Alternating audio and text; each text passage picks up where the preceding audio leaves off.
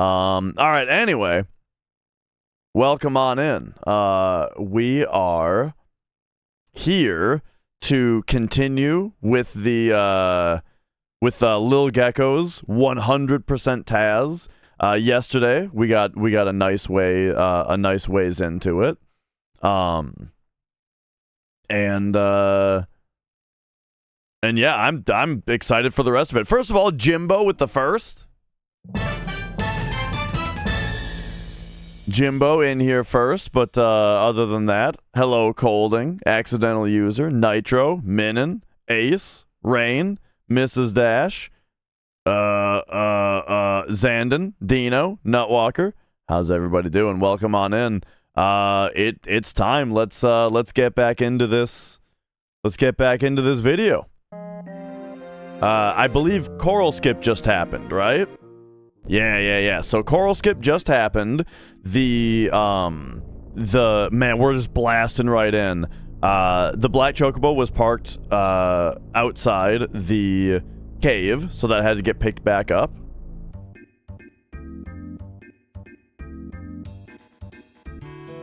And just like that right here, we are ready for the making of the gold chocobo. So first, this feeding is purely for RNG manipulation.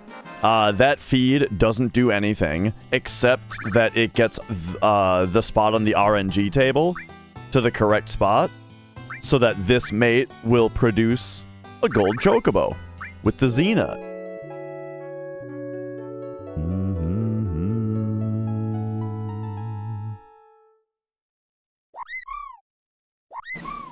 And there it is.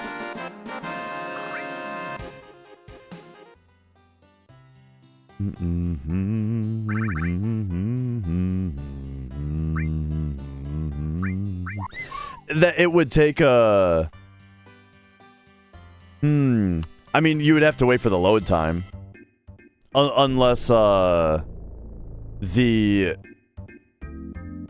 like, that visit to Costa del Sol was already part of it.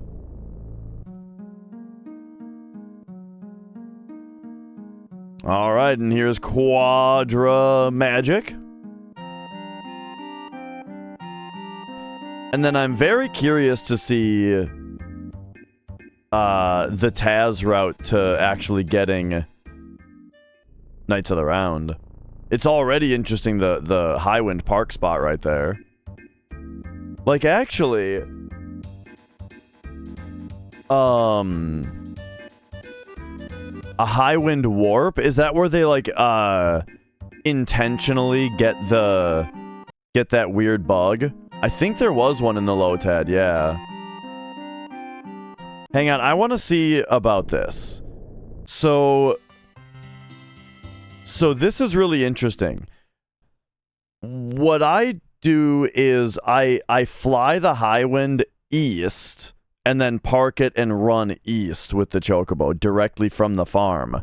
But this is going southeast into that spot and going up this way. I wonder what the time difference is there.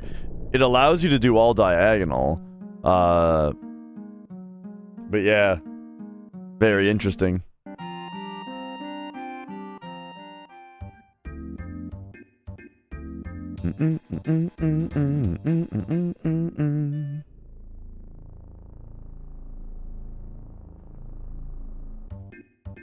All right, and then yep, just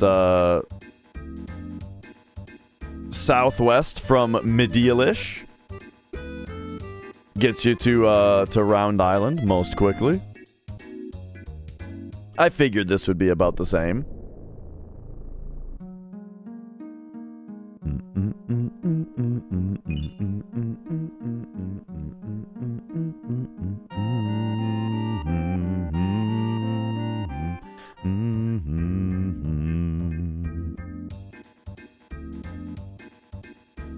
Alright, so Knights of the Round has been acquired.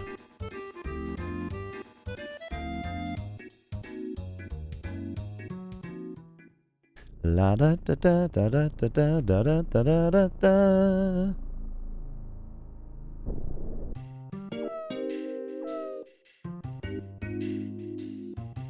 Oh, and I think that means that it's live stream time. Yeah.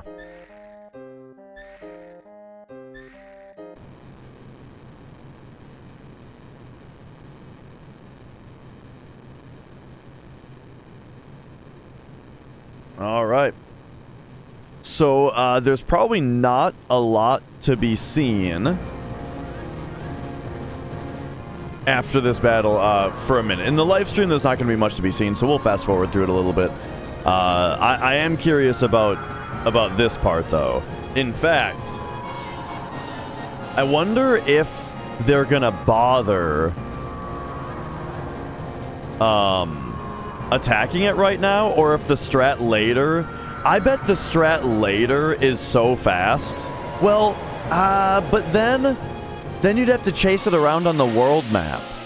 I'm very curious to see whether they attack it here.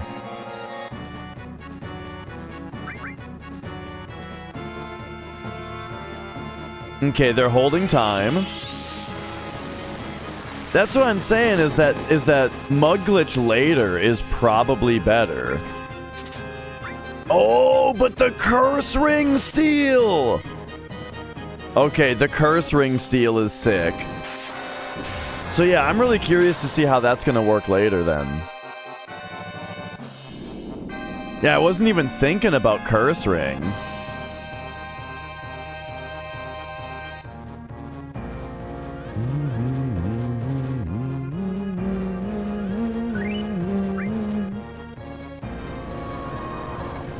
All right, so we're just gonna fast forward a little bit here to get through the live stream segment here. I'll get a little bit more into my coffee. I'm a little bit late today, by the way. I woke up puking, so then I went after that was done.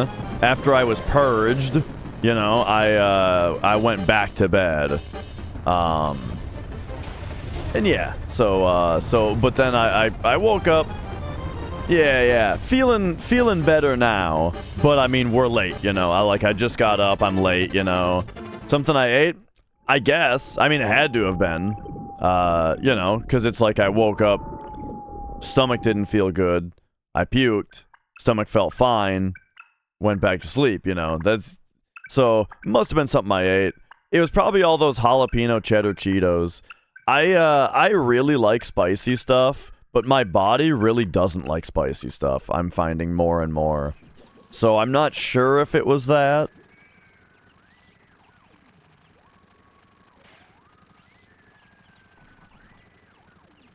Acid reflux? I think so. I get heartburn a lot, yeah. And I gotta like, I have to drink a lot of water just to like keep my esophagus feeling okay, and you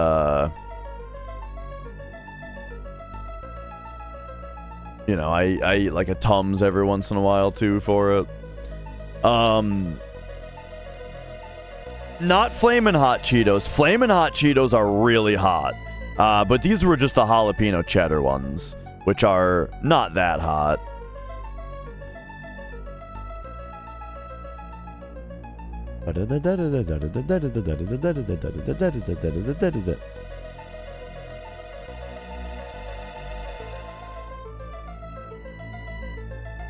But yeah, I like those jalapeno cheddar Cheetos a lot.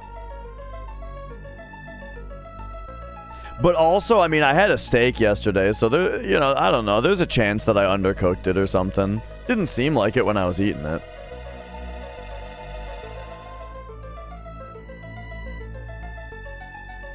But yeah, I think Flamin' Hot Cheetos are too hot. They are, it's hard to enjoy them. Nah, I like my steaks medium, but when I make them myself on my own stove, I do. I think I think I cook them a little bit more well done just because it's my own cooking and I don't want to make myself sick, you know? So I generally cook them just a little extra. I think. I mean, I don't know. I don't really know what I'm doing. So the thing is, Ocelot, when I was younger, I would always order medium rare, but I feel like the spectrum shifted, you know? Where like what I used to call medium rare is now what you get when you ask for medium. What the hell was that sound?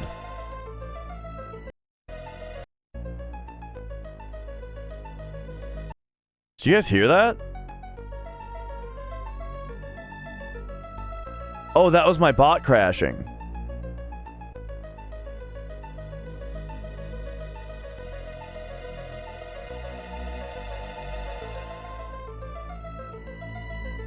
Okay, hang on. Bot crashed.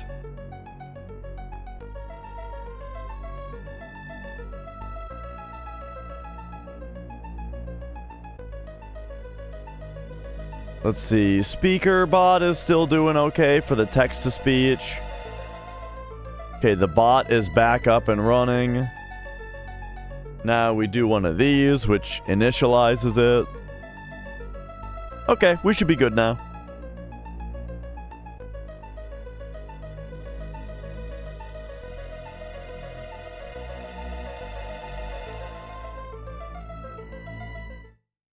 There we go. Wonder what happened, though.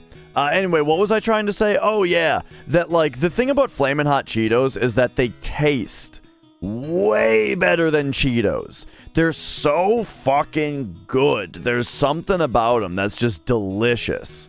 However, they're so spicy that they're difficult to enjoy, despite how much better they taste. You know what I mean? Like, they're a fucking ordeal to eat them.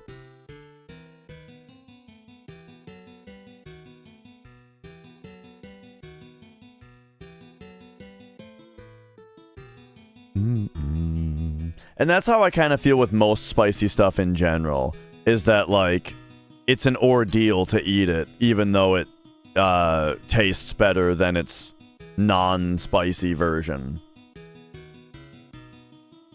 You make sure that this window is focused here.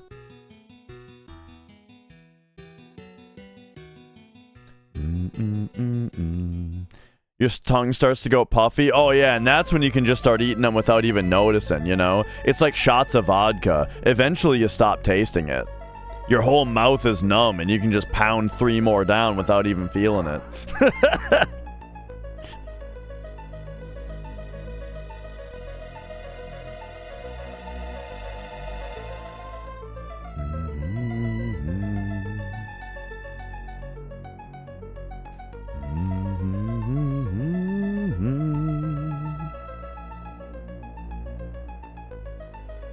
Is there, now that weed is legalized everywhere, are we seeing advertisements for it, or is nobody buying ads for weed yet? Or are there laws against advertising it?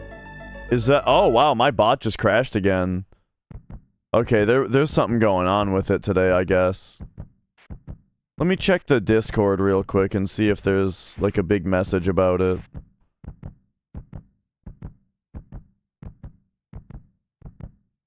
Let's see.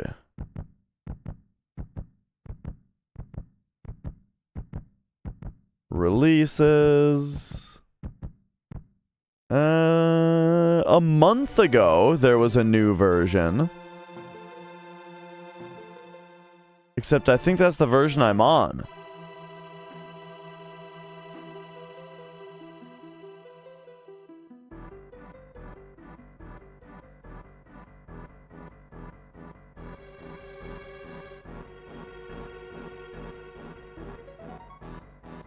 Wait, I'm on 021. This says 012. What?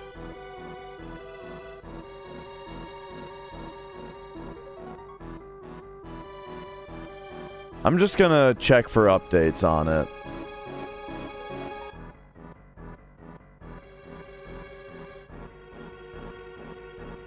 Okay, I've got the latest version. Interesting.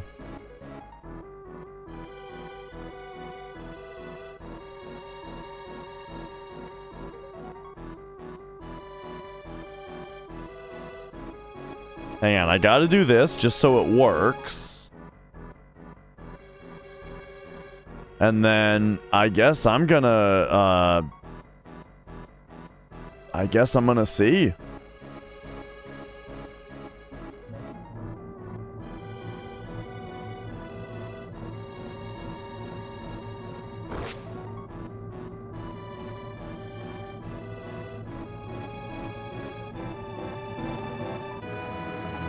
Sorry, I got... I mean, there's not much happening in the run right now, but also I'm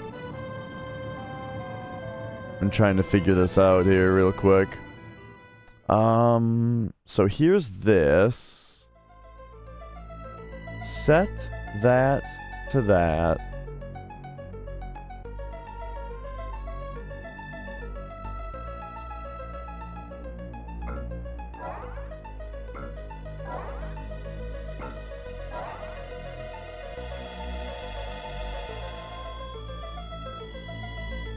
Yeah.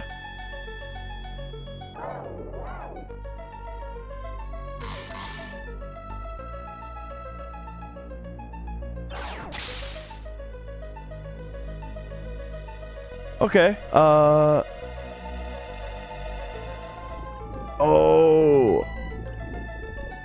Okay, sorry. I'm reacting to shit that you guys can't even see. Look, I'm just poking around. I'm just poking around in my bot right now, trying to figure something out. Okay, yeah, I'm still not sure why it was crashing. What does this button do? Oh. Wait a second. My bot has its own chat bot? Or its own chat window? Oh, well, would you look at that?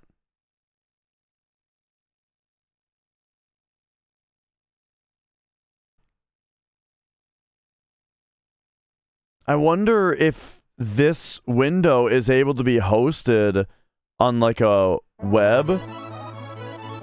Hang on. First I gotta do this. And now...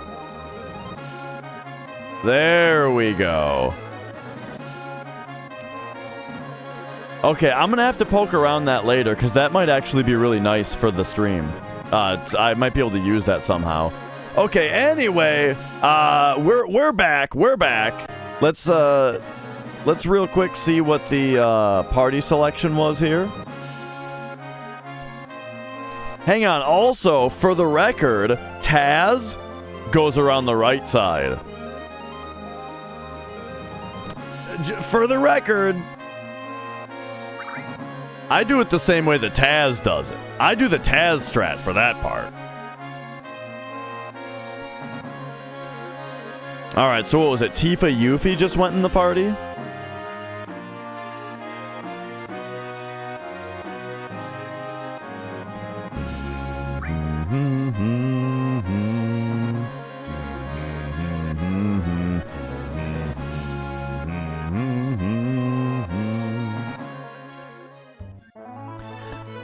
I think tonight, or just one of these days, I'm gonna expand my, very slow but safe strat for Big Shoes. So that very soon, maybe on Monday or something, I can do, Hundo. Alright, Apocalypse, Eden Coat, Curse Ring. And then, a bunch of bullshit. Okay. And here we go. Yup, it is time. It is time to get Cloud's limit breaks. So, remember battery caps? Well, now we've got Slash All, baby. So yeah, now the grind is gonna go even faster. There's a lot of stuff going on right now. So first of all, the grind is going faster because we have slash all instead of having to cast Aqua Lung. And then also,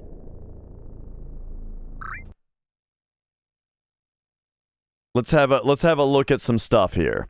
Okay, hang on. Let's set this to 1080p without auto. Okay. Let's take a. I should have just downloaded these videos, but then I would have to be on my other computer if I did that. Okay. So here we go. You guys ready to see this menu? Because I think it's important. So Apocalypse, which has triple AP growth. Eden Coat, which has a lot of slots. And Curse Ring, which greatly increases strength and dexterity at the cost of starting you in death sentence. All right, and now, so here we go. So first, it's exchange menu, and we're getting time. Or no, time is getting taken off. Magic Plus is getting taken off of red. Enemy skill. Wait, hang on. Okay, enemy skill gets put on cloud.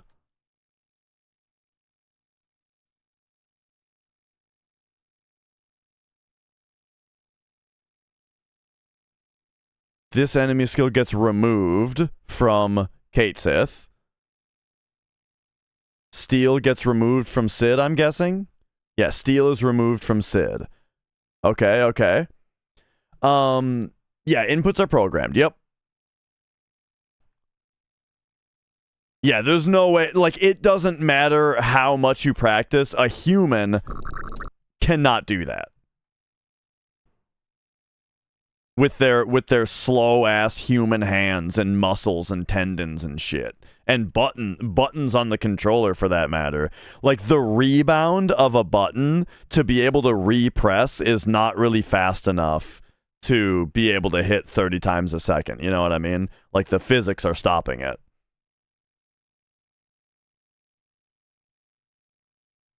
Okay, so that's 2 E-skills. And then, so what is getting put on Apocalypse here? So remember, we're fighting battery caps, which give a lot of AP. Apocalypse has triple AP growth. So we're getting all. We're getting Steel. So this is going to get Mug as early as possible so that we can start VMGing earlier than usual. Added cut. Death Blow gets put on Tifa. Transform gets put on Apocalypse.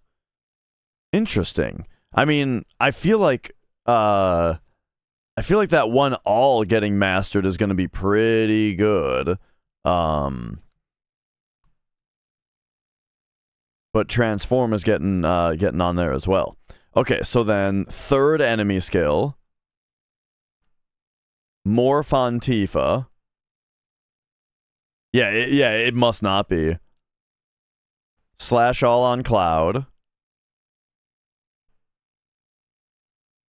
Is that fourth enemy skill on Cloud? Manipulate.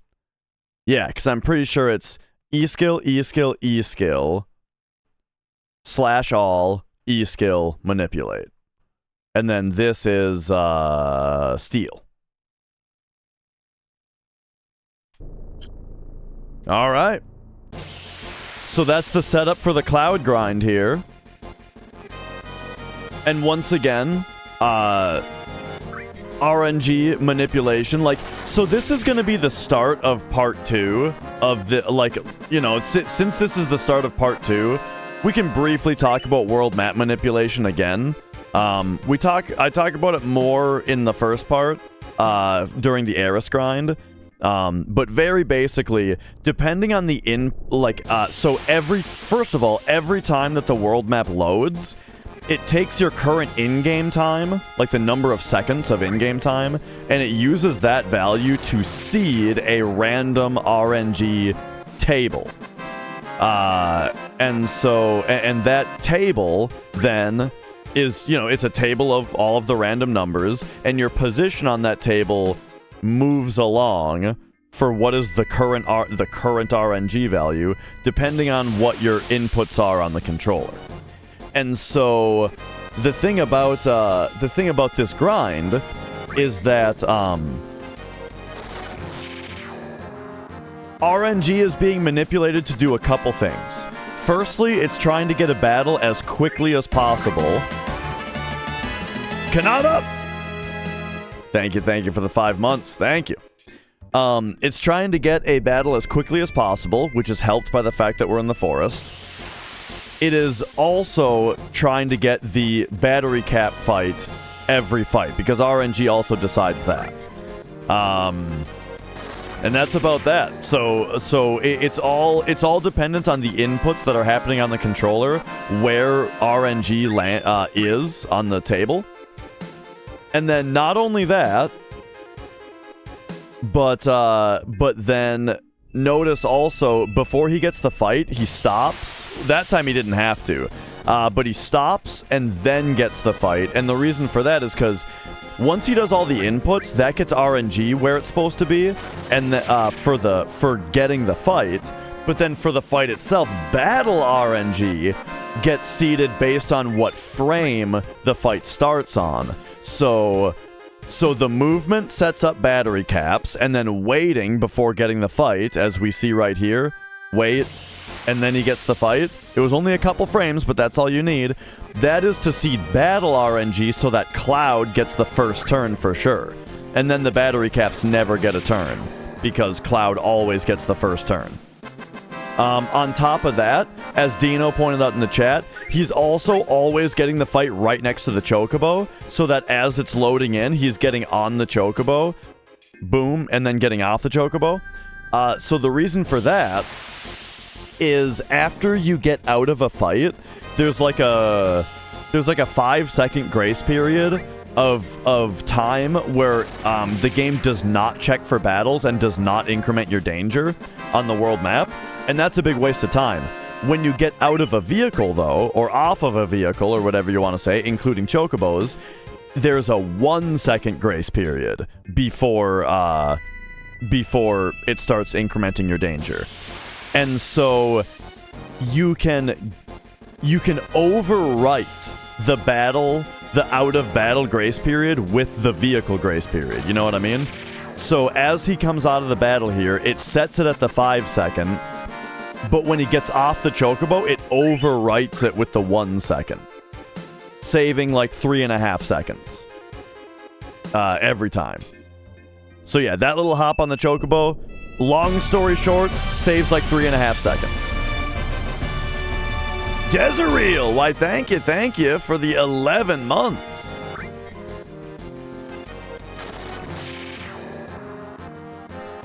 Thank you. Great to have you. And alright, so Cloud needs the most kills out of anybody to get his limits, but they are getting farmed pretty early on here because Omnislash is really good. You know, the other characters' limit breaks get learned, however, they're not actually needed.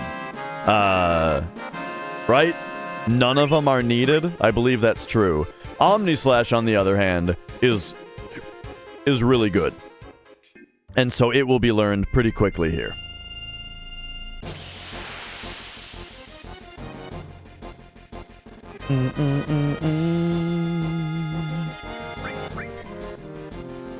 And as we go here, let's also reiterate that another aspect of getting the battery caps over and over again is that the game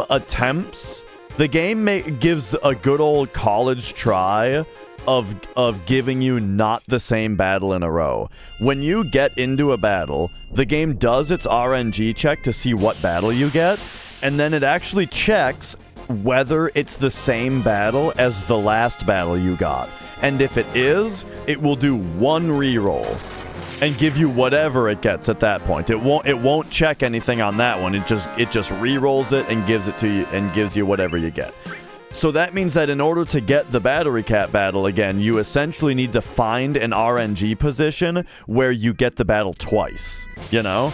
Because it gets the battle, it sees that you just had 6 battery caps, so it re-rolls, and you need to land on battery caps again.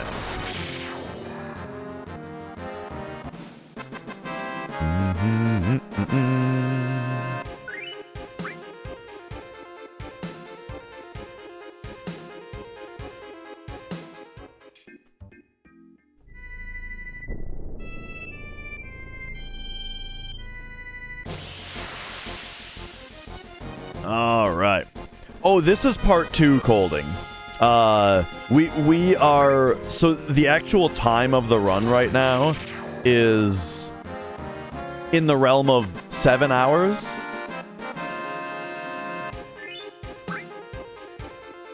Because this is a hundo.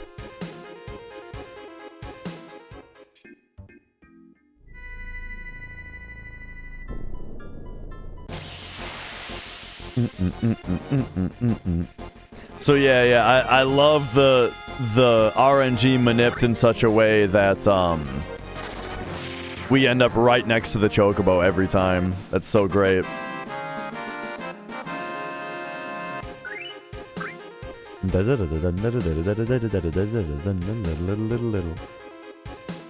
Yeah, and the chocobo dismount thing, that's something that you see RTA as well for things like when we get egged, you know, when we're looking for beach plugs and you get the egg, if you notice, a runner will go hop in the buggy and hop back out. If the runner is cognizant of all of the game's mechanics, they will run and hop in the buggy and get back out before they go for another beach plug encounter. So there was Blade Beam. I wonder what kind of tools Gecko uses to find the RNG values that he wants. You know? Like, let's say you are Gecko and you want to route the next encounter here. How does he quickly find which RNG value to move to? Like, I'm guessing he's got some kind of way to examine the RNG table and quickly determine the spot that he needs to move to.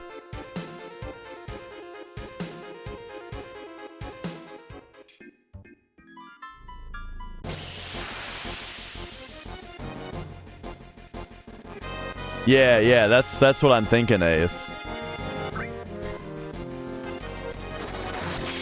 Because, yeah, if you find the spot that would result in, you know, essentially the double battery cap, and you know, okay, that's right, that's 33 positions, you know, then that basically tells you, boom, what inputs to do.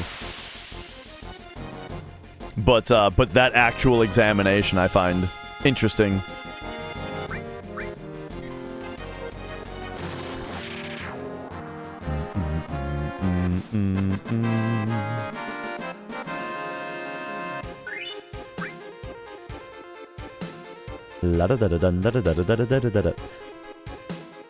Yeah, I need to refresh myself on my notes and get ready for another hundo, because I'm horny for hundo. I want to do another one. I owe you guys one for the surgery drive. And I feel like I'm getting to the point where I can run a turbo hundo again.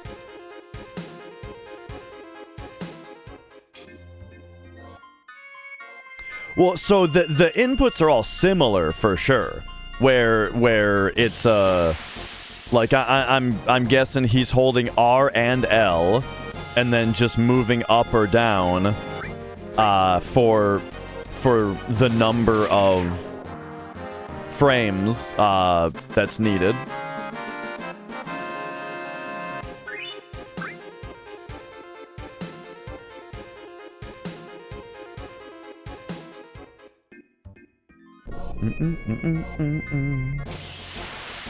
And right, and it's like, if it's 120, well then that's, you know, 60 up and 60 down.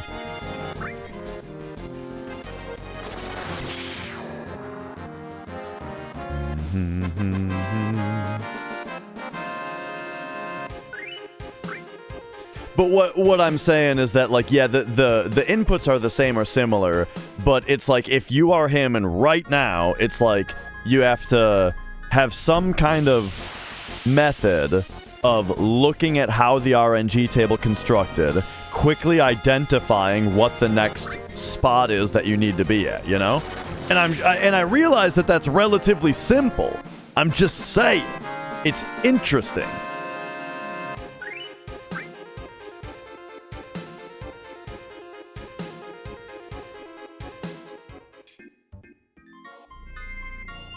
Oh, right, because it's like 0 to 255 has different windows that are different formations.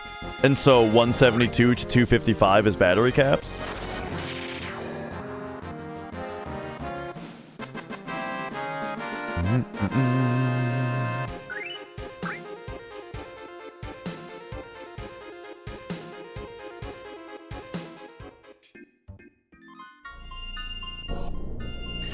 Right, yeah, that's the other thing, because you need to find the double battery cap that is also a low enough danger to,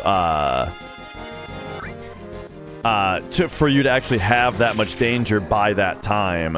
And then also you have to then check back to see if any other battles are going to trigger on the way, and then manip around those. Zopher!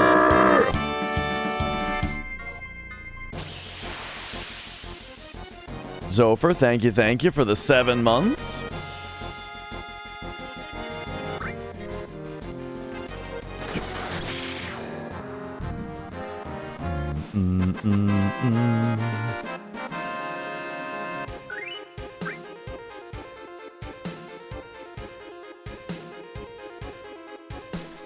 So Blade Beam was acquired just a little bit earlier.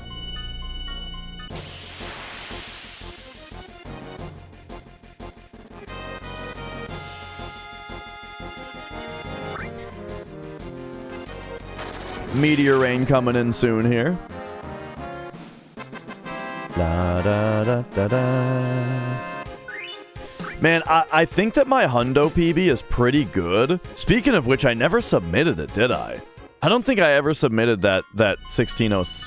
1608? Right, yeah. That's what I would assume, Ace.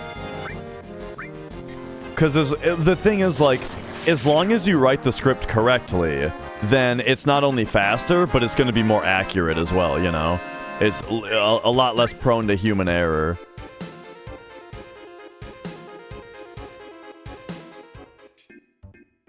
Let's see. Hundo, no slots, turbo. Yeah, I never submitted that. I should do that.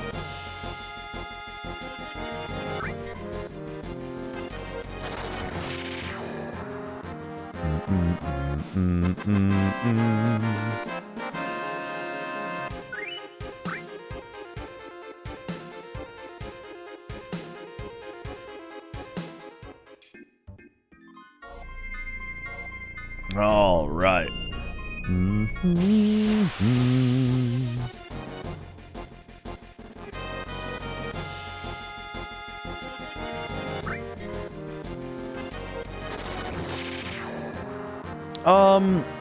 So I think the reason that the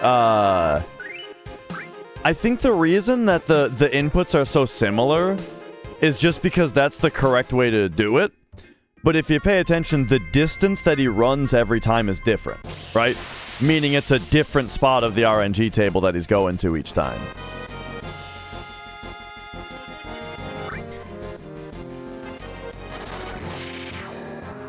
Yeah, I'll get that sub... I mean, why don't I just... Yo, 12? Let me... I know I'm pretty sure I made a highlight of the PB already.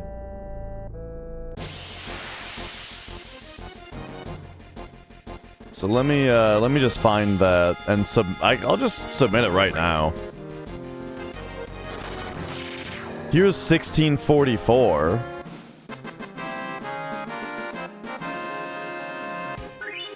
Wait, what? 1644? Didn't I get like a 1606? Or something?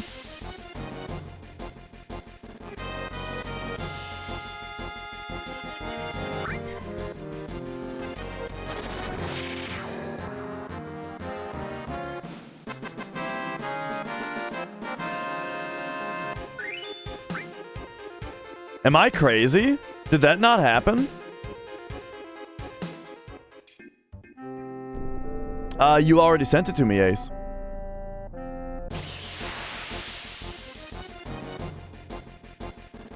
Oh, sorry.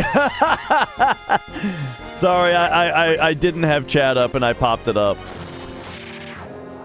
And just read that. 100% no slot 1644. Am I nuts? Did I not get a low 16 run?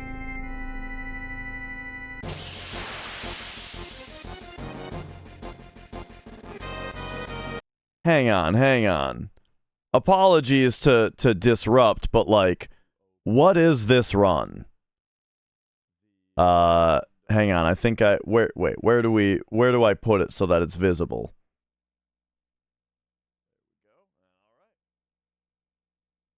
Moonblade and Super Sweeper were from the Gold Saucer. I'm 20 minutes ahead? What was... Okay, you know what we can do? We can see whether I VMG'd roulette. Because I'm pretty sure I only did that on my PB. Okay. Nice. Like... Yeah. No, this isn't my PB. Yeah, this is where I lost like 20, or this is where I lost like 12 minutes to Kiss of Death. Come on. Excuse me, 16 minutes to Kiss of Death. Yeah, this is where I lost 16 minutes to Kiss of Death. This isn't my PB. Shit!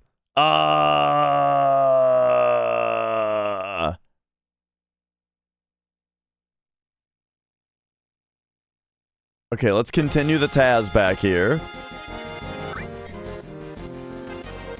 I might not have saved it.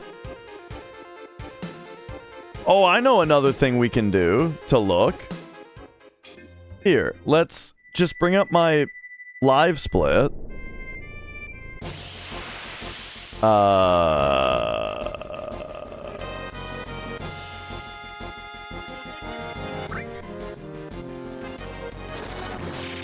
100% no slots turbo. Yeah, 1606. Uh-oh.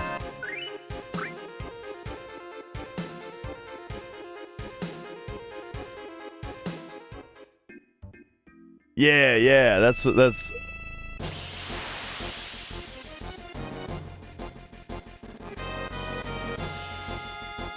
I know I never submitted it, but now it's looking like I never even highlighted it on Twitch. Unless I gave it a stupid name.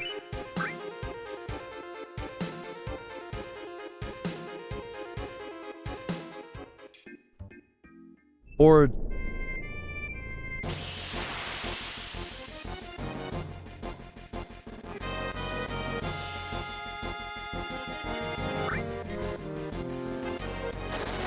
So it was September 20th that I got the 1644.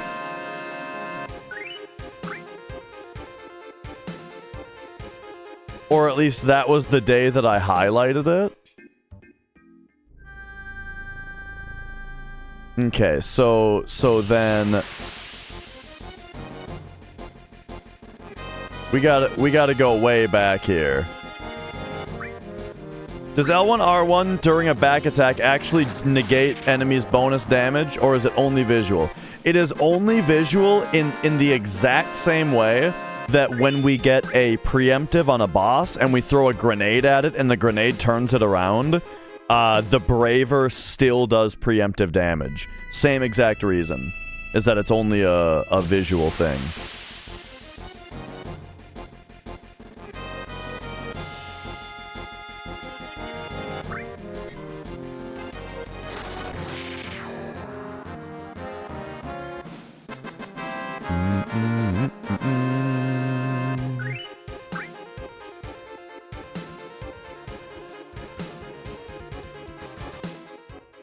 Here's a nice piece of shit. Okay, this is September 30th. It appears to be a hundo run.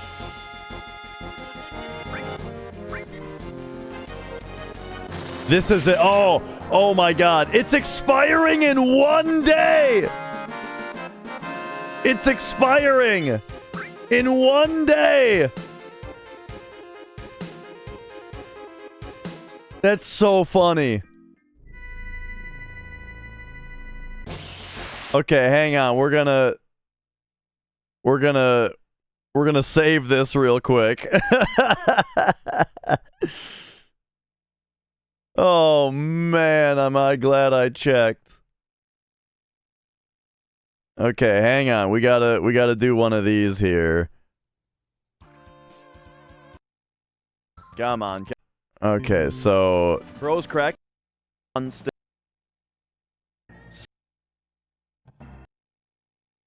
So here's the run. 100 for big. And going for 2 of them. What the fuck?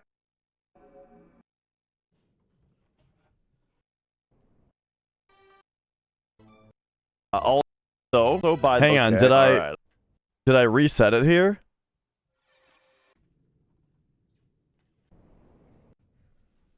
No? It started.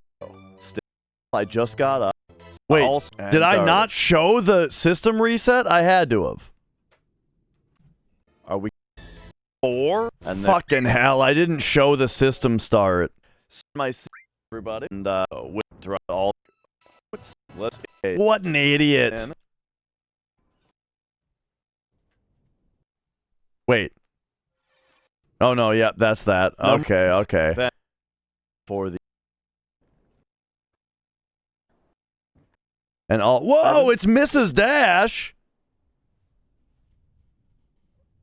That's a rare sight. That's right, Mrs. Dash couldn't open the screen door.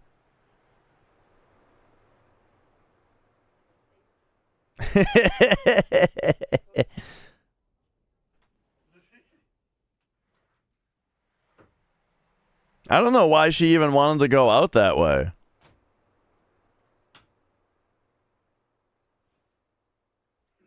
Was at 6 a.m. I mean, let's do DB. Okay. Okay, well, I guess. Where's my fucking disk? Where's my configuration? By the way, let's do it. When do I set disk speed to fast even? Not in the. Okay. Way back here? What the hell? Oh, here's the power on. Okay, so I have the power on. It's just cut though. So there's a okay. Yeah. That's very annoying. Anyway, where am I here? I guess this means since this is hundo attempt number 4 of the Dashathon, and I'm not gonna have time to do one before surgery, another one. If this one finishes, then that means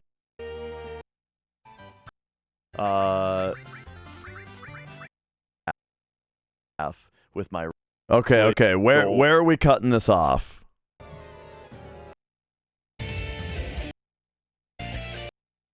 Okay, we'll do a riff out 15 minutes into the Yeah, you better believe we're omni-slashing. You better believe it. All right. For all the GGs, holy shit. Yes. There's the GGs. It turned out that run was pretty darn good. Yeah, it turned out pretty well. Turned out that run was pretty good the whole time, wasn't it? Oh, yeah, I was, like, thinking about quitting. Like, how far behind did I get? 11, 10 minutes? You know, that's not too much. Yes. Yeah, I was gonna like quit this run at one point. I remember. Much in the green the entire time, and then Chocobo Racing kind of fucked it up. Yeah. And then we went back and forth a little bit. I clawed back into the green, but then lost it in Battle Square. Yes. And then a bad mirror. So we were really behind after a bad mirror.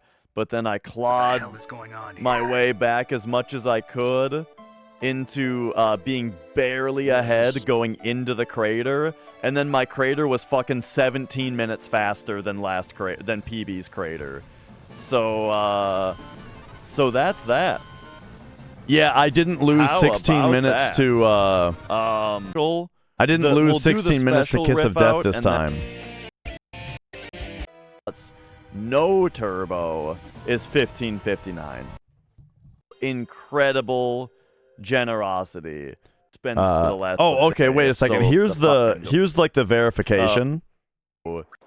Let's keep this in here as well, just for the verifier that this does quite a bit.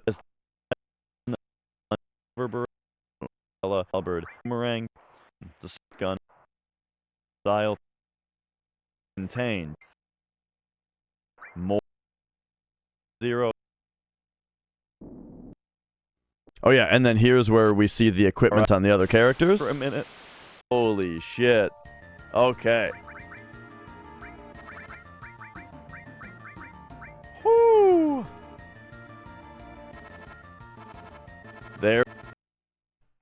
There we go. This appears to be a 100% run. Alright, we can cut it off right there, probably. This looks like it is it. Yeah, I like to... Thank you, everybody, for the support. Leave it sitting on the enemy skill, because the full E skill is really satisfying. I don't appear to have missed anything. That's it. 16:06:40. Holy shit, that's crazy. That's so close. This was a good run. That is an enemy skill called quadruple question mark. Oh yeah, someone always asks about the question marks. If I was missing an enemy skill, the yellow star would not be lit up, and it would just be a blank spot. Yeah, it debates you. All right. Let's do that. And so this is FF7. 100% no slots. Deloitte slots. 100% no slots. Or, well, actually, we got a FF7 PSX disc. 100% no slots. PB. 16:06:40. Okay.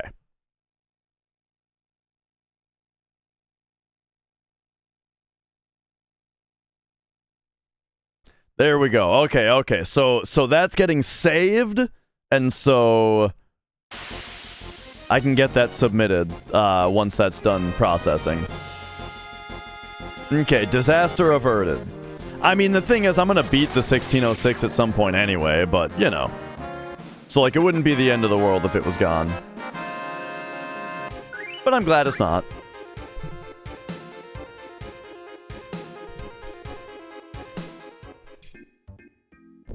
I do gotta remember what day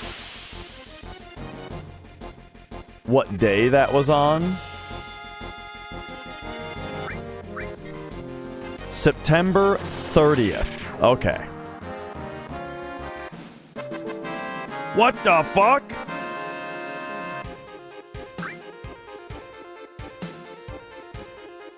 Okay, I can't run my bots today. The bot is The one single send-off pattern with no turns. Oh, funny. I can't have my bot on today, so alerts don't work today. I'm sorry. The bot keeps crashing. Yo, Nolan. And yeah, I can't be certain what the deal is with that. Whoops.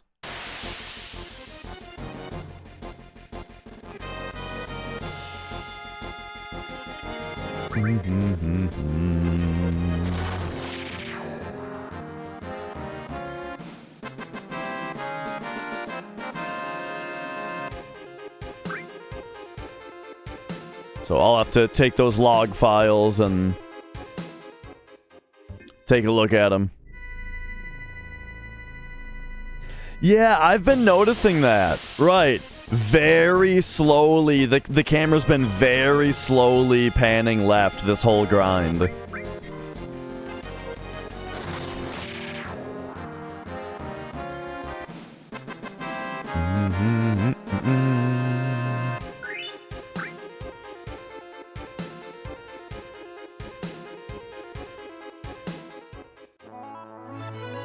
Oh, did I miss, Yeah, there it is.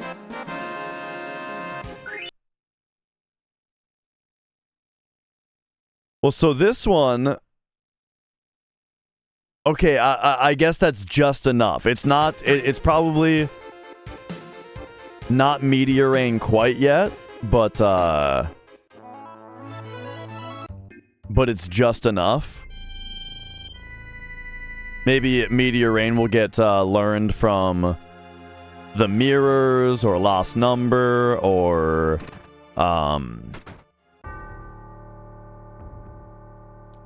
the jerseys.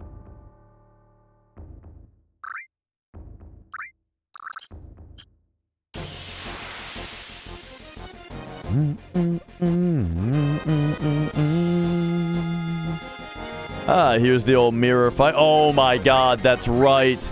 I forgot about this formation. And so yeah, this is perfect.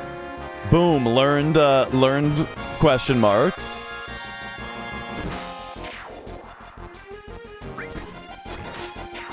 That one kill is probably Meteor Rain. Well, I don't know. I shouldn't say that because there's also lost. Yeah, there's also lost number to fight.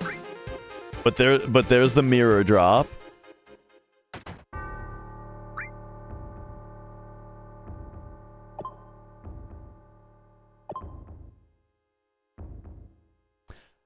The AP on mirror. I'm not sure if we'll be able to see it because I'm guessing the input is gonna move to it and triangle it on the same frame. But we'll try to see.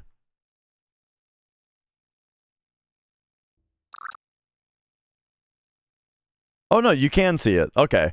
It's already it's leveled. Almost mastered as well.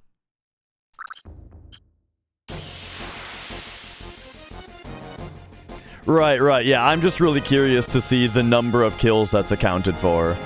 Okay, so this is very funny. Question marks on Cloud. Followed by... Here's the mirror drop as well. Man, that's so funny. I didn't even think of using the pincer formation there. That is funny.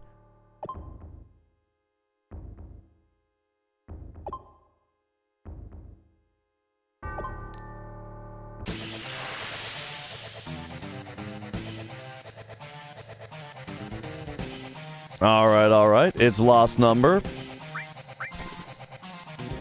Waiting a moment there for the battle RNG manipulation for Tifa to land that death blow. Yes, Nolan, all battle RNG is manipulated because drops are based on battle RNG, which increments every frame during a battle. And so the way that drops are manipulated is by setting it up so that the battle will end on a frame that rolls the drop.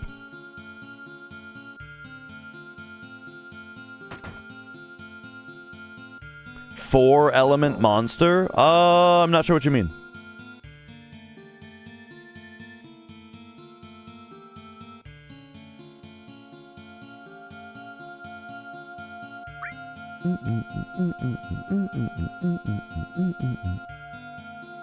Right, that's a good point. Like whether or not you are using it to your benefit, RNG is all predetermined. Just by nature of it being scripted.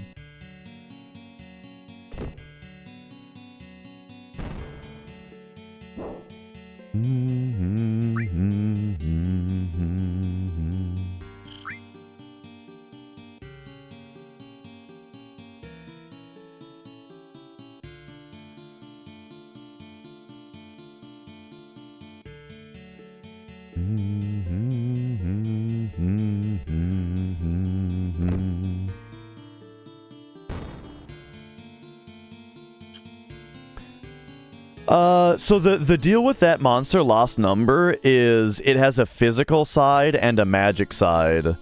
And normally, like halfway through the battle or so, depending on whether your last attack on it was physical or magical, it will switch to being fully physical or fully magical. I'm not sure how the elements are if you get its magic side. If it's 4 elements or what.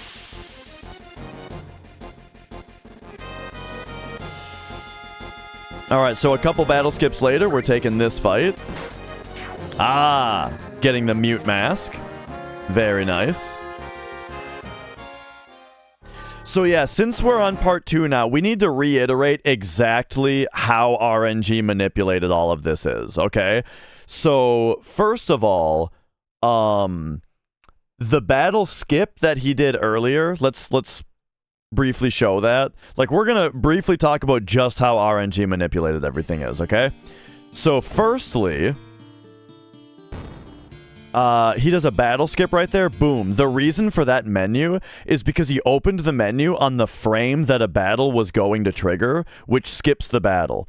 Now, doing that advances your formations as if you got the battle, meaning that the actual enemies that are in the battle are going to be different on the next battle because he did that. Or, well, that's not the right way to say it. That's not exactly right. Whether or not he skipped that battle, it affects formations of the next battle the same way. But the point is that there was a skip there, and formations changed there. So everything is step routed, right? The step routes and the number of battles that are either skipped or gotten into the entire time is routed out in order to make it so that there's another battle skip, by the way. So all of that is routed out in order to make it so that the next battle that he's about to get is the correct formation, or at least a formation that has dorky faces in it, which are the pumpkin guys that you can morph into a mute mask. Now, on top of that, notice before he gets into this fight, he stops short for a couple seconds, for a couple frames, right? So let's look at this frame by frame, right? So he's running, and then here, he stops short for several frames before then running forward and getting the battle. The reason to do that, or the reason that he does that, is because when a battle initiates like this, the opening RNG is determined by your current frame count. So your current frame count is what is used as the base to seed battle RNG. And the reason to do that here is because battle RNG decided what everybody's opening ATB was, and he got Tifa to have opening ATB. She's got the best ATB, so she gets the first turn. Then he sends out. It doesn't actually look like this has to be manipulated, but if he needed to, this could be manipulated to go down to to go down to morph here, the amount of time that he sits right here before sending through this morph is also purposeful, because that decides the RNG rolls of whether or not he gets to escape right here. He could have held time longer on that morph before putting it through to control battle RNG to allow this escape as well. So, like, that's how much bullshit's going on with every detail, you know?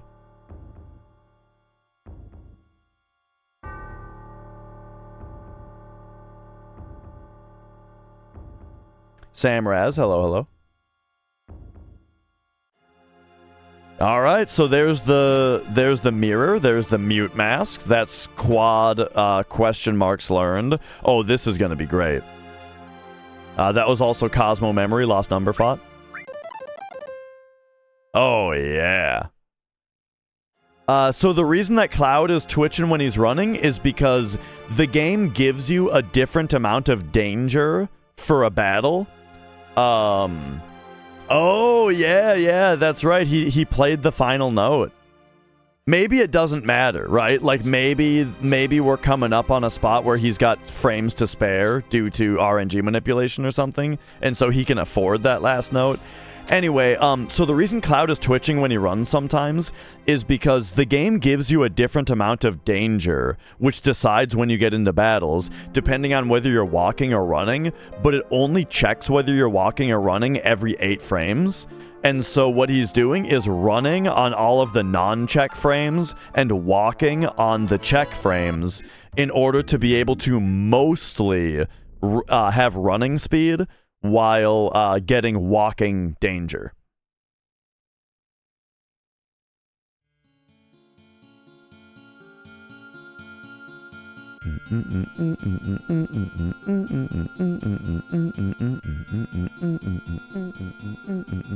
All right, so here we've got a bit of a cutscene to blast through.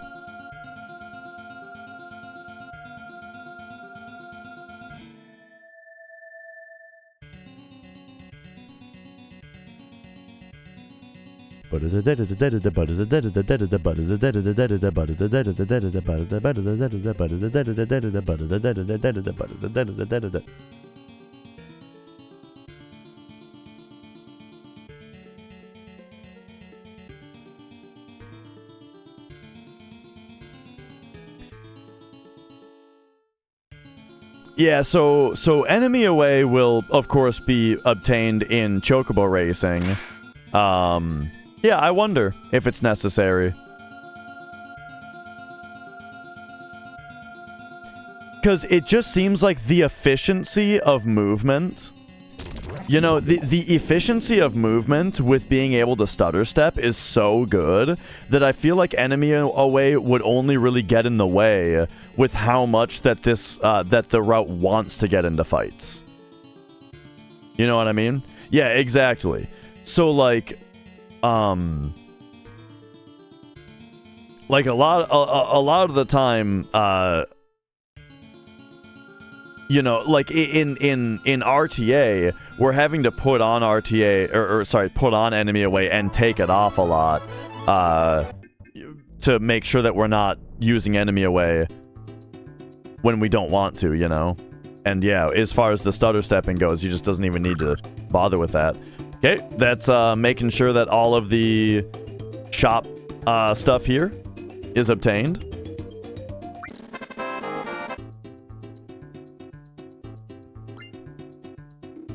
There's the motor drive.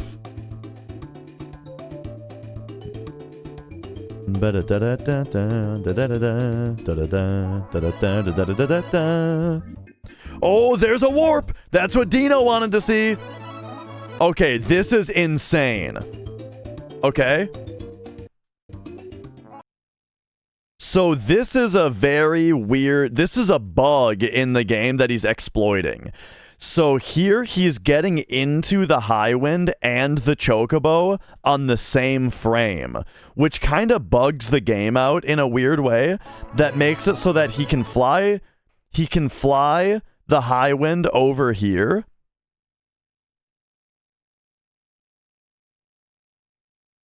And when he lands the high wind here, when he gets out of the high wind, the bug kind of activates, and instead of just getting out of the high wind, it warps him over here on the chocobo. Oh, I'm still on 2 times speed. Hang on, I was still on 2 times speed. I didn't even realize it. I'm very used to watching this game in fast forward. So yeah, let's watch this at real time here. So yeah, getting on both of those at the same time. That warps.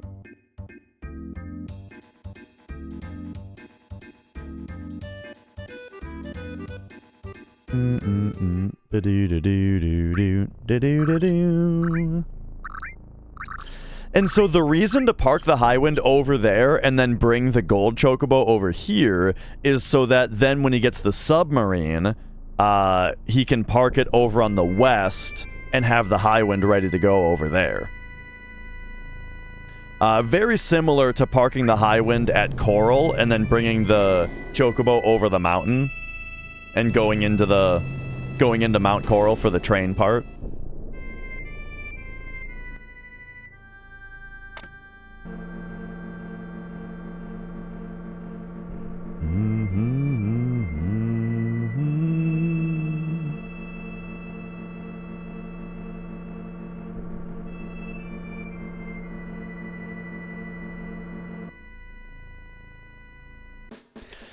Yeah, there are definitely world map shenanigans that you can do to essentially soft lock your save file for sure.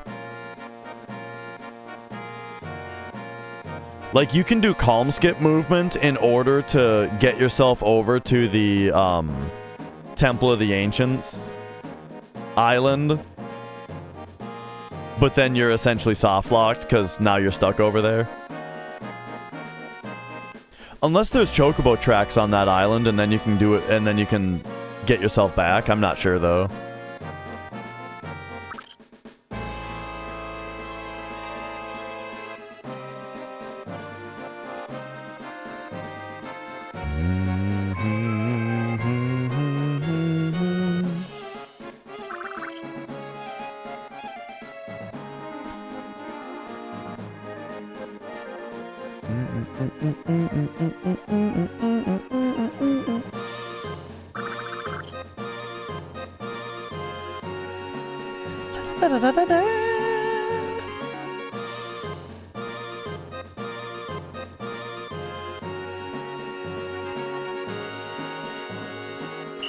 Invisible Highwind, huh?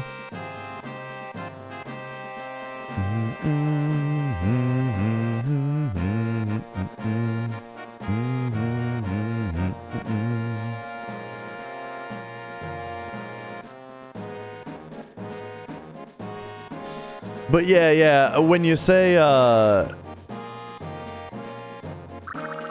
you're doing 100% speed run, but they're like a pure run. So we're watching a TAS right now. But yeah, as far as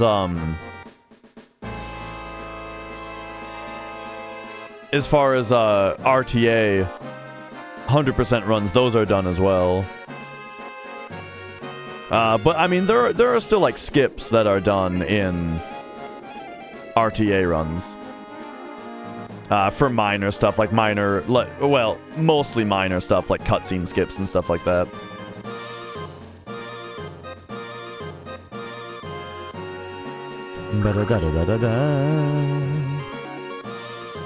The major one being Calm Skip, which is a pretty major cutscene skip.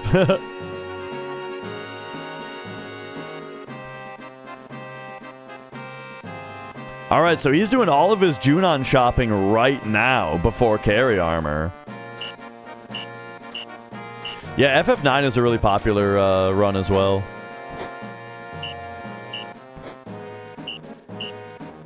There's a lot of co-mingling between 7 and 9 runners. Or just the... Oh! random encounter right here before the scripted fight. That's great, because, yeah, there's a scripted fight in the elevator.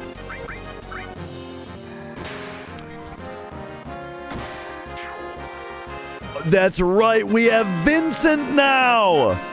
Okay, so it's time to talk about Vincent. So, during the cloud grind, Vincent, Steel was upgraded to Mug. Then, Vincent was unlocked.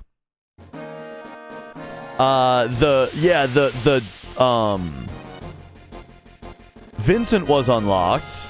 And so what that allows him to do now is the Vincent Mug glitch, or VMG, or Muggle glitch. It's got many names, but how it works is this enemy has Matra Magic, and we can learn Matra Magic as an E skill. We need to. So he strikes it with Cloud for some damage, and then check this out. Notice something very peculiar about Vincent's Mug animation here. So Vincent runs forward. He hits the guy. He comes back. All right. And his animation is now over. From what I've heard, this is the actual root cause of this glitch, is that his animation is now over. However, and we stole something. However, the damage numbers haven't appeared yet. Now the damage numbers appeared. And for some reason, this causes some kind of bug to where, this is disc 2 right now, to where the next animation gets completely skipped. Notice that this is the damage number from Vincent's Mug. However, before that even goes away, we just learned Matra Magic. And the reason for that is the enemy used Matra Magic, but the entire animation got skipped. And look at everybody's health bars. Everybody's health bars go away now without seeing the damage numbers on them or anything. Their health just goes down. And so that's the Vincent Mug glitch. The TLDR of it is if you use Mug with Vincent, when Vincent has certain weapons equipped, the ones that makes him do this lunge forward animation, it makes it so that whatever the next battle animation is gets completely skipped. You don't see it at all. And the way that that's able to work is the fact that all damage and everything is calculated the frame that a turn begins. When a turn begins, all the damage for the frame, all the status effects, for the turn, all the status effects, all of that gets calculated on the very first frame, and then the entire animation is essentially for show. And so that makes it eligible to be skipped, you know?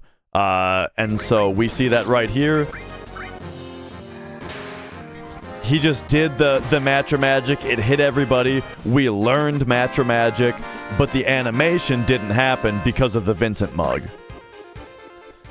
And so get ready for that to be a major component of the entire rest of the run. Because listen to what I just said. You can skip battle animations. Are you hearing this?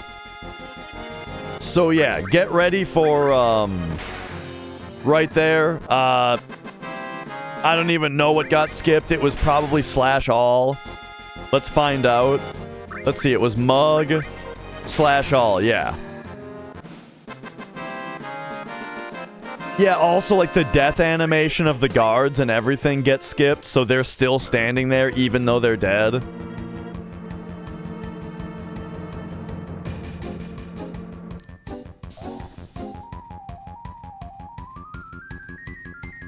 Yeah. And it's very important to know what it is, because it's going to be heavily abused for the next 6 hours, for the next 5 hours. There it is, just VMG the slash all.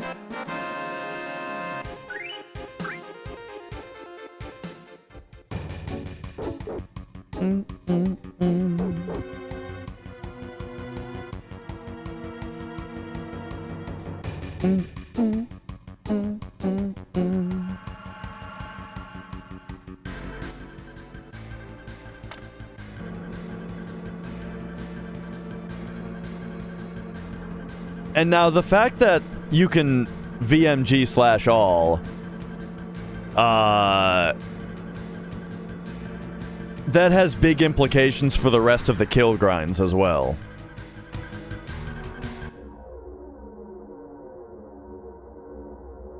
And you might be like, Dash, what if Vincent's mug kills one of them? Then they only get 5 kills instead of 6. Well, Vincent needs kills too. Alright, here, we're gonna need to morph a guidebook. So let's see exactly what got skipped here. Alright, so Vincent mugs.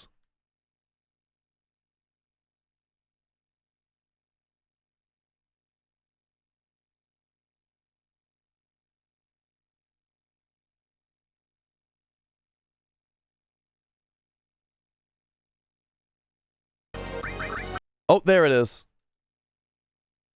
Yeah. Vincent mugs, Cloud does level 4 suicide, and then Tifa does morph. So yep, we skipped the level 4 suicide animation. Yeah, makes perfect sense.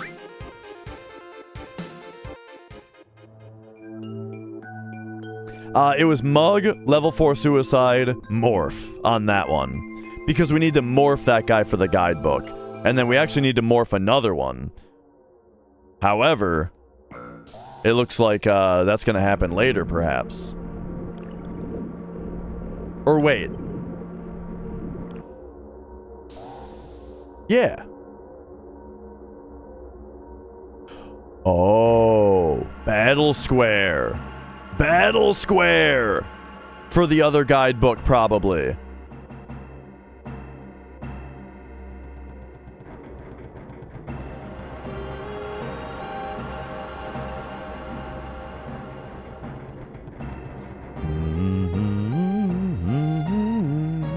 There was no slash all on that last fight.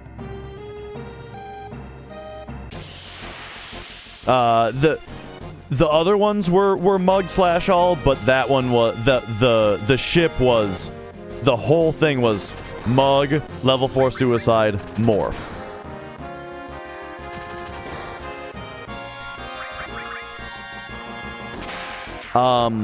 Nice crit mug there to take out the left side so that skipped the slash all on the right side.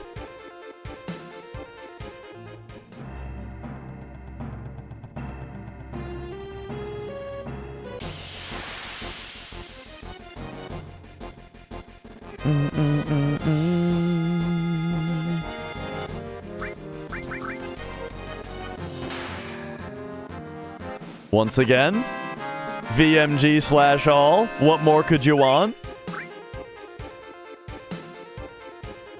Oh, yeah. Oh, actually, that's a really good point, Dino.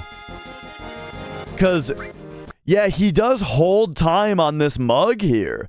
And the reason to hold time on this mug is to manipulate Battle RNG to get that Shinra Alpha. Oh my god! I didn't even think of that. Yeah. The Shinra Alpha steal.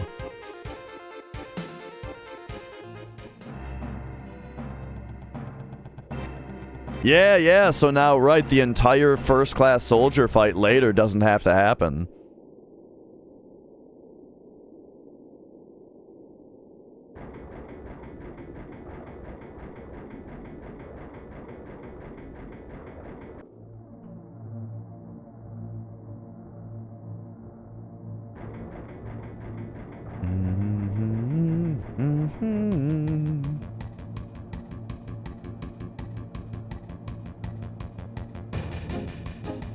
You think he was auto grenades?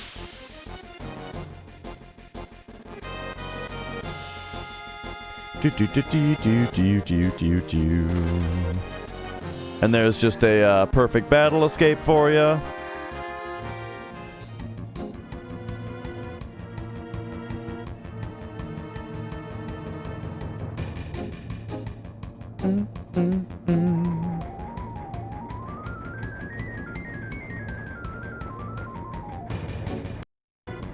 All right, I wonder if this is gonna be VMG Knights of the Round like it is RTA, or if Knights of the Round is even bothered with.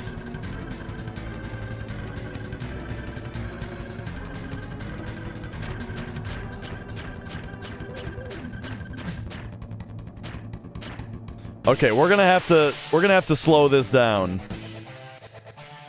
So here comes Carry Armor. Oh, look who's got first turn ATB. Oh, look at that, he's dead. So yeah. Let's see here. So as he's mugging, indeed, Knights of the Round. So that, and then, oh, he got Knights of the Round, he's dead.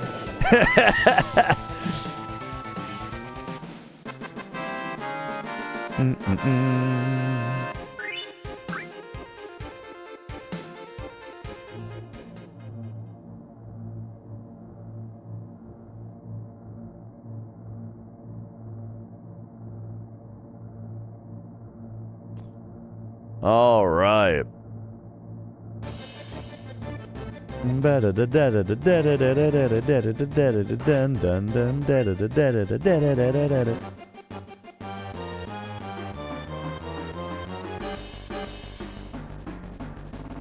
Mom. Hang on, I gotta check something here real quick.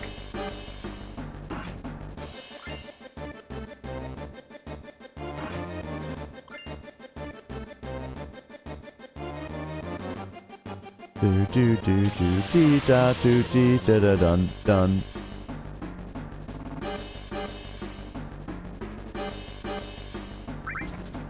Okay. Very nice. We got a beat rush use on that one.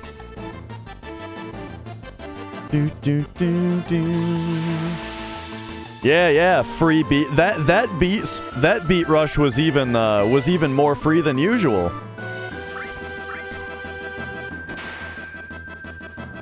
VMG slash all. Or was that slash all? Tifa has slash all now? Yes, okay.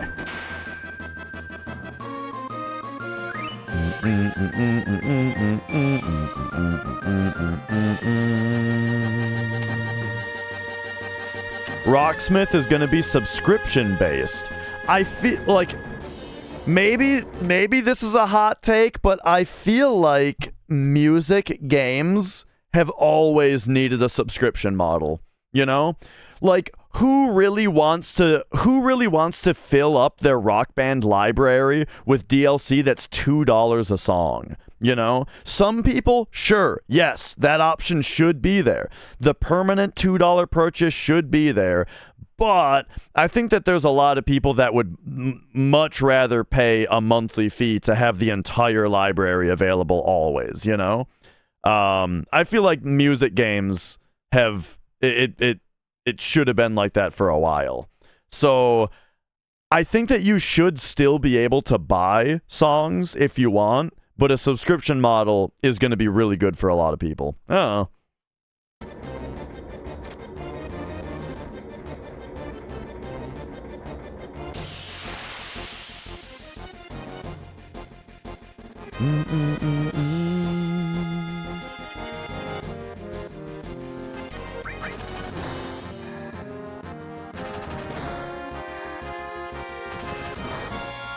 All right.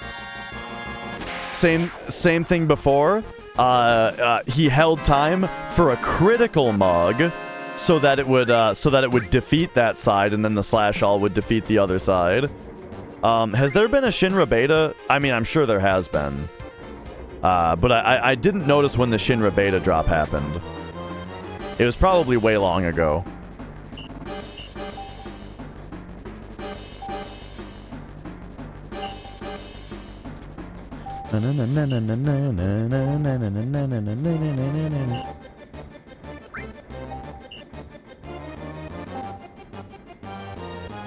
Oh, okay, there was the Smashing Pumpkins exploit. Gotcha. I definitely know about custom communities for Clone Hero and Yarg and stuff. Did I show you guys? Do you guys know, by the way, that I am secretly, like, really, really into Rock Band and Clone Hero, Rock Band type games? And Yarg? Have you guys heard of Yarg?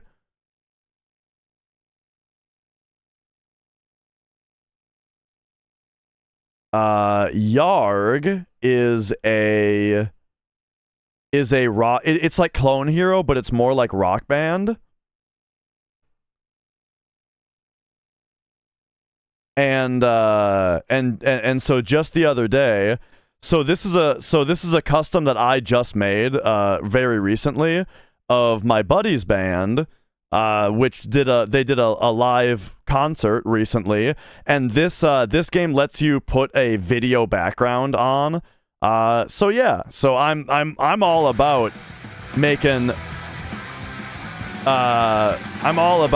customs of songs for Rock Band, you know?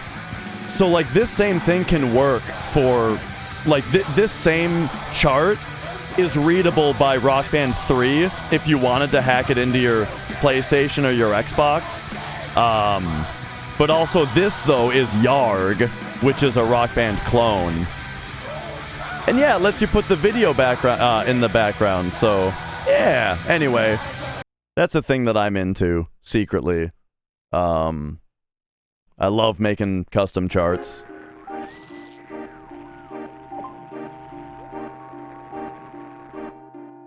Yeah, I did the vocals on that one, and I'm gonna go back and do the vocals on the rest of their stuff too, so that I can, when I do karaoke nights, I can have more to choose from. I can have more metal to choose from.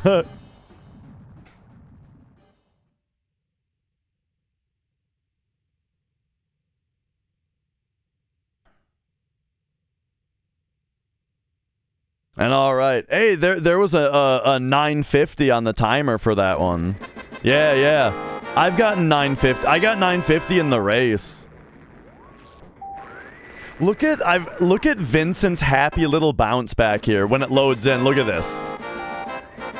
You see Vincent hopping with excitement that they won?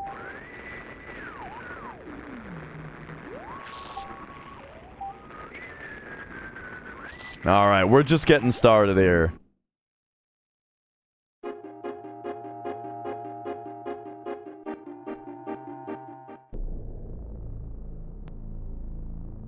Yeah, it's just funny that it's Vincent, you know? All right, so here is the diagonal path over to the key of the ancients. And then remember the trick earlier of putting the boat, or sorry, of putting the Highwind over by the other dock? And then, yeah, diagonal sub is something that we do RTA also. It's hard to get it that perfect though.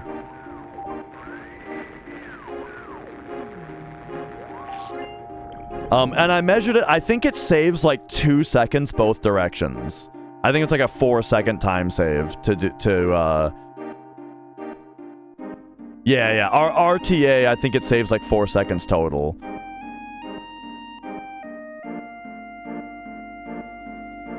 Interesting that he's staying underwater here.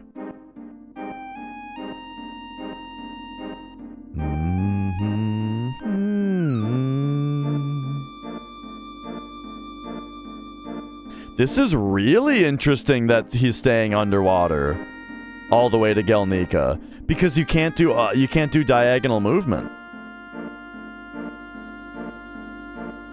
But I guess it's fast. Yeah, I was just gonna say, I guess it's faster than loading up to the top and then loading back underwater. Yeah.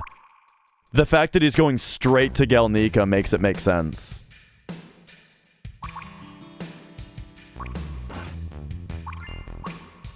Alright, escort guard. Conformer. Double cut materia.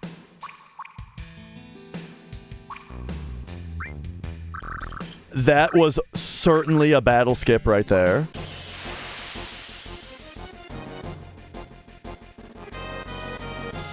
Maybe not, though, because he's about to fight the Turks. But maybe it was to increase formations to steal the Aurora armlet there. Did he learn Bad Breath also? No, okay.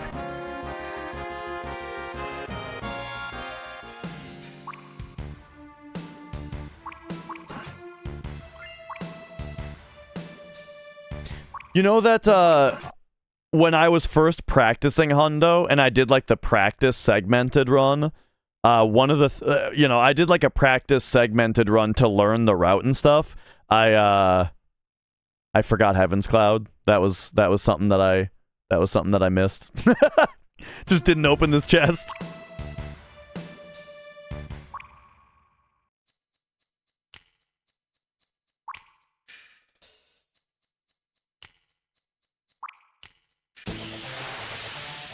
Malboro is the only enemy that uses Bad Breath? Okay. Maybe I'm thinking of Abnormal Breath. Alright. So. VMG Knights of the Round there. Oh. Yeah, VMG Knights of the Round because he doesn't need to steal Tough Ring or Zydric here because he's probably going to steal all three of them using the steal as well materia when he fights the 3 Turks later, I bet. You know? It's going to be VMG Knights of the Round with steal as well that's going to get all 3 of them at once. Oh, man.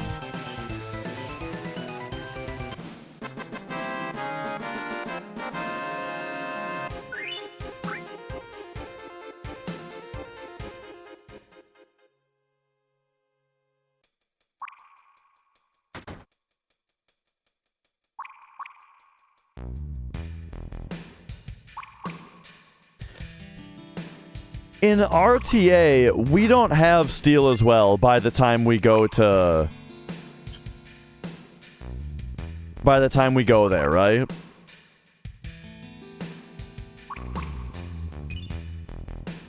We do? Man, I wonder if Knights of the Round is the fastest way to fight the 3 Turks.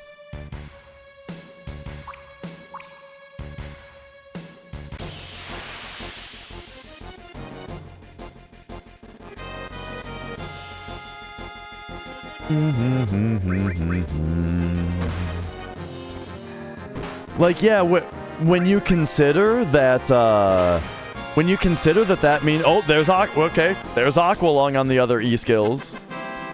When you consider that you don't have to steal from that fight... Yeah, I mean, 13 steal attempts is very good. But I mean, you're right though that if it doesn't work, you're fucked.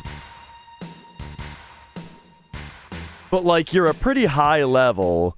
You got 13 steals.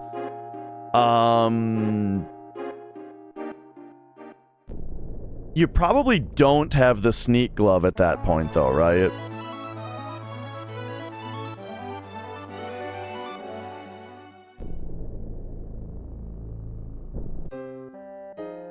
Sorry, Mia's, right, okay.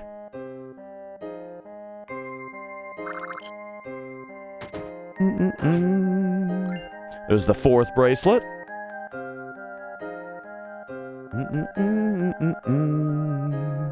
And now, I'm guessing everything from the other shop has already been purchased.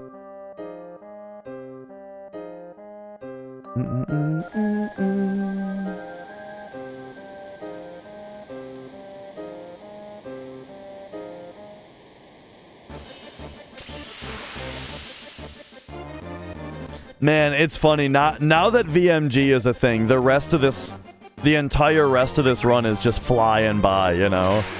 Because every fight is just instantly over. That's kind of interesting, though. I wonder if a non-crit would have killed this guy. Because I feel like a crit loses time, you know? Like, killing this guy makes it so that you have to wait for the... Makes it so you have to wait.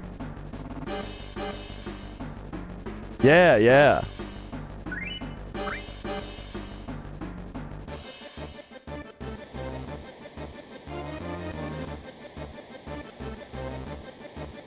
It could have been for the S mine, but I swear he's already got S mines.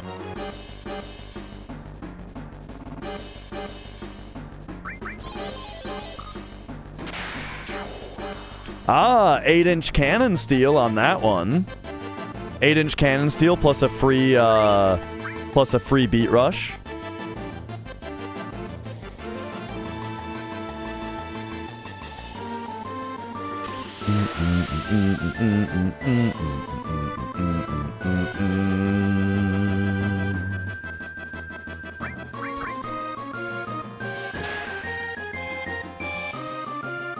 The standard slash all on that one. It's so crazy how fast all this goes now.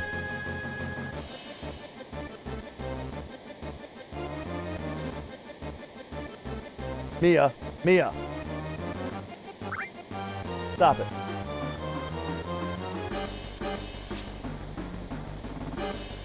Okay, hang on. There was a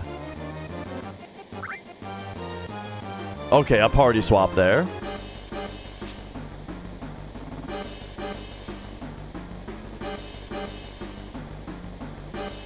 Mia is it's about 12 hours with PS1 load times. Mia. She's fucking with stuff. Hang on. Mia is demanding attention right now. I think I gotta go fill up her food dish or something. Be right back.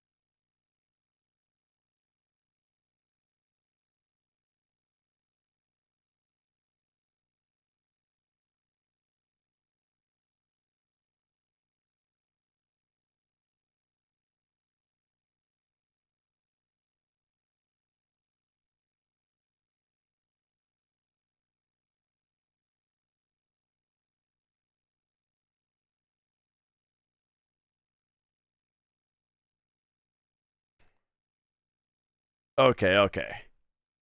Mia does this thing where, if she wants... If, like, her food dish is empty, she stalks around until she finds a piece of plastic, something that's like a bag type of plastic, you know? And she starts like biting it and yanking on it with her teeth to keep like snapping it, you know what I mean?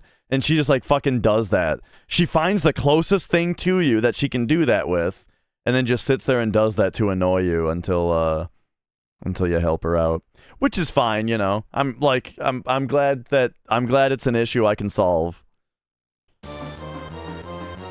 and not just like a "what do you want" kind of thing, you know. All right, here's Rude.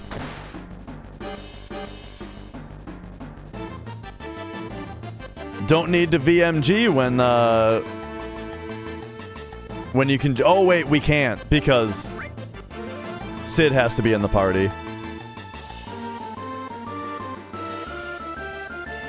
But hey, that death blow was pretty fast though.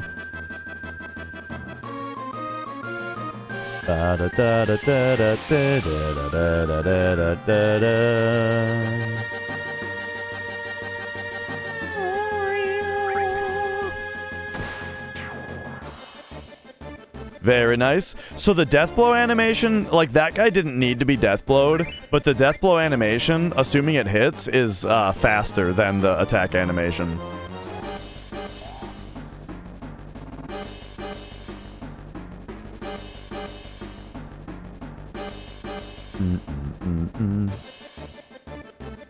Yeah, and especially faster than Slash All. If you have added cut on a character that has Slash All, does it Slash All with the added cut?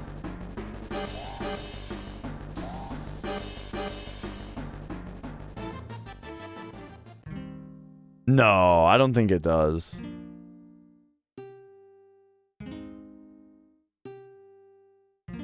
Because, like, it doesn't... It certainly doesn't 2x cut.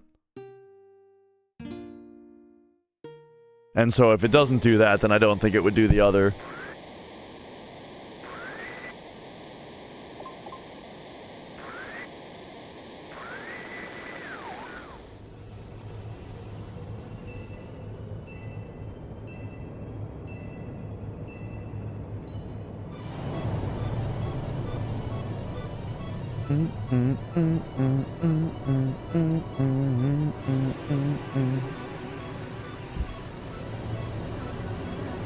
Oh, I don't mean Slash All joined to added cut. I mean if you have like Death Blow added cut, but then you also have Slash All just equipped. Whether or not added cut would take on the property of that other thing.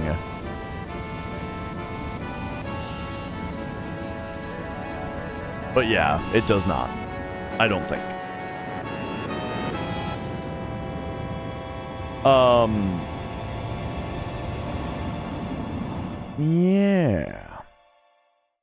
Yeah, but with Mega All, I'm not even sure about Mega All, if that would work.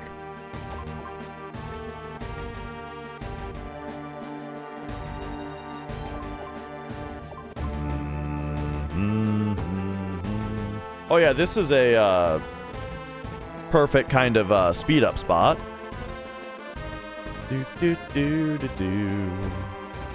Ba da da da da da.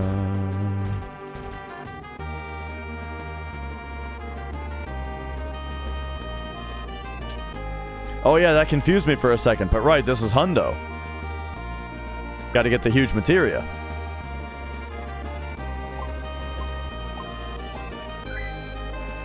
Can't type that in any faster.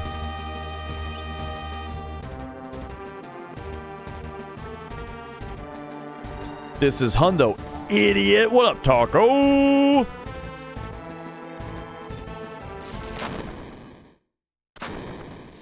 We are just enjoying a new Hundo TAS.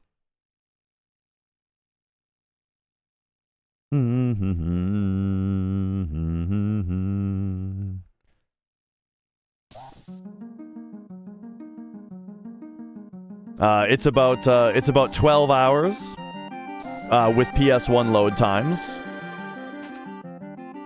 We did, it split up in half, and we did part 1 yesterday. So this is the second half of it.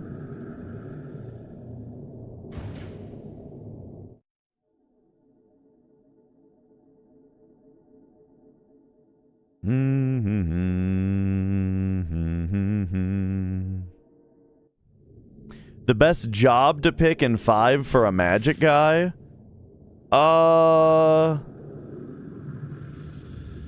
Like late game or early game?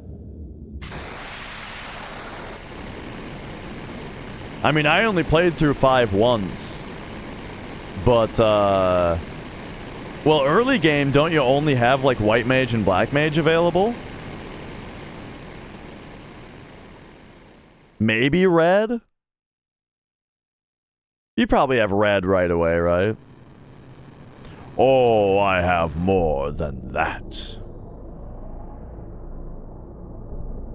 Is blue even a magic guy, though? I feel like blue is... But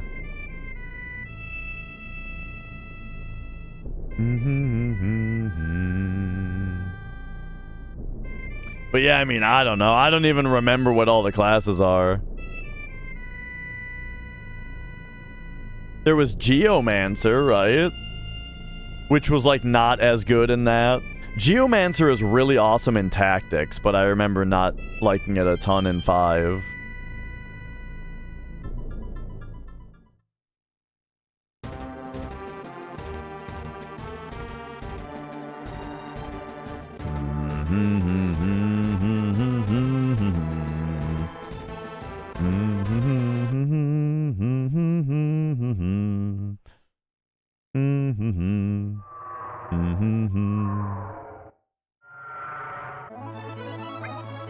Okay, okay. Back to some gameplay here.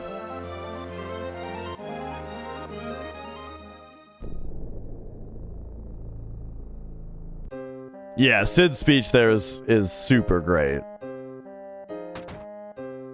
Ah, not everything was bought in this shop yet. Okay, okay.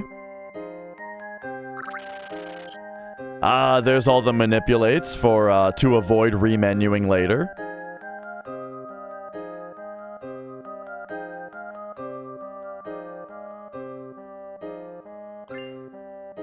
And there's the Venus Gospel.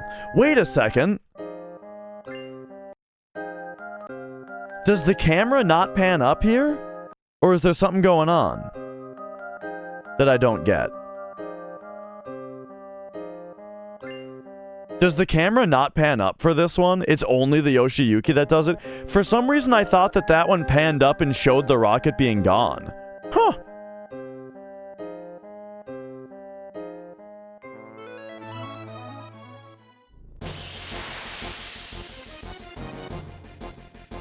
Alright, so the plot would say that it's time to go talk to Bugenhagen. However, first, there's the dream powder.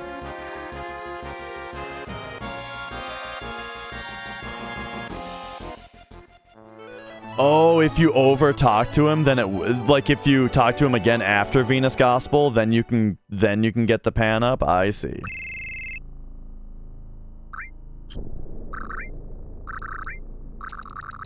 All right, Vincent's back, baby. And so first we got a beach fight. So this guy, we get the Adaman Bangle, as well as learning Death Force.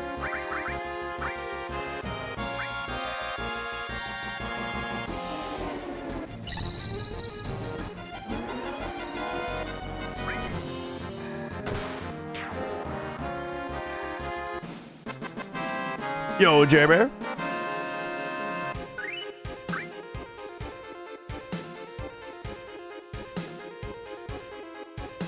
Yeah, Yuffie goes down a list of priority and steals your materia in that order.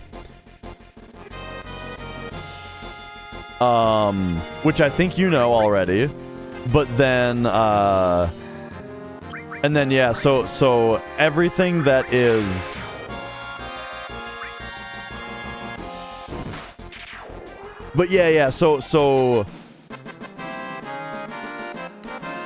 the return, yeah, I don't know exactly how the return works, but it's not tied to, like, I do know that it's not tied to, like, field RNG or anything. Yeah, yeah.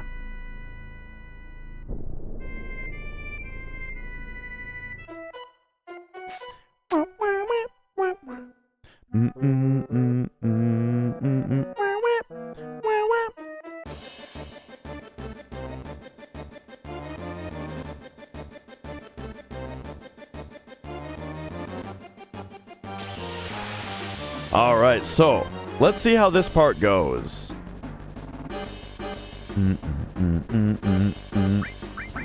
So Vincent still has Mug.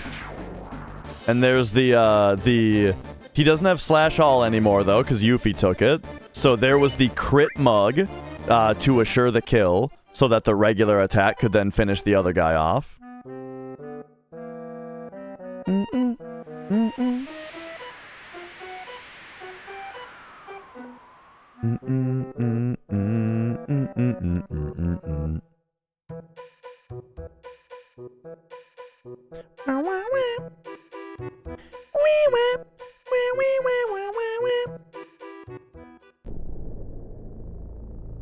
Yeah, and I mean, that's manipulatable, or it's essentially manipulated RTA as well, where, like, I know how, pretty sure how MD does his materia routing.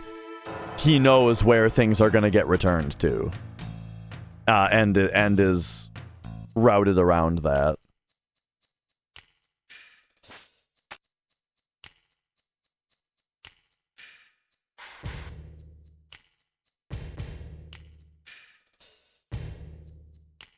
Dun dun ch pa.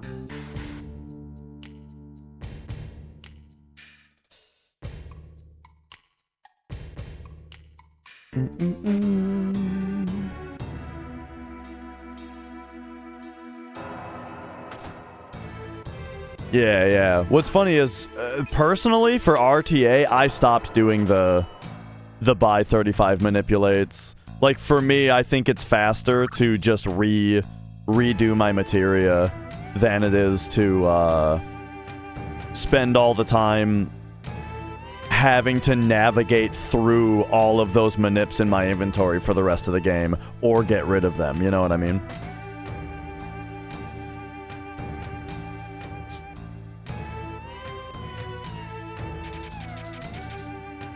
But that's just my preference.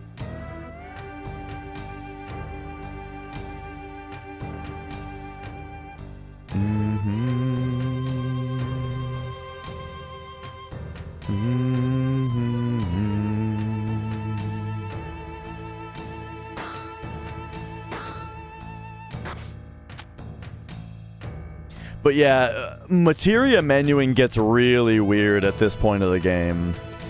Just as far as, like, where you're putting stuff, and...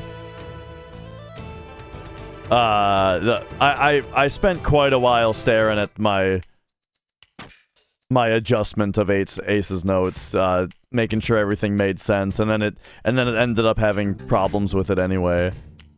I hope I fixed those problems, because I don't remember what they were anymore.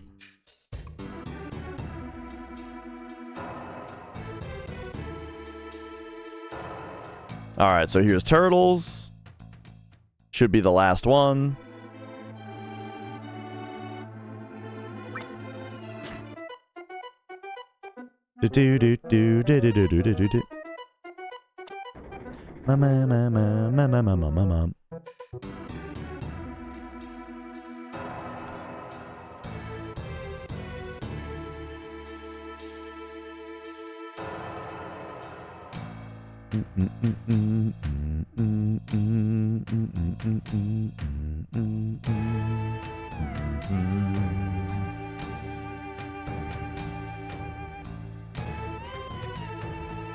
Alright, and then this part is just running over here.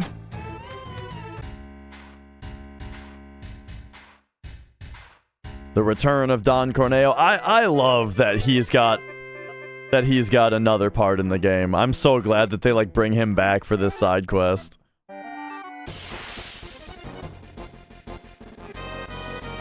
Alright, we've got a fight. Oh, look who's got best ATB. And then an Ifrit?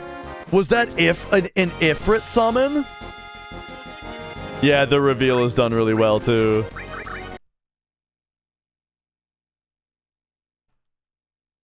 Yeah! Nice. VMG Ifrit.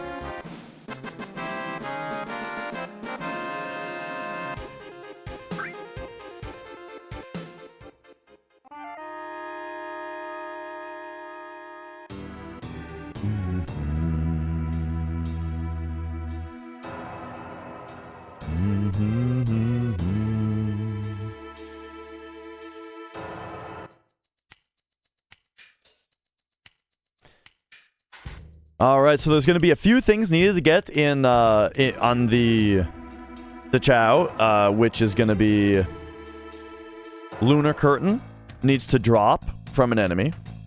Speaking of which, there was no Light Curtain, no Corvette drop for Light Curtain. I just noticed, right? Or Morph, I mean. I'm not sure where else to get Light Curtain. But I'm sure we'll see it.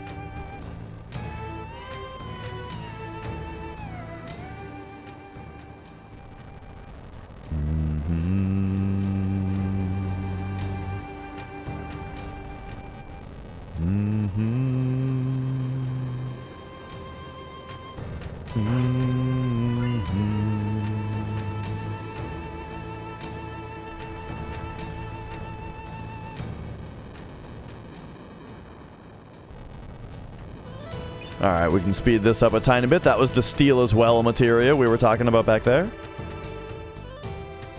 Ah, okay, here we go.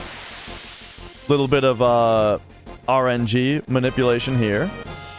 Sword dances morph into them as well? Okay, I didn't know that. There's the mug. And then, was this Ifrit again, or what got VMG'd here? Yep, Ifrit again.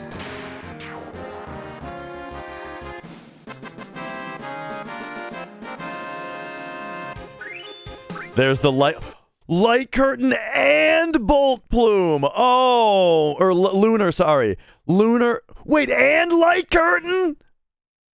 Light curtain, lunar curtain, and bolt plume? What the fuck? Oh, that's good, dude. That is insane. Holy shit.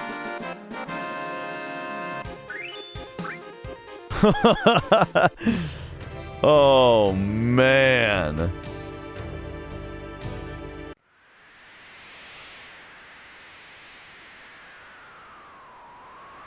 Nickelenium, how's it going? Absolutely crazy.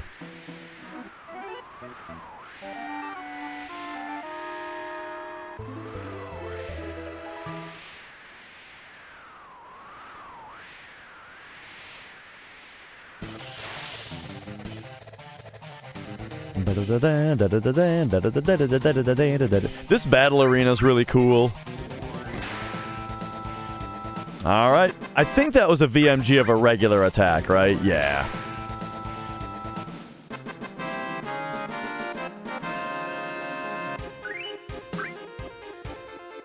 And just like that, Raps is dead.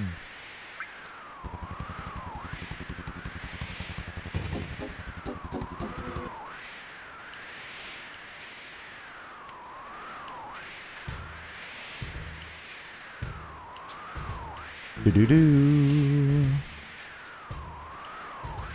Do-do-do. Do-do-do. Ba-da-da.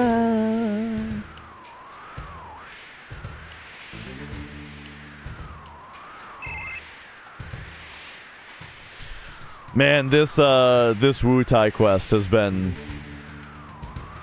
very interesting.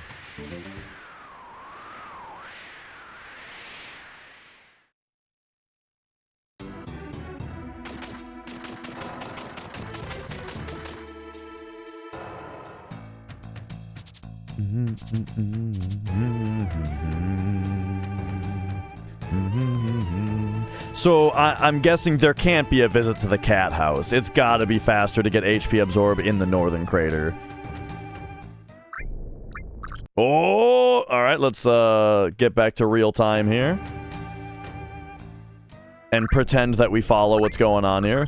4 slots, everything off of Cloud. Conformer, Gygus armlet, okay. So yeah, now Yuffie is getting loaded up as being the main damage dealer.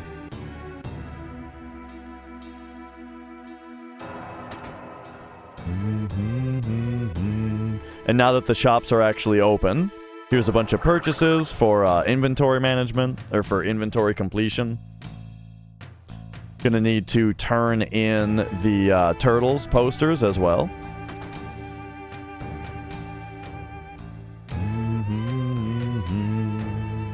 Gotta wait for him to walk over to you, though. Nothing to do about this.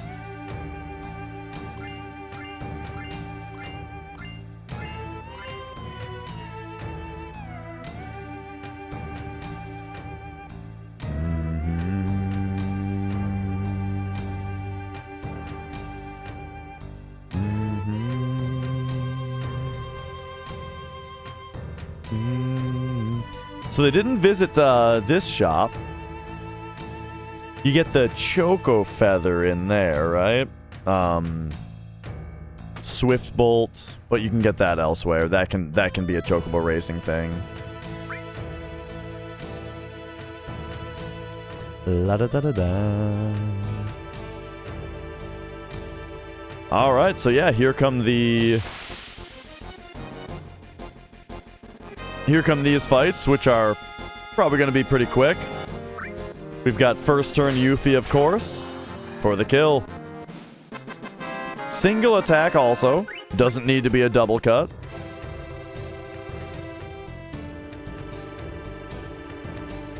What's the deal with these guys taking double damage from your first hit, usually?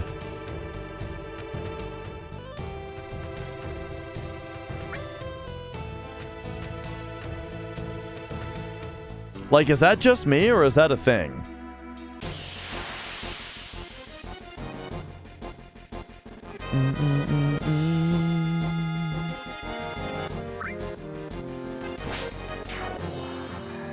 First turn Yuffie, of course. Single attack, because it's super fast. Now, Trine did happen earlier, so she's probably got only 2 enemy skills on her. The ones that don't have Trine.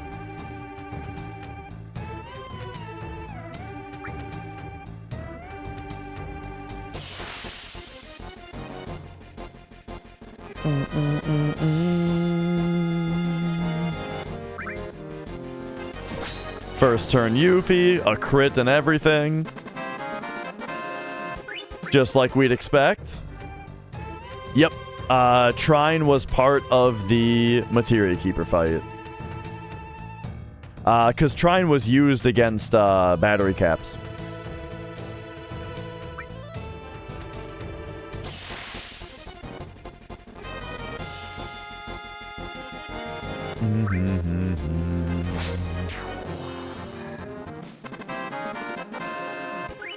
Another instant victory. But now next we have Godo.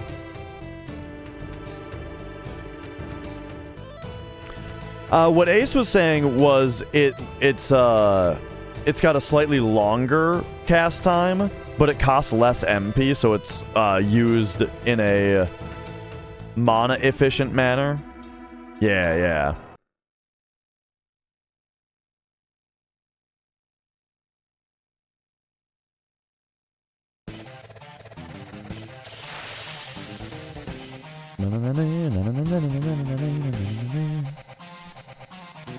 Alright, so here's Godo. Starting out with a grenade.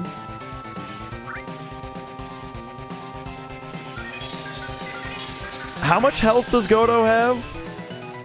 There's Trine. Does he have 10,000? I was just gonna say, he must have he must have 10,000 health, because the grenade was essentially to do 1 damage to him. Hey, we can get a grenade count also, that means.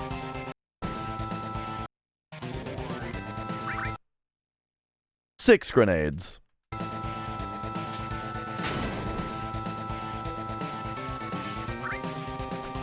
And then the other thing about it, though, is that we need to allow Godo to get 1 turn in so that he can do Trine. And there you go. Now we've learned Trine on the other E-skills. All right, and that gets her all creation, as well as defeating those bosses, finishing the side quest.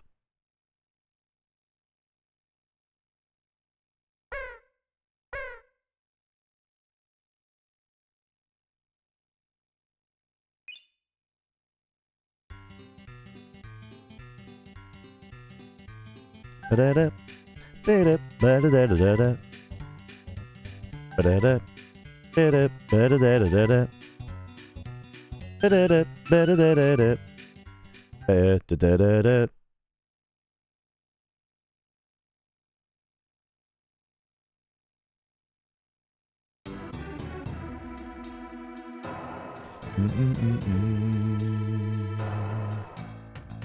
Do you guys have 2 times speed FF7 songs stuck in your head yet?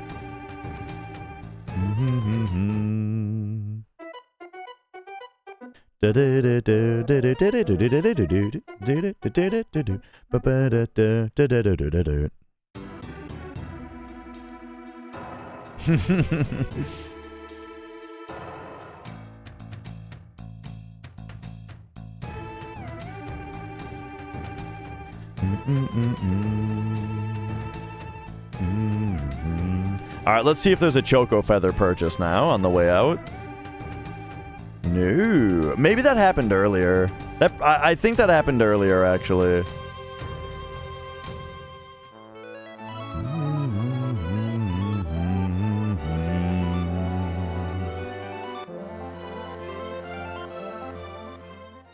Alright, it's time to finally go talk to Bugenhagen like the party said they were going to for forever ago.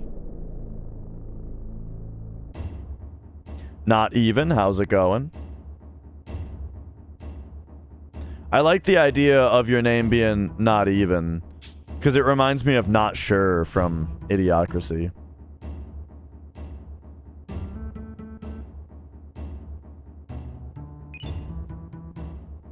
There's the full cure materia.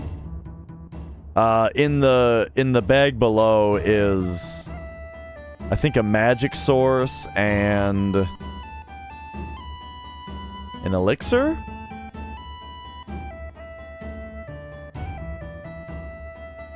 Maybe a mega elixir, but I think it's an elixir and a magic source. Oh yeah.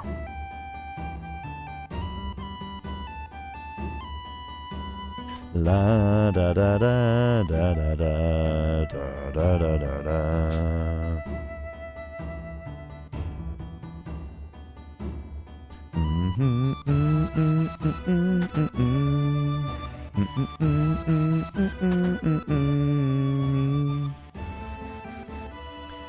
You guys ever go to Sporkle? I would love to make a Sporkle quiz that was just a shot of every field in this game, with a quiz as to what's in every chest and what every item is. But man, that would take forever.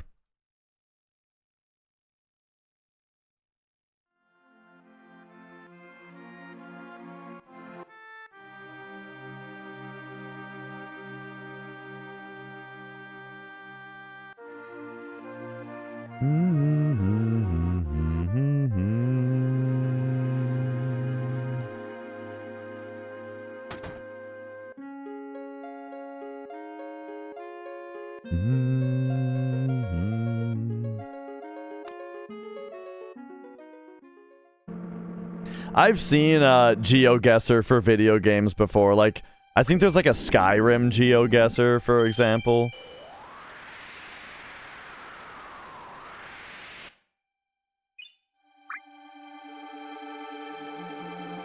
All right, there's the acquisition of Bahamut 0 for having Bahamut and Neo Bahamut both in the inventory.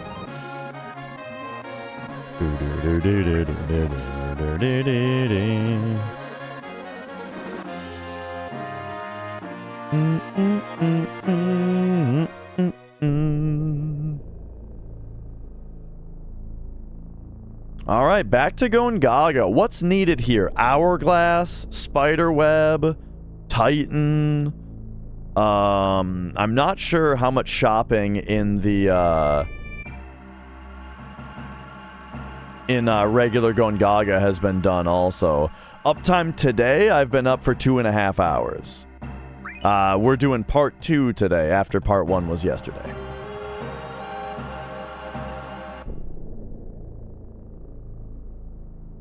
Yeah. Yeah, the stutter stepping is so great. So yeah, here I'm expecting to see a fight with a Kimara bug for a Spiderweb Steel and a Hourglass Morph. Into the TAS, we are 8.5 hours, about.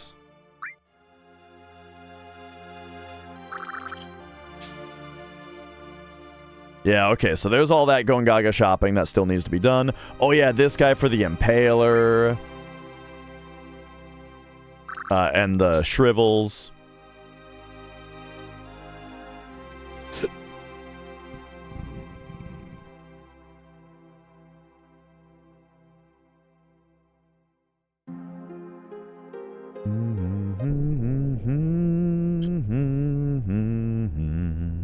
There's one battle skip. All right, there we go. Indeed, here's a Kimara, well, 2 Kimara bugs. So there's our mug for the Spiderweb. Morphed the VMG, the morph on the other one, which turned into the Hourglass. So there they are, Spiderweb and Hourglass taken care of. Frog Song was already obtained later.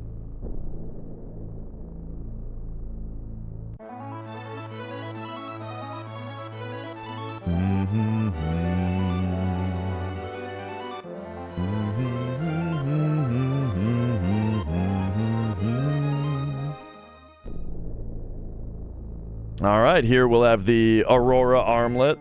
Or wait. No, Aurora Armlet was already stolen from a guy in the Galnica. So yeah,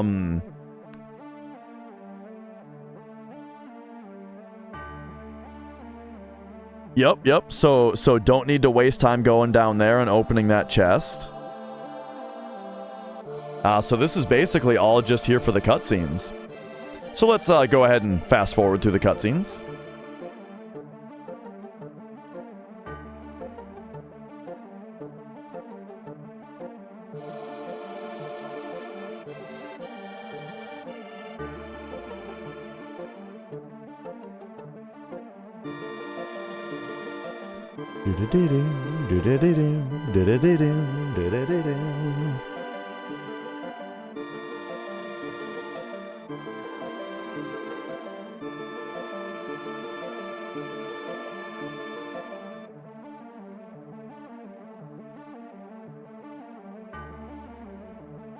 Yeah, I've never gone for the Aurora Armlet on the way in. I always go for it on the way out just so I don't have to deal with that.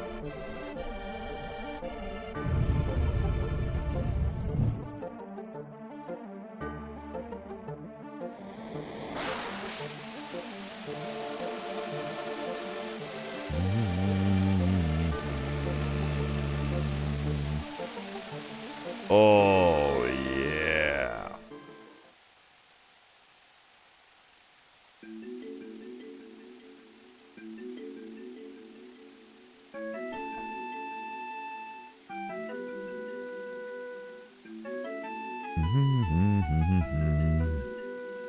So my left hand incision, by the way, is it's almost healed up. It's almost all closed up with no scab now.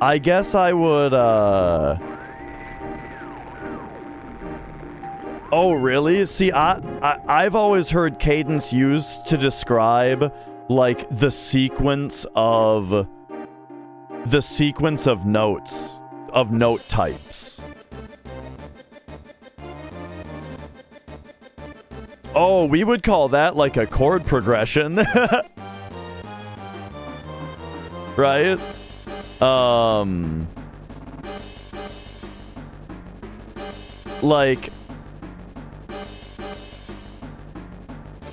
Like this part. Dut dut dut dut dut dut dut dut dut dut dut dut dut dut dut. That's like the cadence of that part. The time signature is 6/8, but that's like the cadence of it. But maybe that's not correct. Maybe I'm wrong about that. Let's find out. Let's see. We're talking about different definitions. Define cadence. All right, here we go. Cadence. Okay, at least I'm saying it right. That's good. See more. See more butts.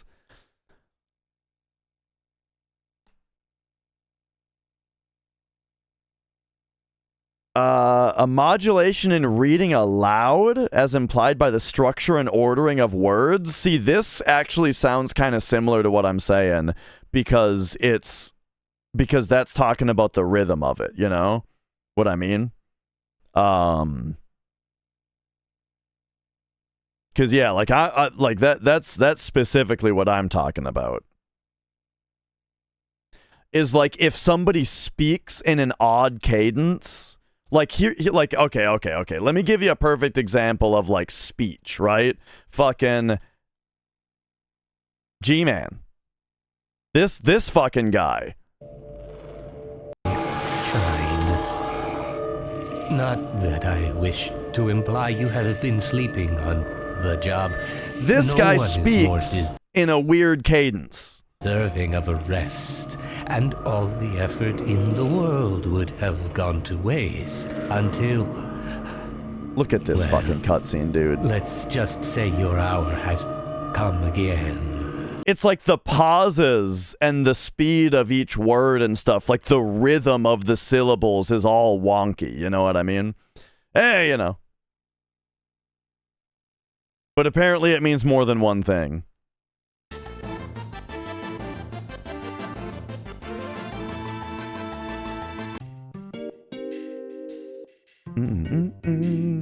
Have you never played Half-Life 2, Eartha Patrick? It is... I don't want to overhype it, so just play it. But it's really good.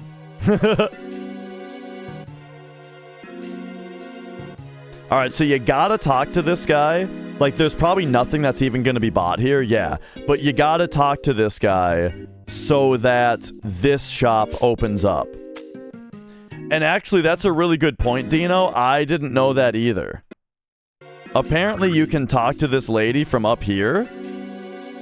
That's good to know.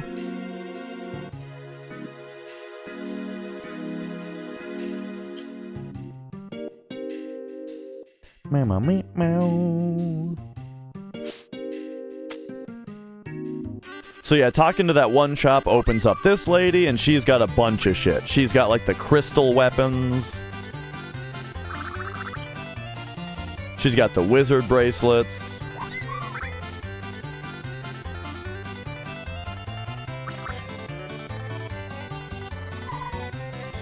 Yeah, I would agree with that. Like, Half-Life 1... Oh, and here's Contain! Half-Life 1 is a fucking awesome game. And yeah, when you consider when it came out, it's like one of the most important games in history, you know? Half-Life 2 was also one of the most important games in history. Just because of the advancements that they both achieved. Right, Havoc engine also. I mean, tons and tons of games are still using the Havoc engine to this day. Oh, right, this was all during the Diamond Weapon walk.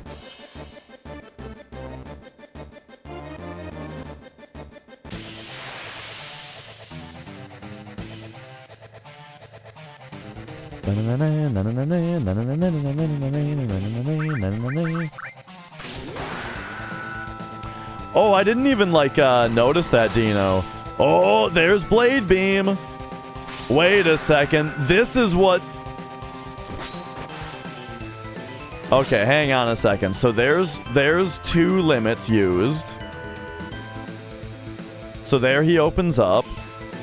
And now what? Mug for the... It's gonna be... Okay, Mug for the Rising Sun, Knights of the Round.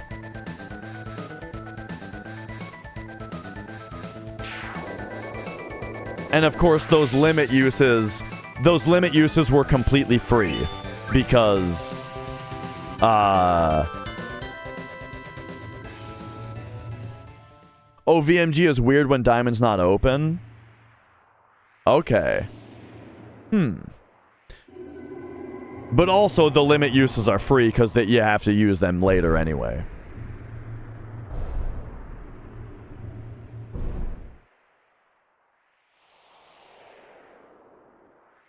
Oh, gotcha, gotcha.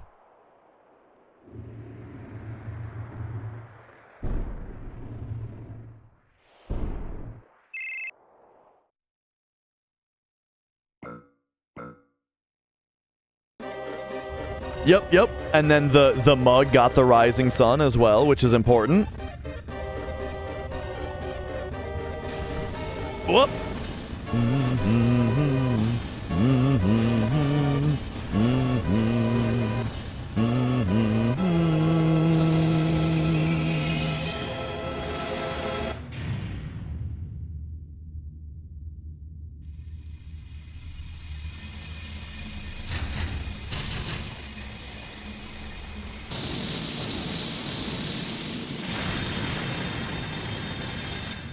So it's been, besides the kill grind that happened earlier, well, I mean, besides, like, a lot of stuff, it has been pretty cutscene heavy today.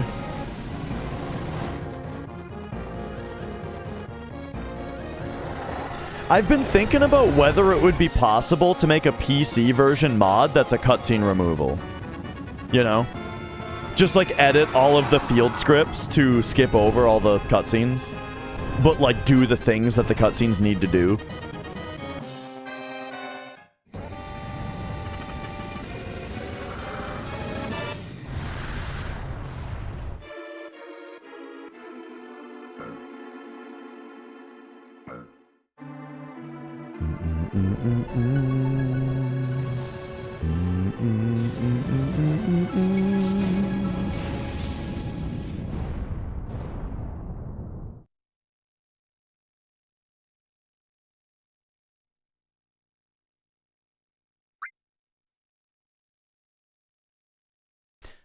Yeah.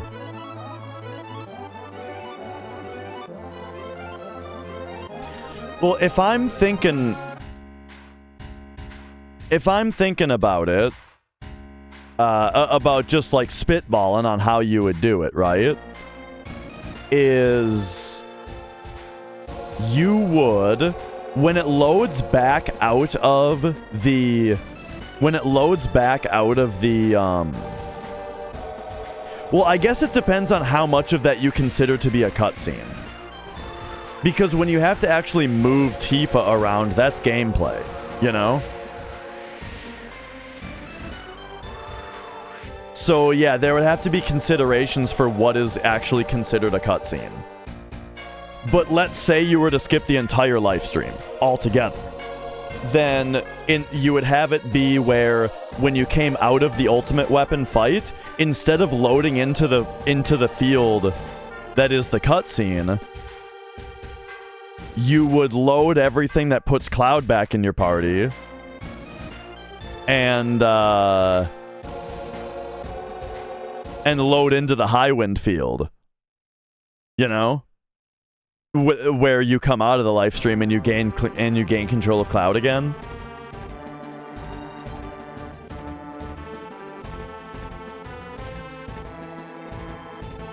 Alright, here we go. Speaking of gameplay, scooping up the gold chocobo and popping over here into the raid on Midgar. La da da da da da da da da da da.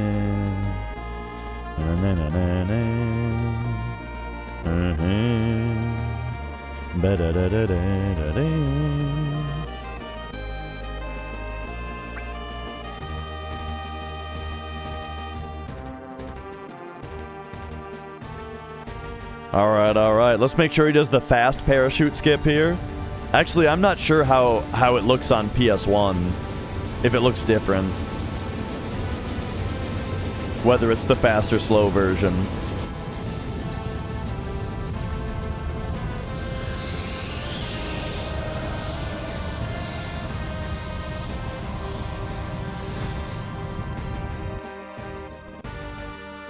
I think that was the fast version. But I forgot what my visual cue is to see. It definitely looks fast though.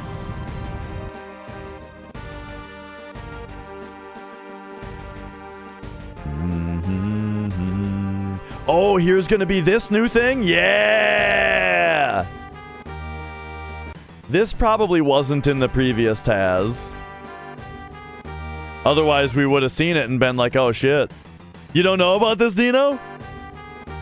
Yeah, you can just slip in here. This is totally RTA viable. This is a thing now. You can just run between Kate and the thing there and grab the ladder and climb down it. Ace found an old Japanese run that did it. Ace was like looking through old runs. And yeah, so like a Japanese runner forever ago was doing it. And yeah.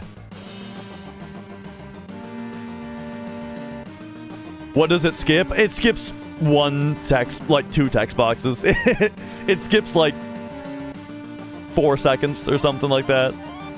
It's just funny that it's right there, you know, it's super easy to do.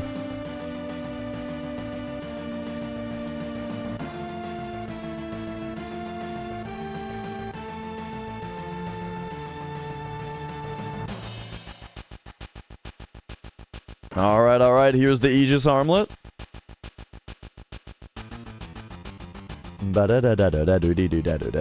I'm gonna run and grab a drink real quick. I gotta grab something else.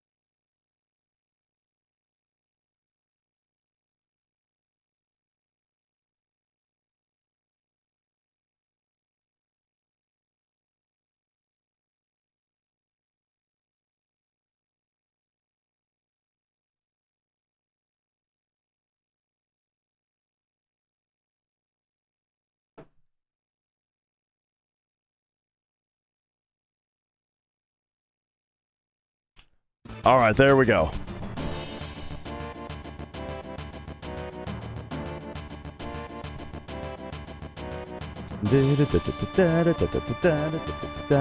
Yeah, exactly, Dino. Like before, like between any percent and NMS, there was a long time where this spot wasn't really getting looked at. Except for in all bosses, of course, but like, and Hundo, but like those aren't as popular of categories, of course.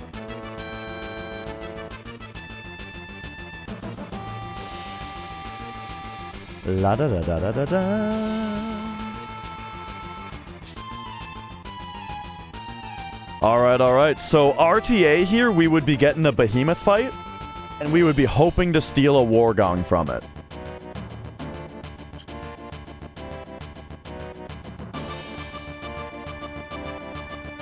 However, the thing is that you fight, a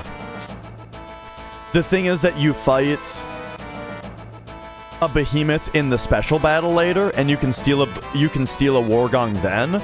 So being a TAS, they definitely do not need to get the Wargong here, because they know they get it later.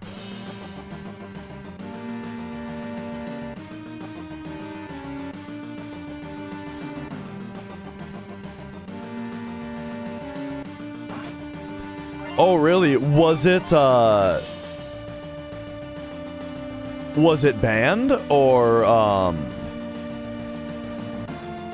Oh! Yeah, I see.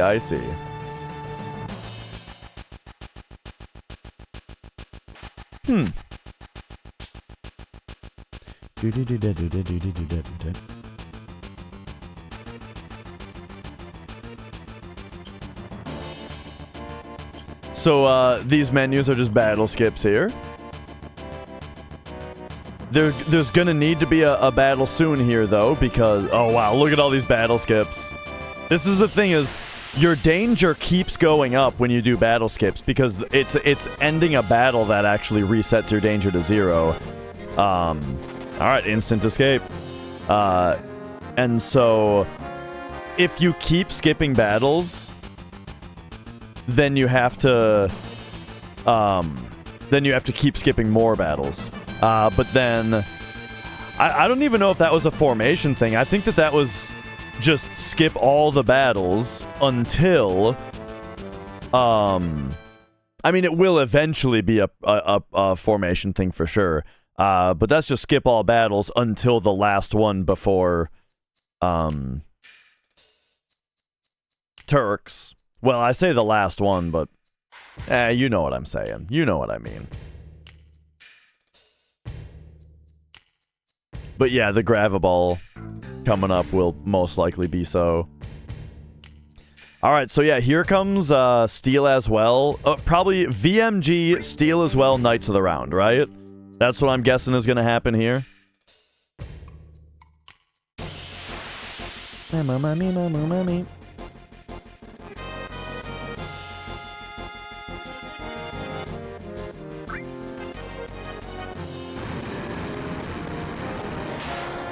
Well, Minerva Band, Tough Ring, and Zydric, because those weren't stolen from the previous Turks fight. Yup, there it is. Tough Ring, Zydric, Minerva Band, yup. So, he just did 36 steal attempts total right there. 13 on each of them.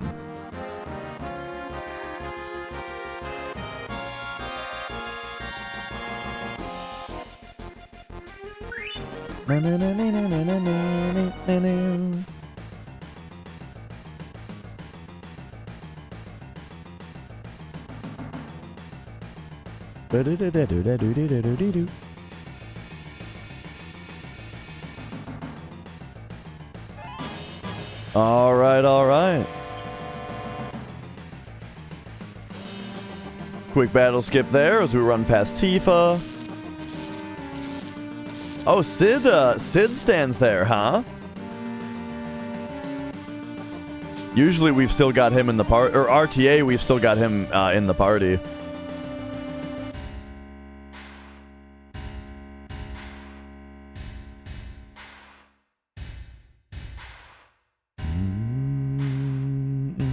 Yup, elevator manip did occur.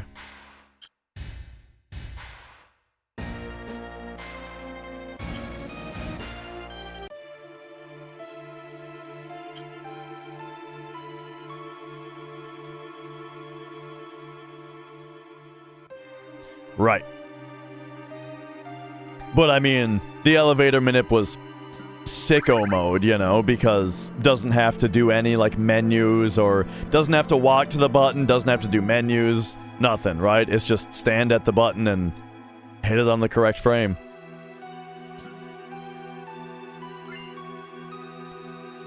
Alright. We got the HP shout. Coming down here for the Grow Lance.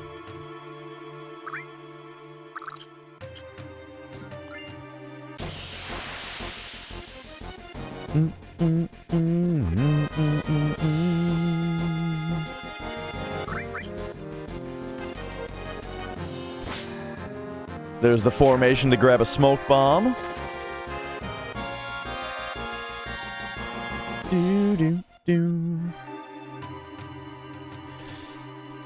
So the reason 12th is we don't have enough AP to have Mug yet. And the reason that the TAS does is because they did all of that world map manipulation to fight all those battery caps. So they got a lot more AP from the cloud grind than we're able to. Mm-hmm.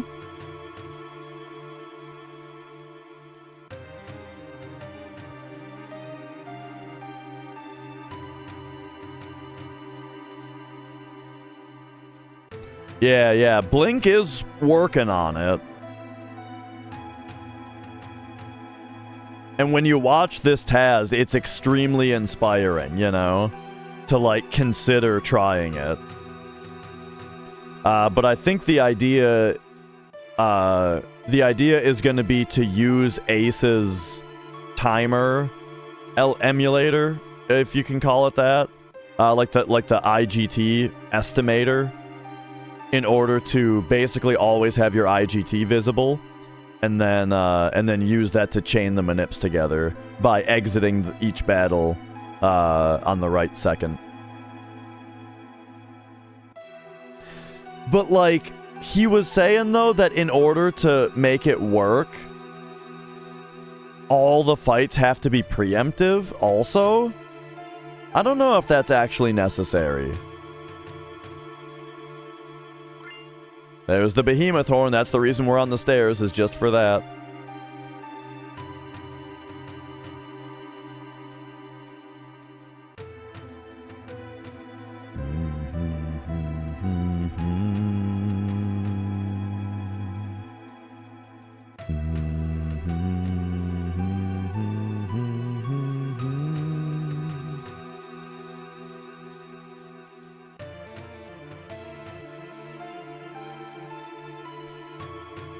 I wouldn't think that they need to be preemptive, but I mean, there are 6 of them. And so... yeah. That's the thing. There's 6 of them. They do like that. They do that, like, sparkling thing move. So yeah, like, I mean, if you have to wait... It depends on how long you have to wait for each preempt, but it is probably worth it.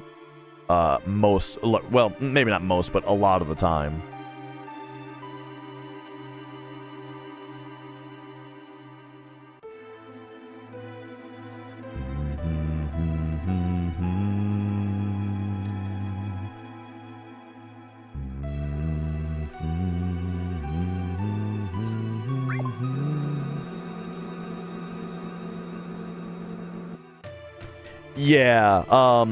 Yeah, getting W item from the tunnels is pretty time consuming. So yeah, Bone Village is much faster.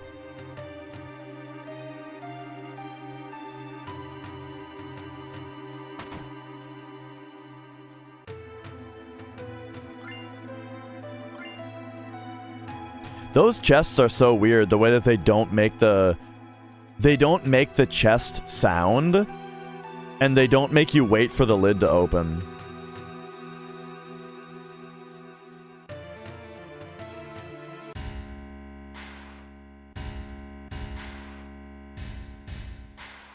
The way it's routed right now, steel is pretty prioritized as far as the leveling up, so that we can VMG, like, as soon as possible.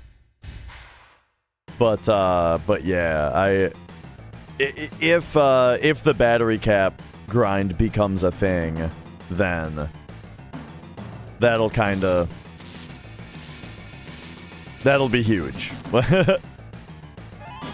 We won't be able to use it quite as well as the TAS does, but it'll be good.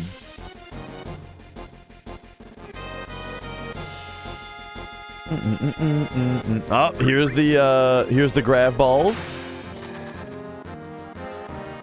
Or the dude's mug for the instant grav ball.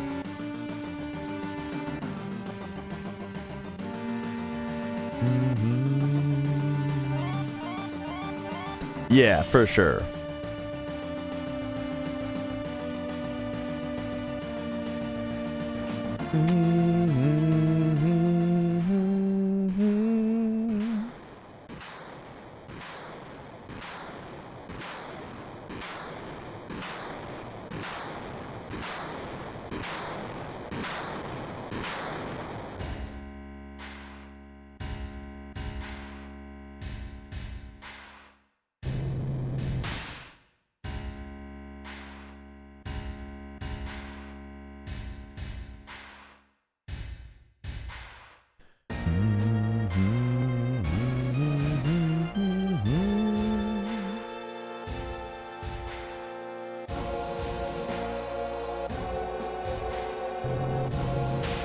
Yeah, probably.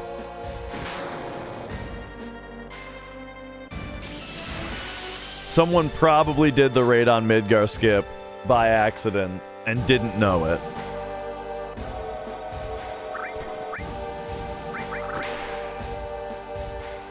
Alright, VMG, Knights of the Round. What else did you expect?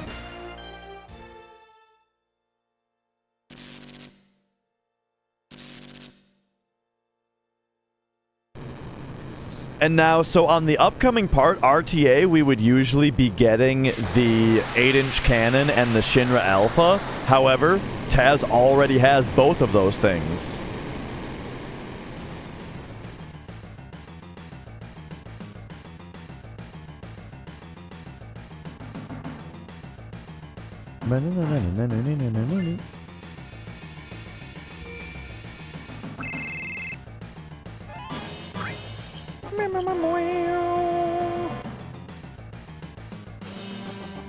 So the other thing that needs to be grabbed here is the missing score, which requires that Barret be in your party.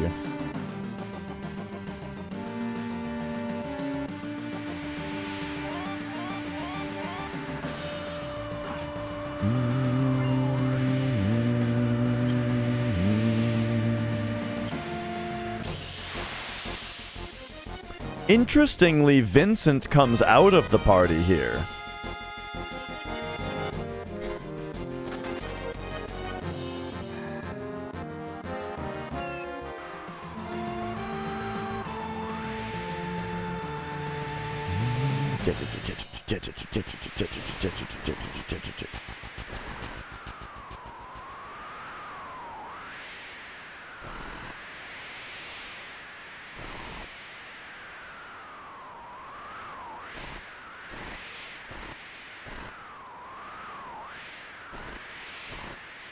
Yeah, so I'm curious to see how this goes.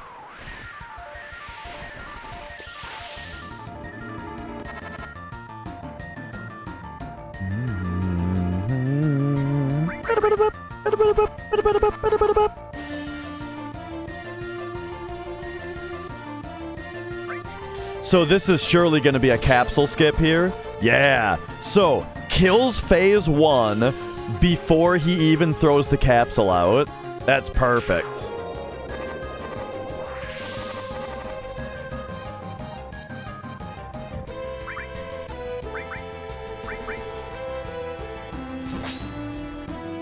And then holds time for a double crit on this phase. Oh. And then the first hit of the double cut here kills. Is that what's happening? Hang on a second. Let me see what gets picked here. So hang on. It might have been a death blow. Hang on. Take me back. Take me back.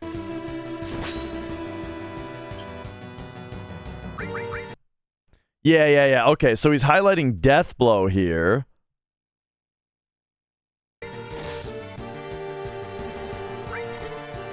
puts it through.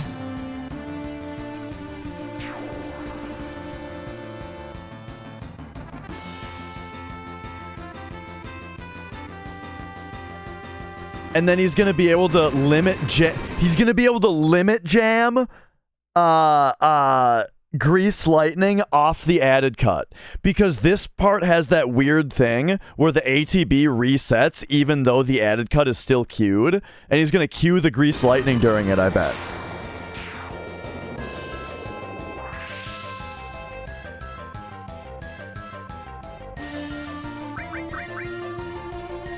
So, or wait, no, wait a second. Mog, I think you're right that it was a counterattack. Because, but wait, but there's the reset. Hang on, I'm getting confused here. I need to see this again. I'm starting to get confused as to what's happening. She doesn't have double cut. So it's Death Blow added cut.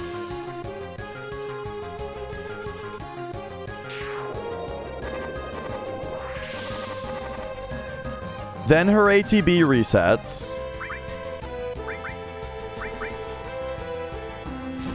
Death Blow added cut. ATB reset. I think, yeah, Mog's right, that was a counterattack.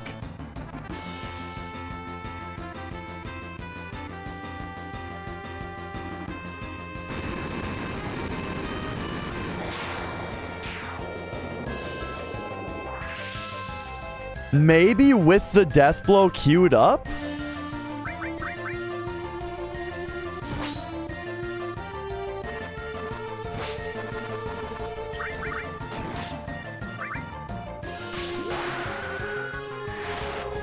Yeah. And then there's Big Shot. And Grease Lightning.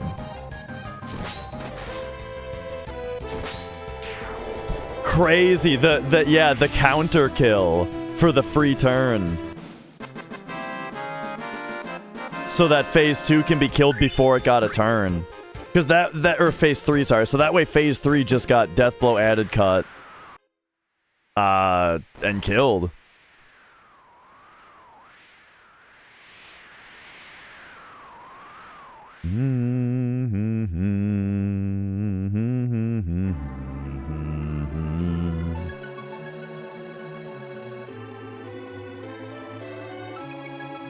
There's been enough big shots and beat rushes in the run, I feel like now, where he probably learns... He probably gets them to level 2 naturally, instead of having to do an entire turn, or an entire battle that's dedicated to leveling them up.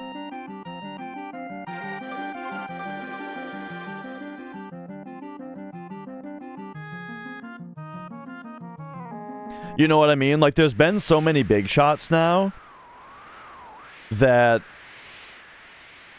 he shouldn't need to eat. Like, at this point, it seems like it's slow to dedicate a battle to learning Mind Blow and Somersault. And that those are probably just going to get learned naturally.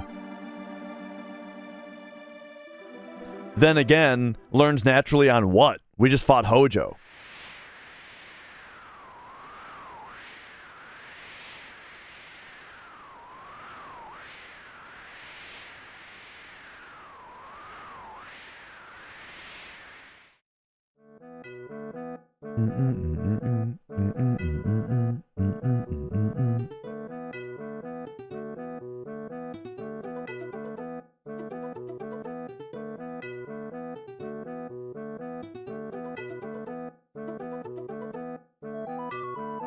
Yeah, I mean, when I run, I do use as many of them as I can. You know, with the idea that they're basically free. .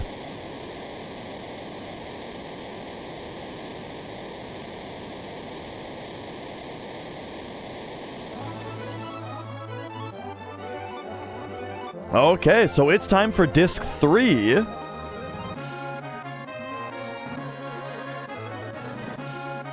And yeah, so the route is very different considering that there hasn't even been chocobo racing yet.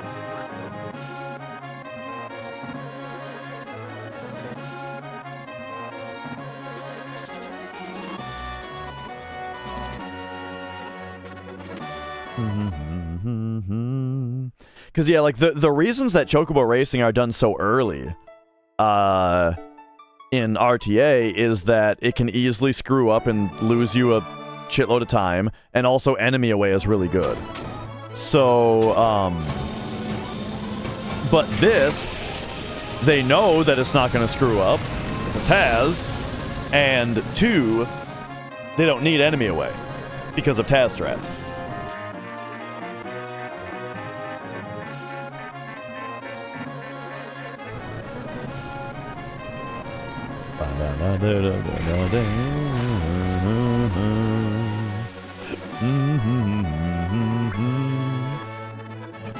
And here it is.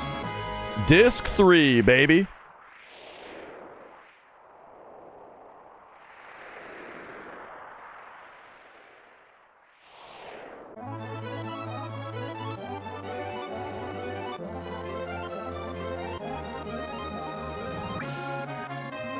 Yeah, I'm expecting a lot of chocobo ass ramming, and I'm expecting Joe to be in every race, you know?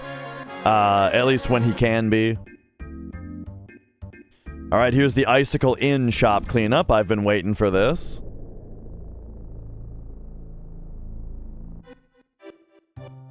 Yeah, like, as far as the TASing goes, I feel like the part that was probably the most difficult was the chocobo racing.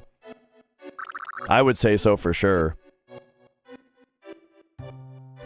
Oh, it will, Nokia. I'm just saying that the work that went into making the races themselves go as fast as possible was, I would guess, was probably the hardest thing in the whole TAS to do.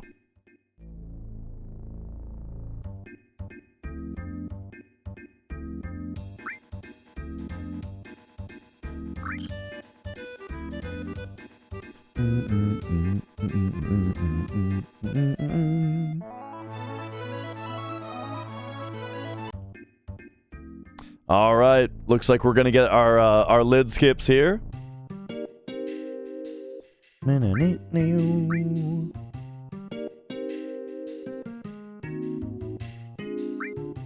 All right, number 1, yes, right here. So this will be the mop. And the mop isn't needed for inventory completion because you can buy one elsewhere, but it is needed because the W item is underneath it. So you gotta get the mop, and then you gotta dig in the same spot again for the W item. But yeah, this is much, much faster than grabbing it from the sewers or from the subway in Midgar.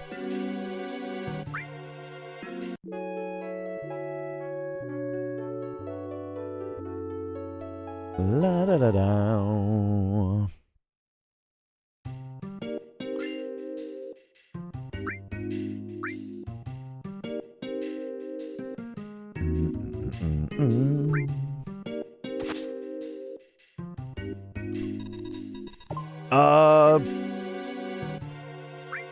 What's this item? I don't know what this one's gonna be. Probably an item that we usually get elsewhere, but it's just something different here. Wait, the key? You can get the key from there? I mean, it takes the same amount of time to dig there as it does in the spot that we get it, but, yeah, I did not know about that. Since you gotta wait for, like, the explosion anyway and stuff, you know? Whew!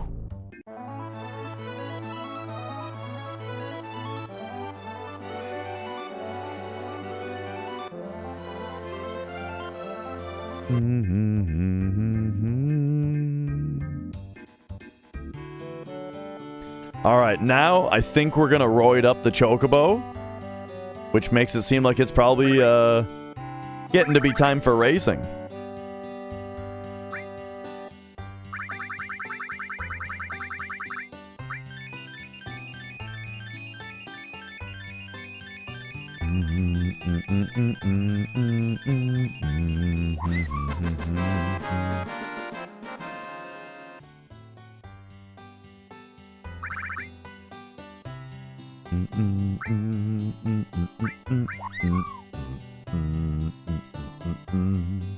Yeah, earlier the build down strat was done for Fort Condor, and Phoenix was grabbed at the time.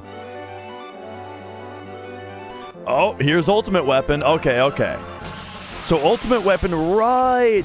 I forgot that Ultimate Weapon doesn't just stand around. Yeah. Or I forgot that he does. Oh, we can't even count damage. Wait, we can't count damage because of the...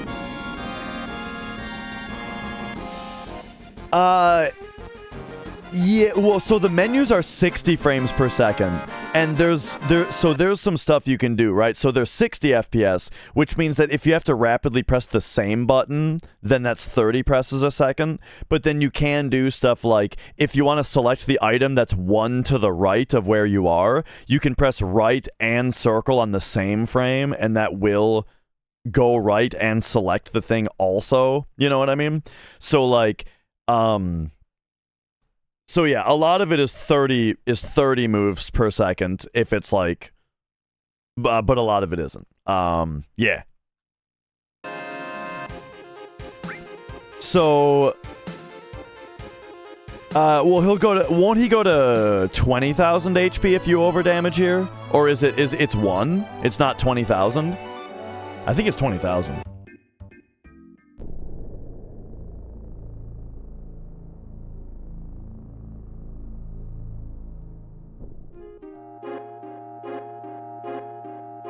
Okay, yeah. But right. That's what I was thinking is, for a second I was thinking about counting the damage, but then I realized he probably just does 100,000 damage to it both times. Yeah. Probably just does 100,000 damage right there, which made him respawn at 20,000. And then, yeah, he's gonna go do 100,000 damage to him again. But first...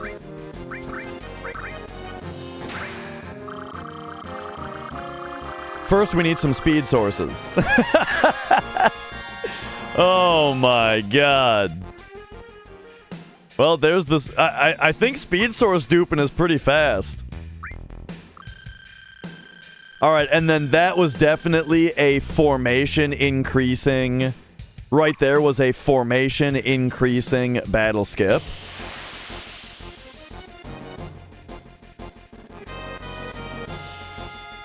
So that now we can do more speed sources. Like, the morph is getting VMG'd and everything. It's crazy.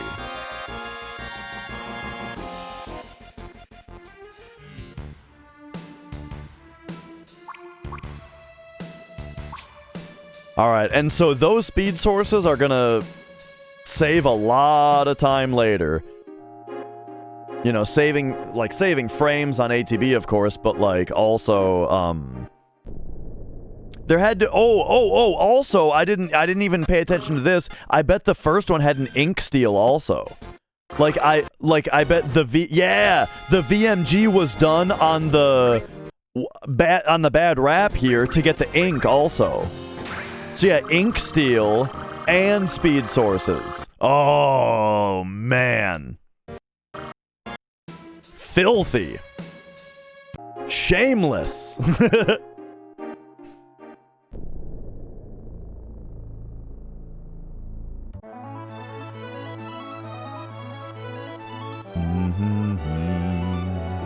Alright, waiting for RNG right there.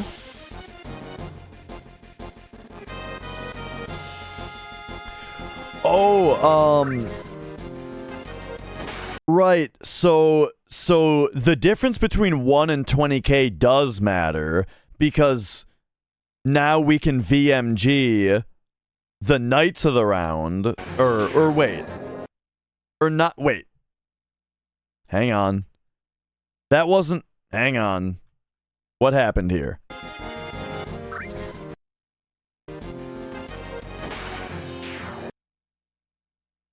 Why did he die? I mean, I get that he shadow flared himself, but did that really... Well, there was no Knights of the Round. Look at this. He loads in. Mug.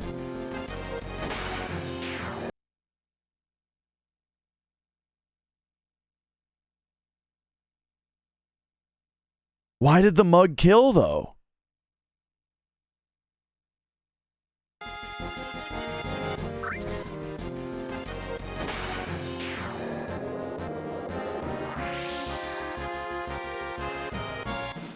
I don't think I understand why the mug killed.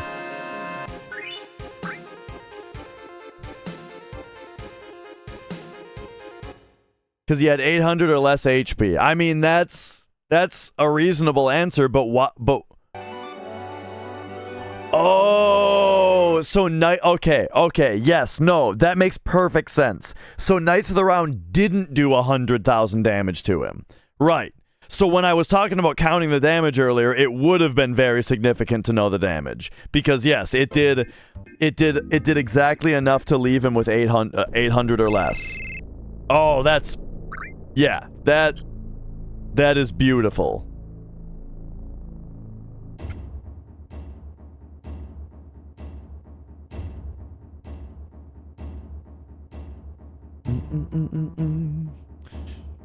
Holy shit.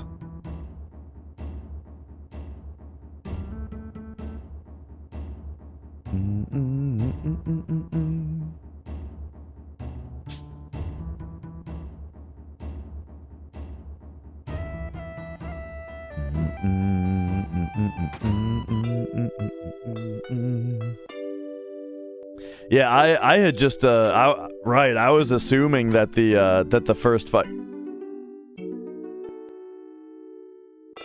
paralysis dodge?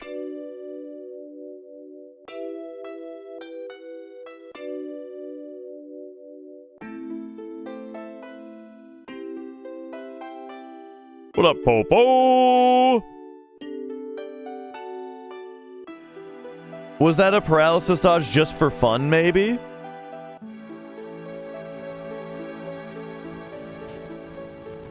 Yeah, it must have been. Just for fun.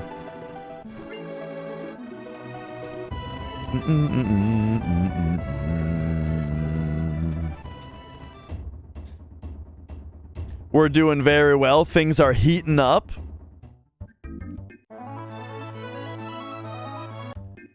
All right, looks like it's time for the kill grind on everybody else. Are you guys ready for some kill grinding?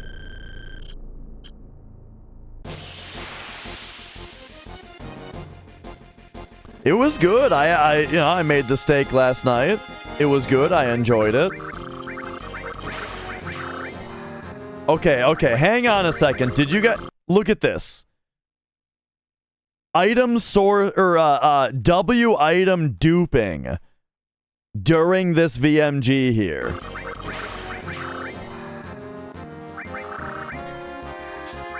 And then what actually got VMG'd here?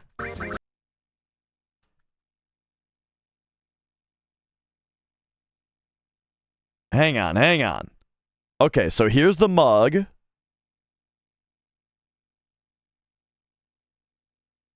Here's the duping.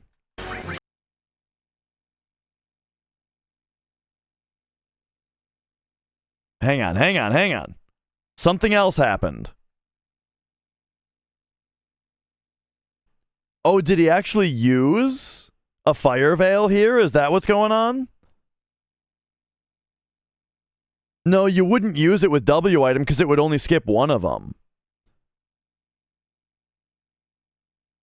Right? If you W item, doesn't it only skip one of them?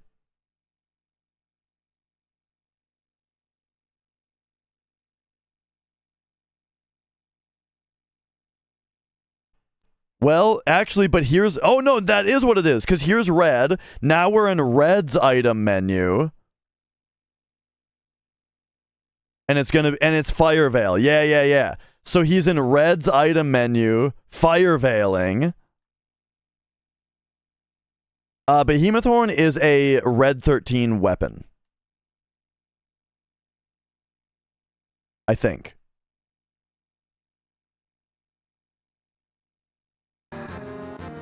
Okay, yeah. So Fire Veil killed the battery caps.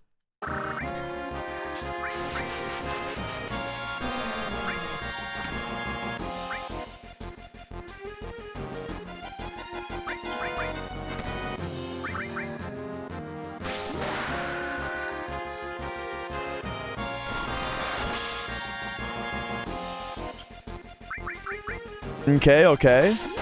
And now we're miming blade beams.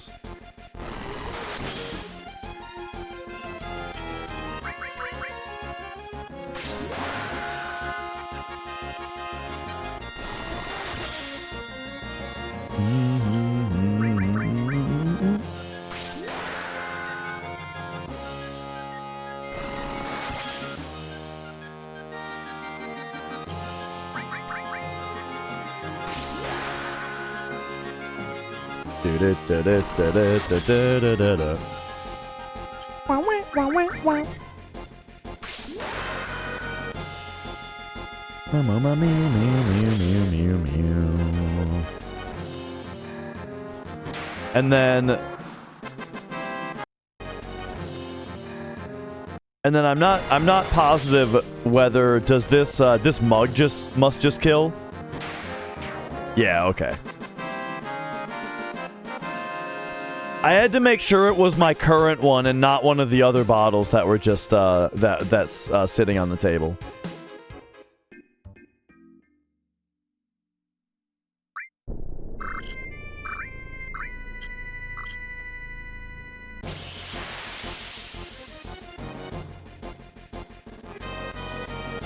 Cross Slash and Blade Beam have the same name. Oh, that's funny. Alright. There's a bunch more W item duping in the same way. Demi 3. That's very clever.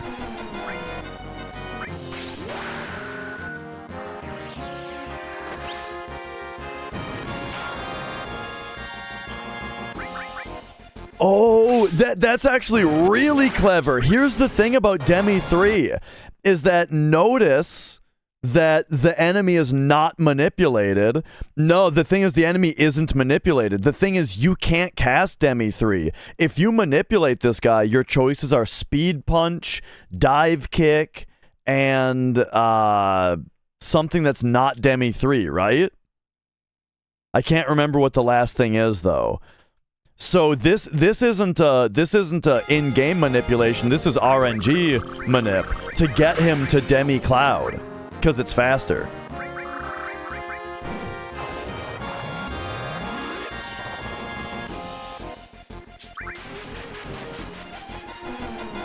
And then there's the Shrivel into Meteor Rain. And then because of Cloud's insane speed, we can just keep chaining them. You can't triple stamp a double stamp, Lloyd. You can't triple stamp a double stamp.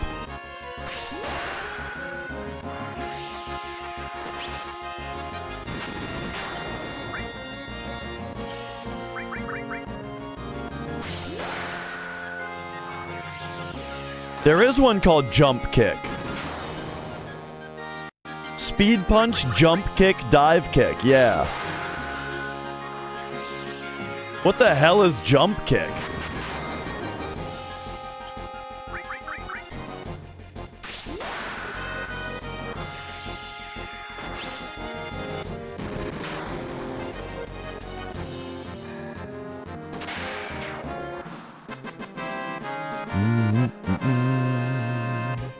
It sucks.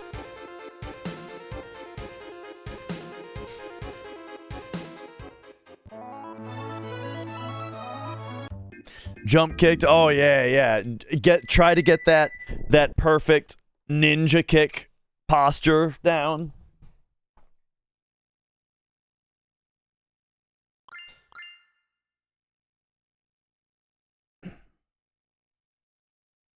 I always loved that part in Resident Evil 4 when Leon tries to do that spinning back kick to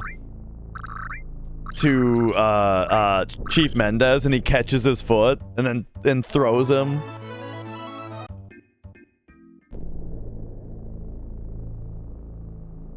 Yeah, we fought a lot as kids.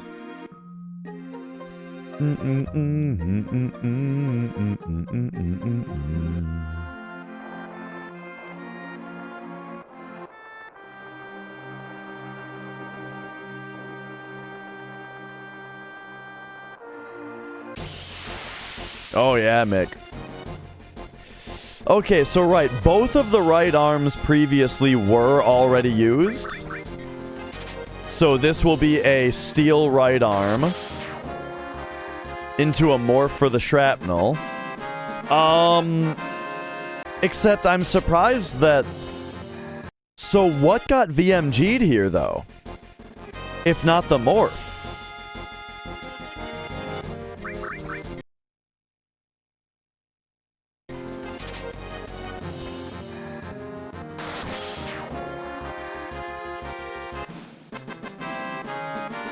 Yeah, I wonder what the reason for not VMGing that is.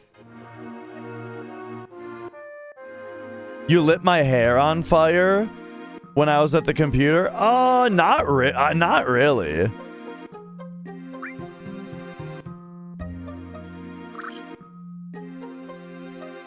I think that was just a regular steel. It didn't do damage. And it made the sound. You know what I mean?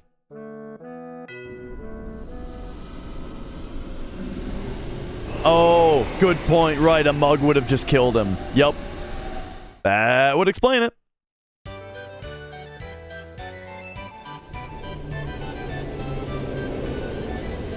What up, Grim? We are watching the TAS.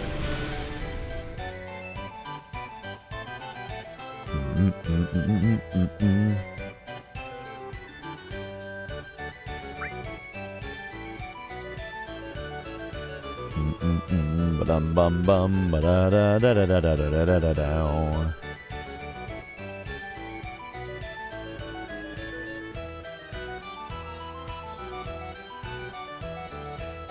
Yeah, well, I think this is the first time back at the Gold Saucer since the first 2 times, and yeah, he didn't buy it on the second one. But let's see about this one.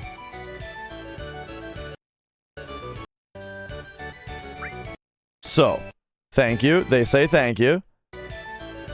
Oh, yeah. There you go. Okay, so he did just get the gold ticket.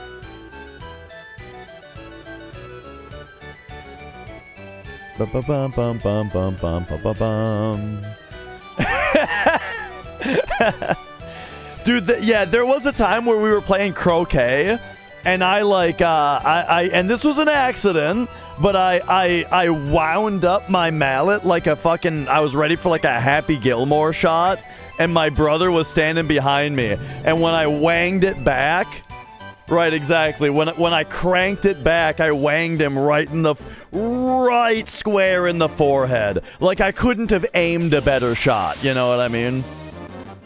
Oh, man. I remember you having a big red, I don't know if it was a lump, but just I remember being able to clearly see exactly where the mallet hit you on the forehead.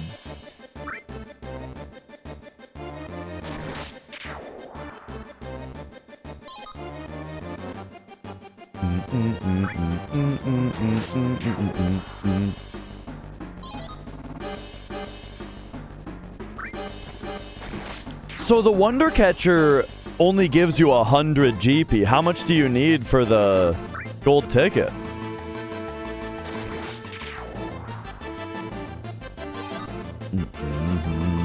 $500? It seems like that would take longer than just having to talk to the... Like, the only problem with waiting to buy the gold ticket later is that you have to talk to the lady one extra time, you know? Which is a lot less time than it would take to RNG manip Wonder Catcher 5 times. Wonder Catcher is used the one time just because it's faster than arm wrestling or super dunk.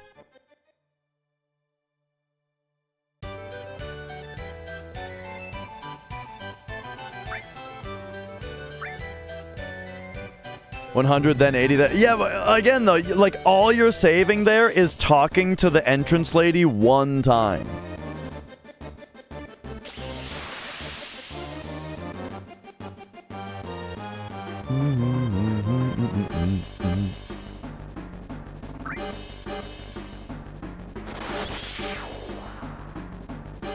I think the watering steal happens on special battle later. Or, well, maybe not, actually. Because here was a remedy steal. How about that?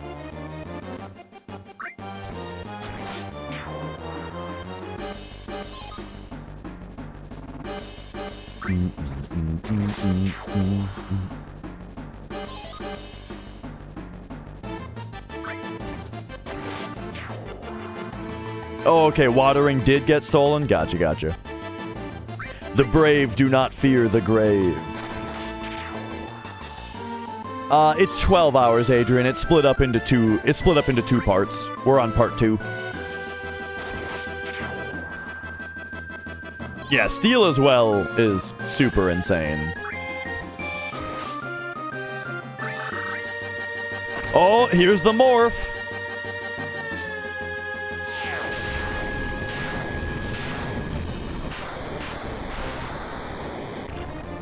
Interesting. Stardust.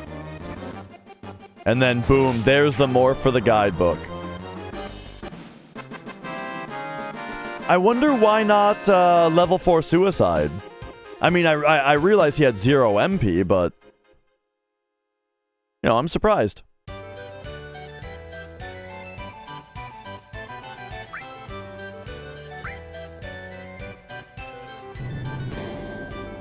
Ba-da-bum-bum-ba-ba-da-dun-dun-dun-dun.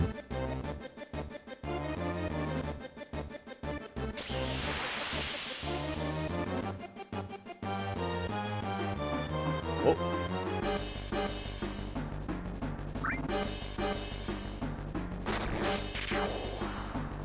Bum bum dun dun dun dun.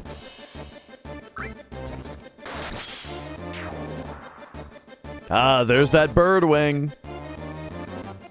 So yeah, I should actually be paying closer attention here because there's a bunch of items getting stolen right now that that are important.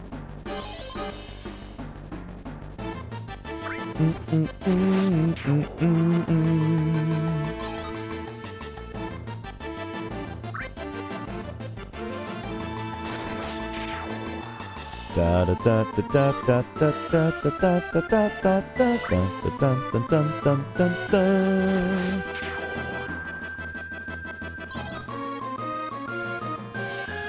And there's the all materia broken into the smoke bomb.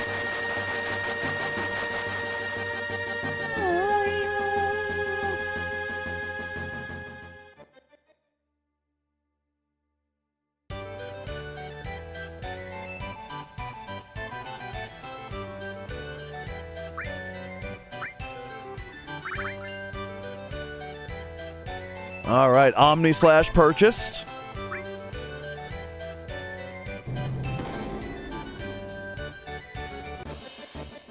That's a good question.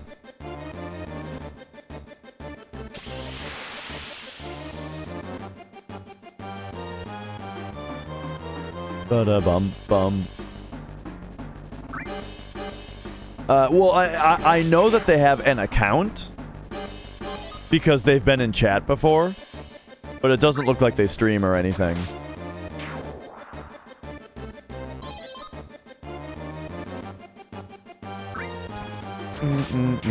Ba-da-bum-bum.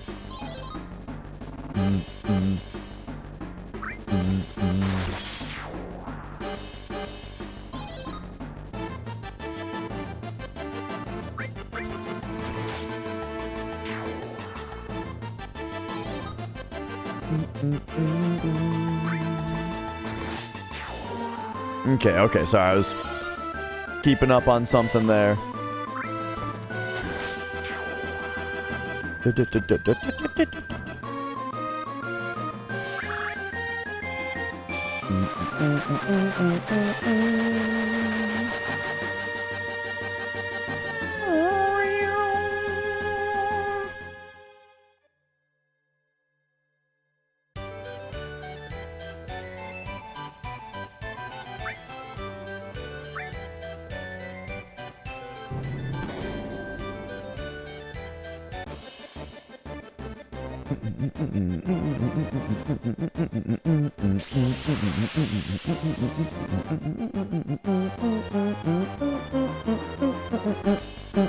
Yeah, the reason being that you get the BP from choosing the reel.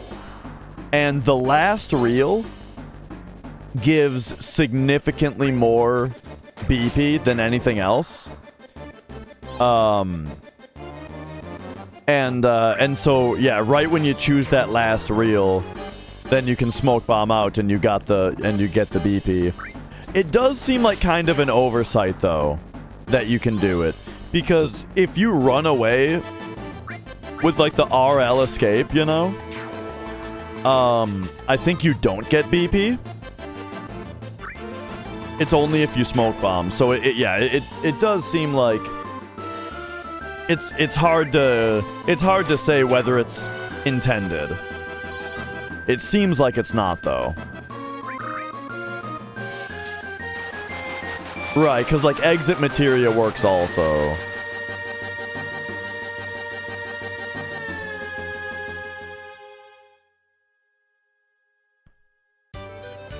I think I like hard pretzels more, but I don't know. Alright, so there's Omni Slash.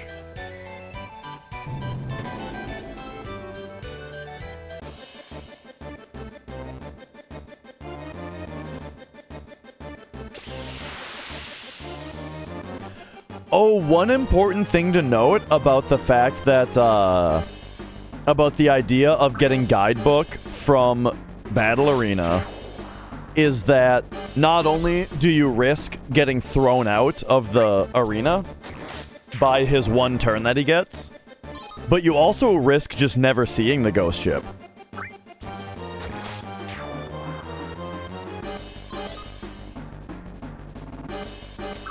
Man, if I could get pretzels that were completely unsalted, oh man, I'd be happy with that.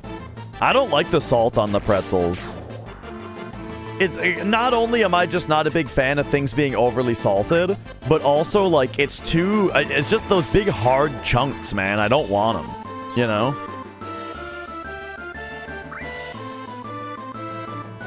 Well, yeah, I don't want salt on my pretzel. What is it?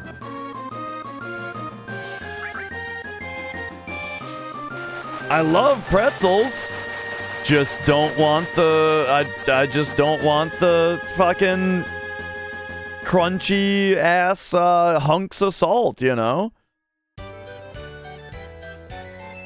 No, the whole thing, the whole pretzel is good. The salt is the worst part.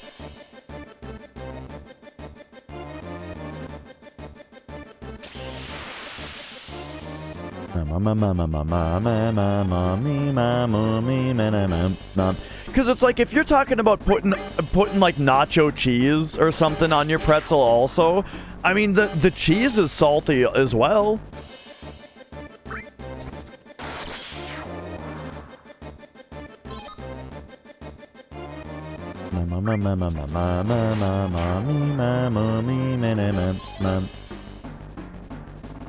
These pretzels are making me thirsty.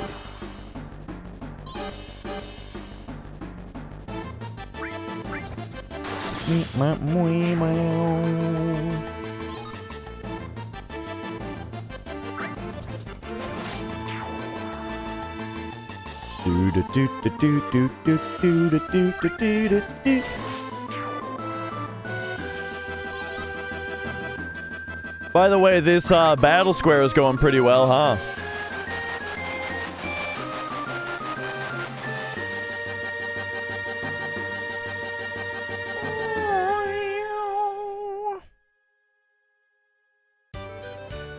You don't want the chunks of chocolate with the minty ice cream? What?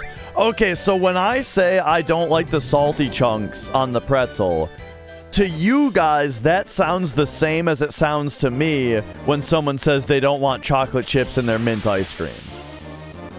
It's ridiculous.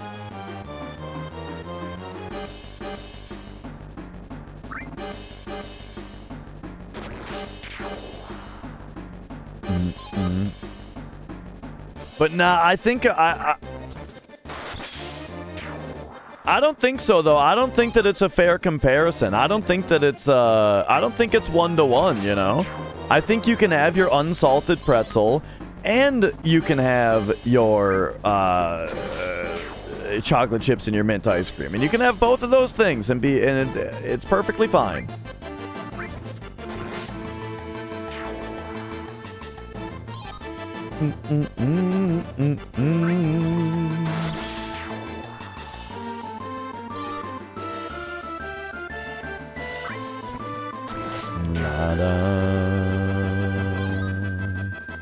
Now, here's a question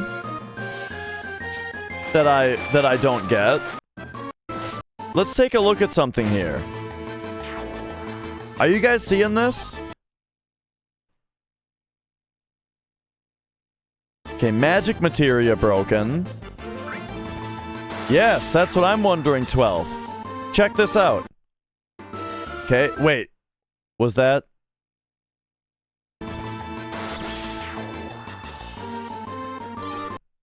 Look at this. It's showing the all materia on the reel, yet I'm pretty sure. Well, the HP was a half HP. It was a halfer, but I am showing that I think it said yeah. I was gonna say I think the text said magic though. Let's look at it. Yeah, this was the one, right?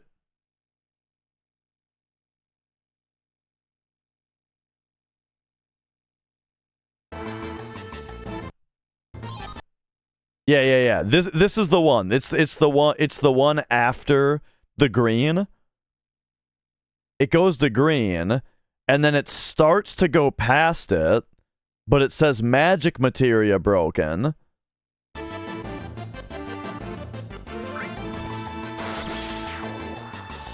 And then here, it shows... Oh, it even finishes! Look at this! It even finishes the reel roll from last time. On that one. That's crazy. Huh.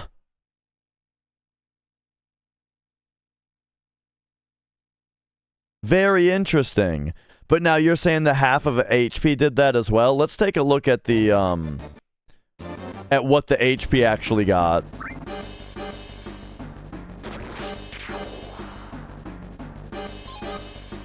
So we got magic materia.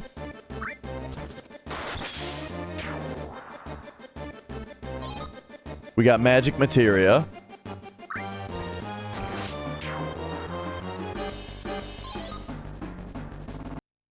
Oh yeah, see that right there was a magic materia that landed the reel on half of MP. See, the last one it said magic materia, but it landed on half of MP. And then this one says half of MP, but it's gonna land on half of HP. So he got the half of MP there, but the reel then finishes and lands on HP. Yeah. I've never seen this before. Okay. Huh. That's very interesting. Right.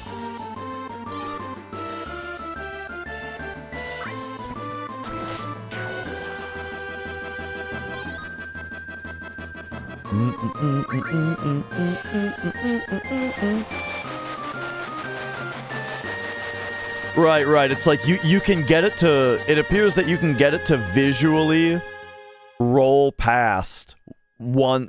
you can get it to visually roll one space past what you actually got. Yeah, MD does his reel manipulation in a really weird way, where I can see it happening to him a lot, probably.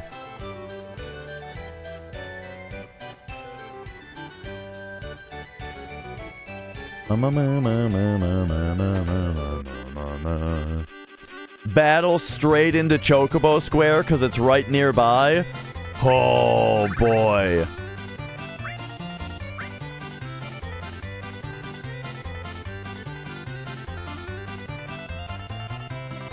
All right, let's see these Chocobo races. So here we're gonna see him slow down so that he can ass ram purple here. Because the deal is you have to wait for 2 Chocobos to cross the finish line.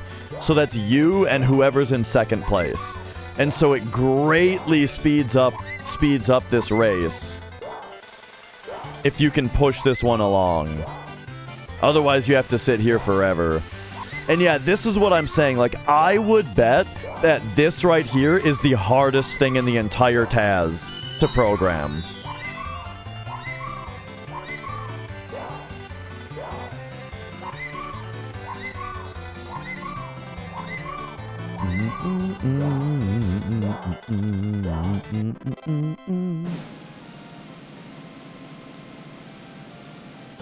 All right, there's the Antarctic wind. Remember I said earlier he did not morph a jumping earlier? He did not morph a jumping earlier, and I said, well, he probably gets Antarctic wind from Chocobo racing then. There it is, race number 1. Just barely winning, yeah. All right. Here we go, same affair with this one now.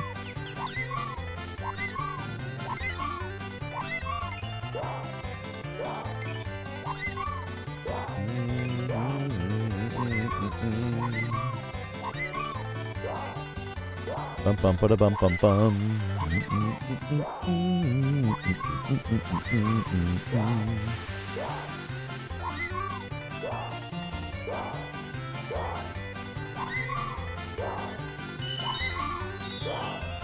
You rediscovered Milk Duds, like, as in you forgot how good they were and you remember how good they are? Yeah, they're S tier. They're like the actual best candy. Milk Duds are fucking insane. Ah, here's the Fire Fang, I'm sure. Yup, because I never fought a dragon. You gotta kill a dragon to get the Fire Fang. But that would be a waste of time to go kill a dragon. Instead, just scoop one up in Chocobo racing.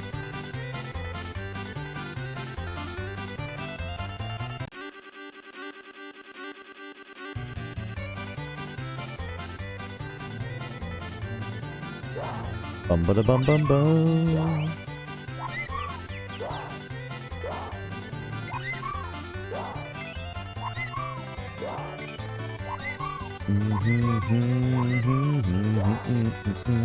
Yeah, it makes sense not to go to Nebel.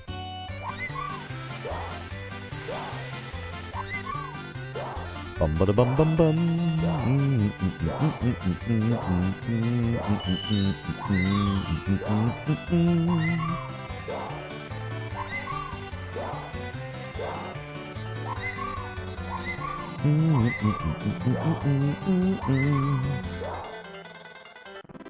Woo!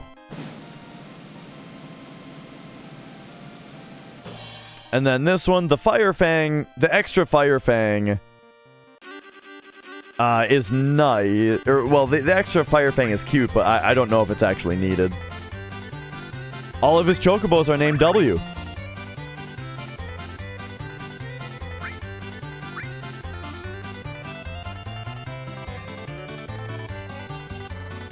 Yeah, you wouldn't want to put it to chance. Hey, it's Joe! Just like I said, manipulating Joe to be in the races so that they go faster.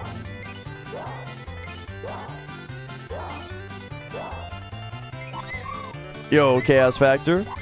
They're getting ever so slightly better every day, you know what I mean? They feel like they're like 1% better every day.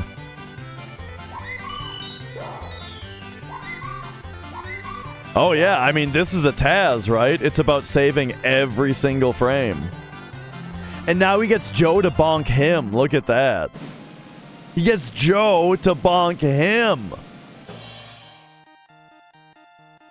I know, Blink. I had a... Yeah. It's so annoying when you're trying to manip and you're getting Joe in every single fight. Oh, the other Fire Fang in C was probably the best GP selection, maybe.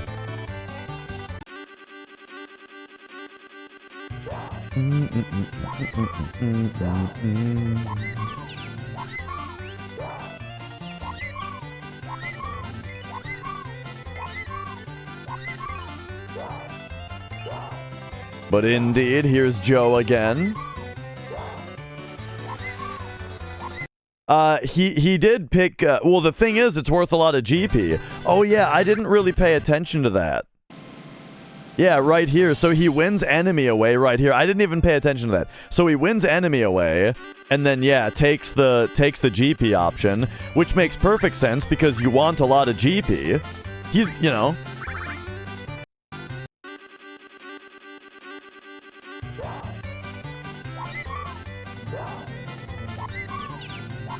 Bum ba da bum bum bum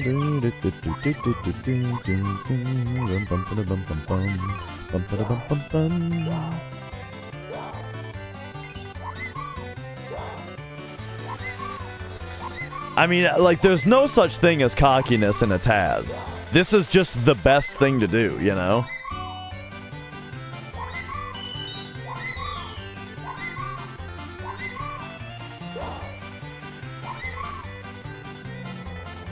I love this.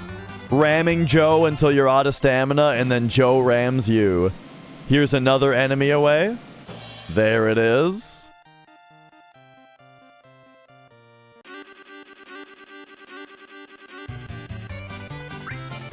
And that's 300 more GP. That's what I'm saying, is it's not for fun. It's, you need to get the GP. To fund Jill Plus and EXP Plus. You need to buy those. And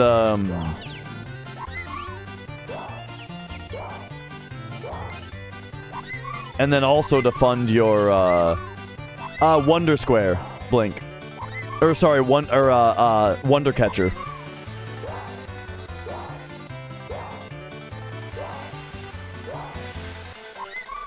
Bum ba da bum bum bum.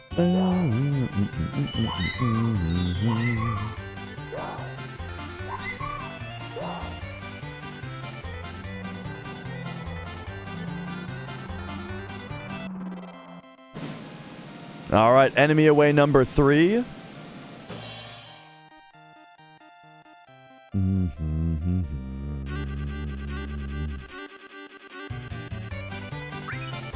And there he actually takes the enemy away this time.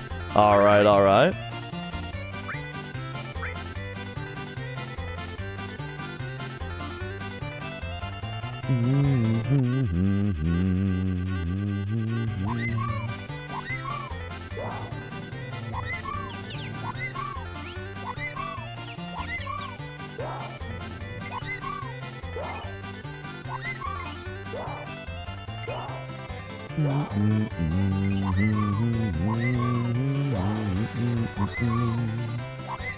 Yeah, I'm guessing that he's getting GP from the, from this stuff right here.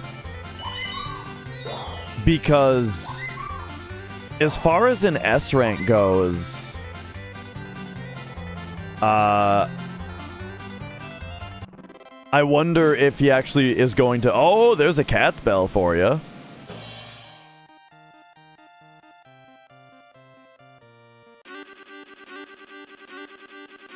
Like, I wonder if there's other stuff. Oh, and he took the cat's bell. Wait a second. I always forget. Is winning 10 S rank races actually a requirement, or do we only do it to get the items? I always forget whether that's a rule that you need to get it. You do not need to win 10. Okay, yeah. So the reason for getting all the GP early on, right, is because he's actually going to win the individual prizes and then leave earlier. Yeah.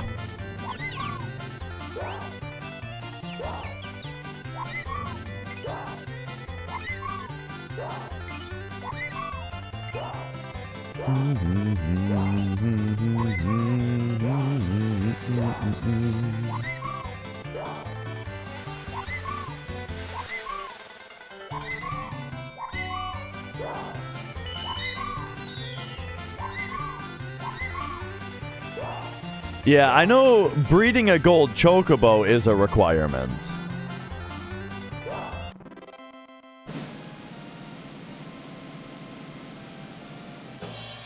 Alright, here's a cat spell for GP. Oh, speaking of cats. Hey, buddy. Nice solid 500 GP there.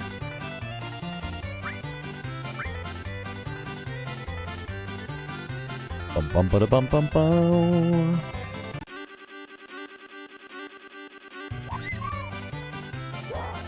Well, he's got 600. So it was C. C got Antarctic Wind, Fire Fang. Oh yeah, my alerts don't work today. Right, my bot kept crashing. I'm sorry, my bot kept crashing. Earlier, so I had to turn it off. So here, let me do this. Let them eat cake. Why, thank you. For the 17 months, thank you very much.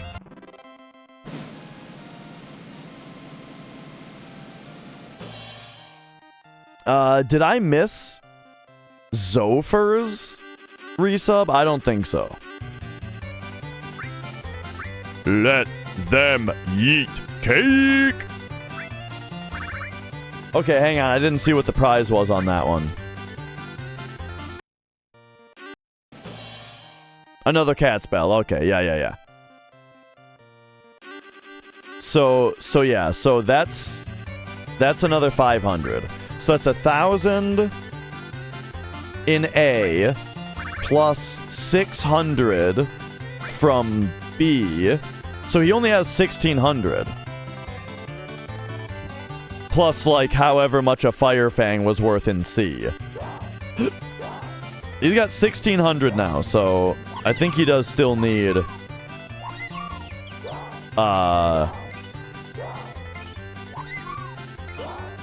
yeah, a fair amount more GP.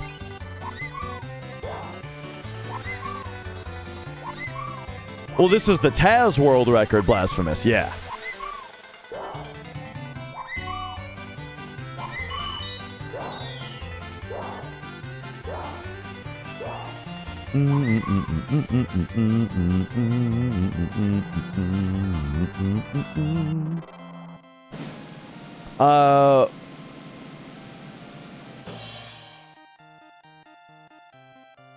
So one of them is Jill Plus and one of them is EXP Plus. And yeah, it's 2,000 for one and 1,000 for the other. Okay, so now he's got 2,100. What is TAS? It means this run was constructed by manually programming all of the inputs frame by frame. So somebody created a script, a frame-by-frame script of all the inputs for the entire 12-hour run in order to construct the perfect run. You know what I mean? And that's what you're watching. It's so perfect that they're purposefully getting Joe in every race so that the races go faster, and that's not even fast enough. They're also ramming Joe in the ass the entire time so that he speeds up, and then right here when they run out of stamina, they sneak in front of Joe so that Joe rams them, and that's as fast as you can possibly go. Oh, and by the way, they also got the RNG that gives them the precious watch. Because the RNG was based on the frame that they entered the Chocobo race in, which is controllable because, you know, it's a script of inputs. They know exactly what frame they're going in. Or they know exactly which frame to hit circle on. So yeah, and it's this the whole time. It's this like level of optimization and craziness the whole time, you know?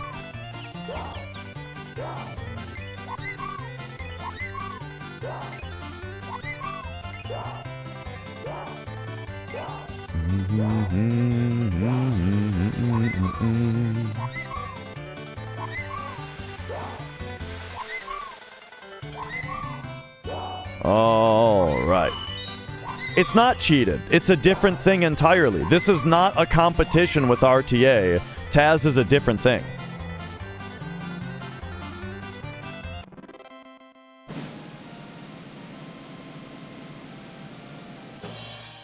And there's sneak attack. Beautiful.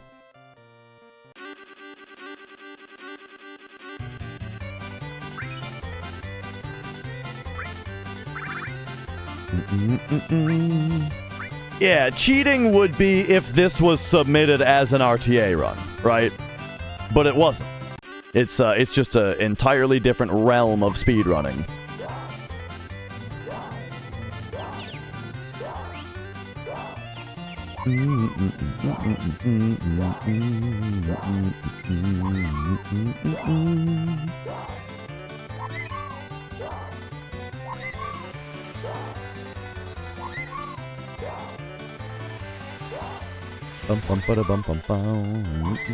It's very funny to think about somebody like painstakingly putting so much work into optimizing what is ultimately a 12-hour run, saving, like squeezing every single frame out of it that they can possibly squeeze with all of their extensive knowledge about every mechanic of the game and every little bit of code, right?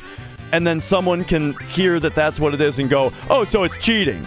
Like, come on now. You're embarrassing yourself.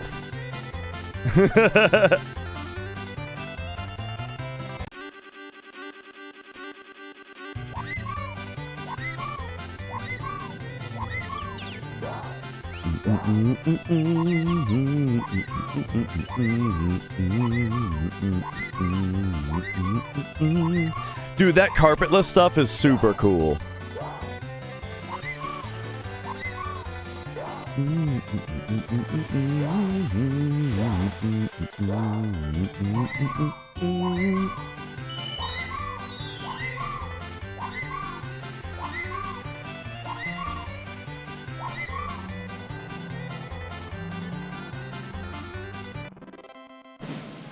All right.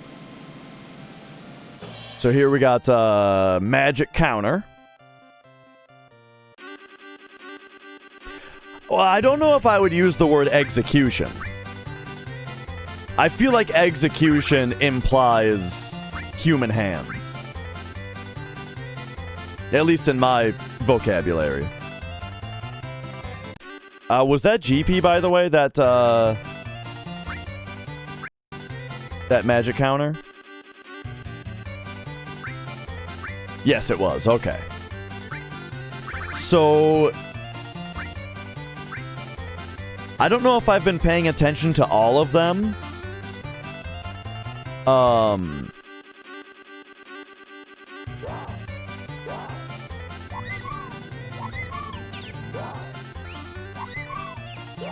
Yeah. Well, that's the thing, Mooncake, is that the perfect controller inputs, part of the consideration for what is perfect is on what frames is the RNG correct, you know? Yeah, you can be literal about it, but I mean, that's why I specify, like, in my vocabulary, I feel like if you talk about execution in the context of speedrunning, I feel like that implies untaz, you know what I mean? Regular no slots, there is a TAS for no slots also. It's quite a bit older. Oh yeah, somebody asked how old this one was. It's about 3 weeks old. Okay, hang on. So what was this now? 500 more GP. So there you go. There's the 3000.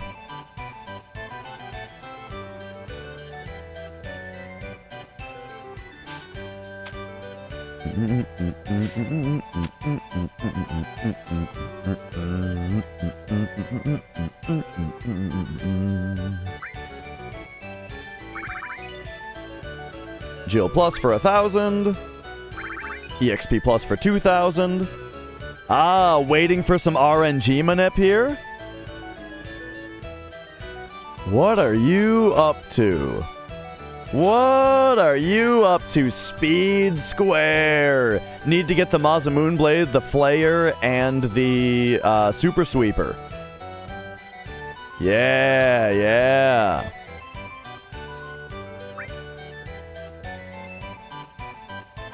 Alright, I think these we can speed up a little bit.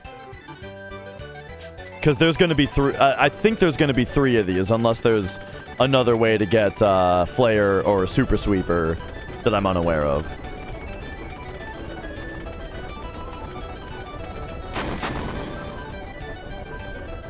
And let me rephrase, unless there's a faster way to get them that I'm unaware of.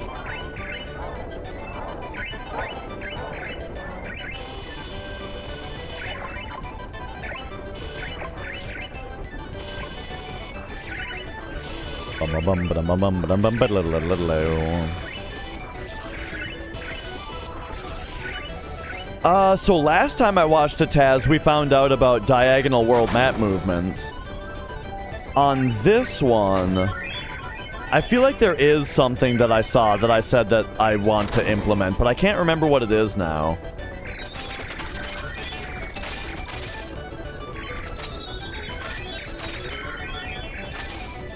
The last item, like the other one that the lady sells.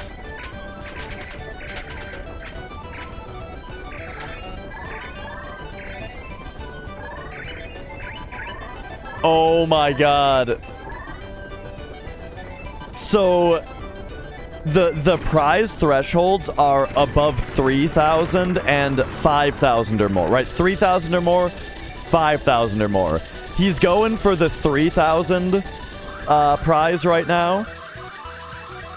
And so he goes up to 4,999. That's so good. There's so much like swag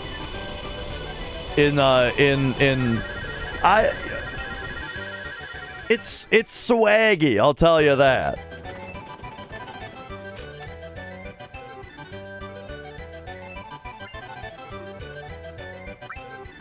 I guess I feel like the word cocky implies recklessness, and there's nothing really reckless about a TAS. That's why I'm saying, or I'm avoiding the word cocky.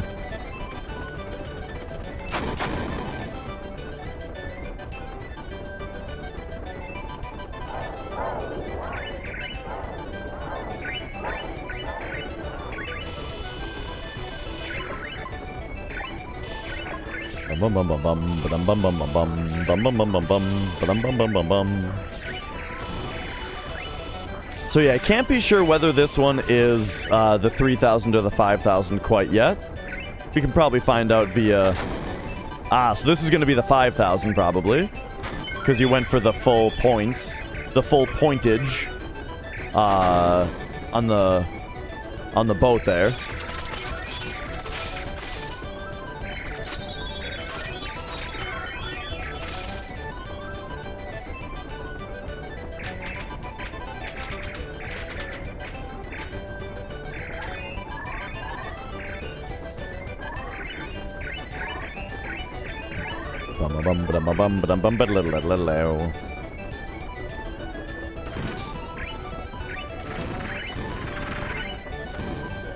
So here we see a repeat of the first time.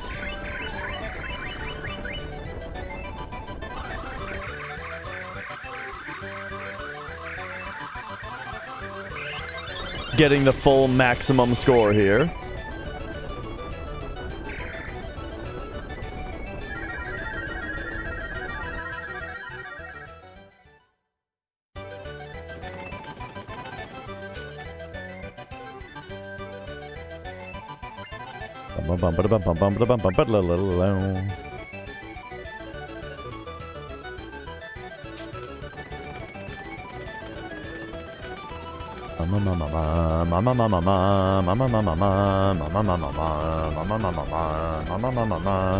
So I would think that the reason that you get the Super Sweeper and everything on the second visit is because you're already RNG manipulating anyway.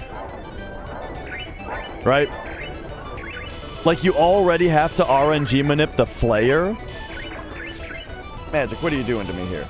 Like, you're already RNG manipping the Flayer. So you might as well manip the other two and then go into Creepy Guy as well. You don't manip the Flayer, yeah you do!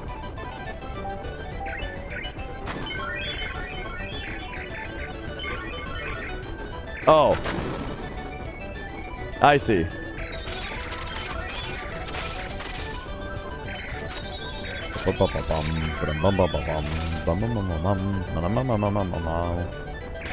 I see, I see. Well, never mind then.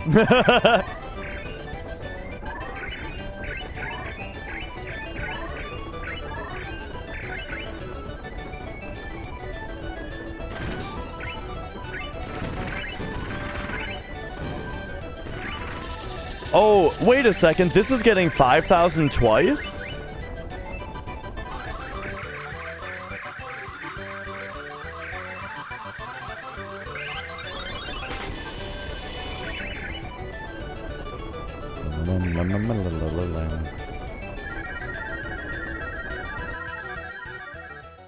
Oh, right. Because now it'll give the 3,000 prize. Yeah. Because you already have the Flayer, you just get the 3,000 prize, whatever that is.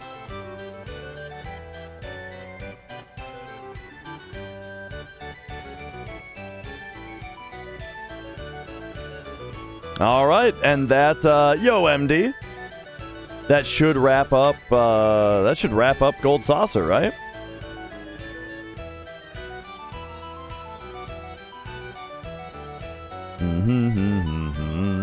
Except for special battle later.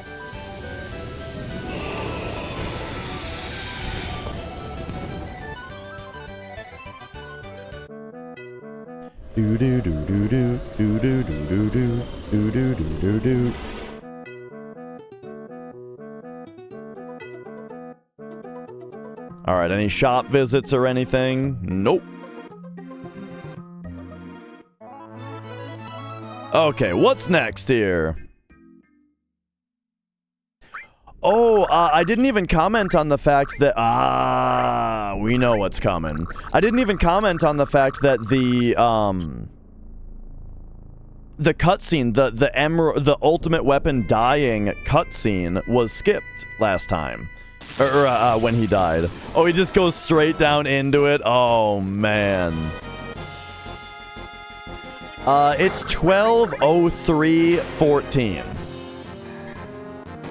Wait, is he getting trumpets? Is he getting trumpets in this fight because of the...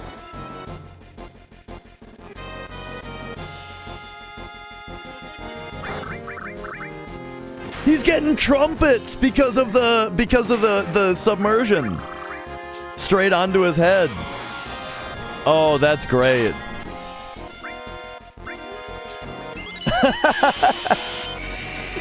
Oh, that's good stuff. So yeah, if you get into a battle right as the game is trying to load field music, it loads the battle music in this like glitch state. Wait a second, why does Yuffie have 10 HP?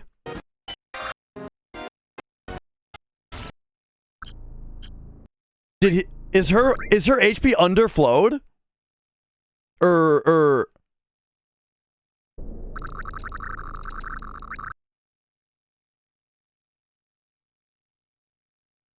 HPMP Swamp wouldn't give you 10. Unless it's like overflowed. No, it's this.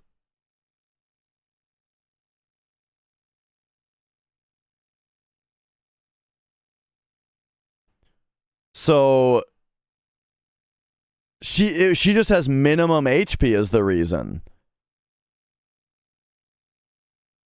She's got all this materia on and no HP MP swap.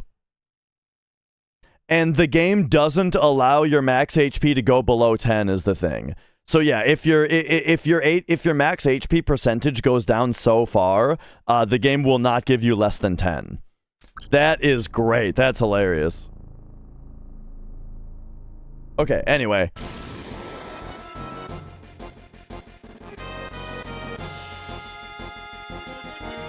Alright, so what exactly is this fight?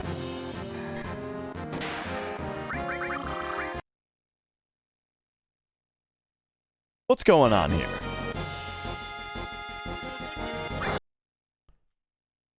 Sneak attack is what's going on. Okay, hang on a second.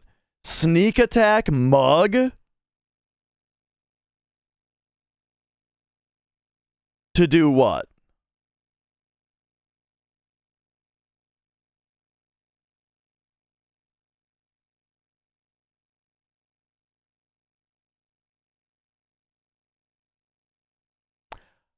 By the way, not only is this an incorrect statement to say that Vincent is the one that's caught by surprise when he's the one sneak attacking, but also he coughed. He was coughed by surprise. Anyway. So he is mugging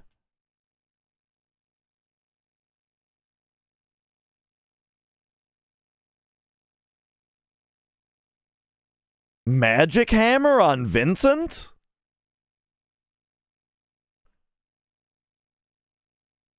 I wonder if that gets reflected.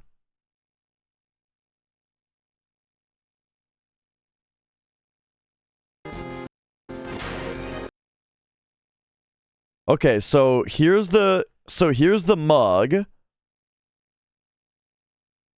And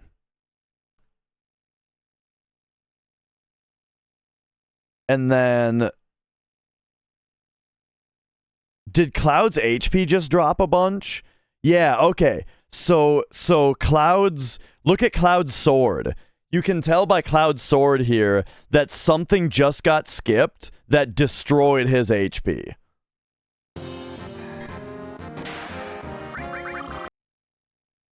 Okay, now we're Look.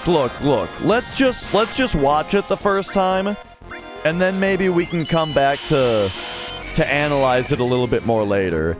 Okay, so yeah, the sneak attack, right, it skipped.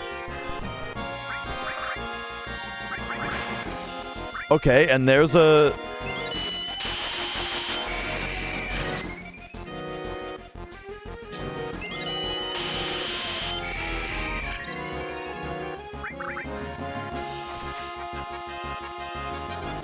Okay, so we've got Yuffie dead.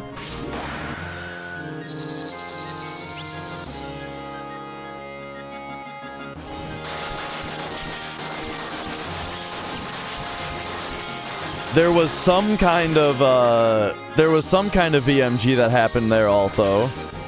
Whether it was a Knights of the Round, it looked like he went into the summon menu at one point.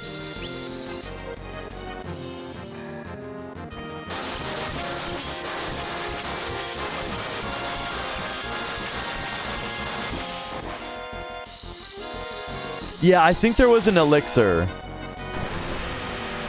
Right. I think it was a mug skipping the Omni Slash, and then he mimed the Omni Slash that got skipped.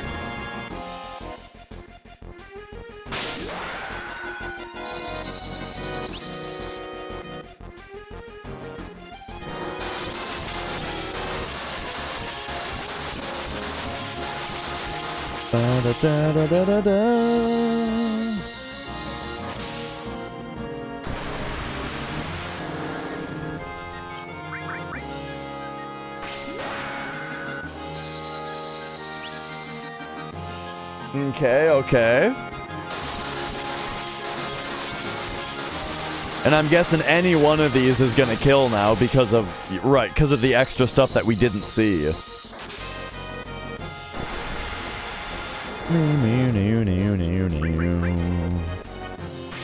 But I'm sure he's gonna VMG the oh, because if you try to VMG a mime, then he mugs instead of Omni Slashes.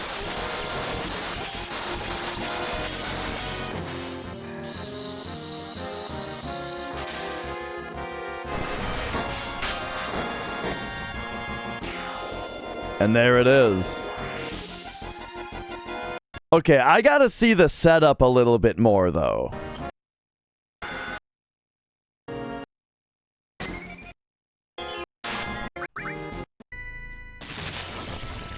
Okay, so let's really take a look at this. Right, everybody thinks it. So, what is this magic hammer business going on here? He puts a mug in and then goes into Cloud's... Oh no, it might be Big Guard. He's probably pressing down and circle and selecting Big Guard, and then this is the select all blink, not trigger. Yeah, not triggering. Okay, I see. So also, my bot is broken today. The bot is broken, so that's why there's no alerts. However, thank you, Nutwalker, for gifting that sub over to Dino.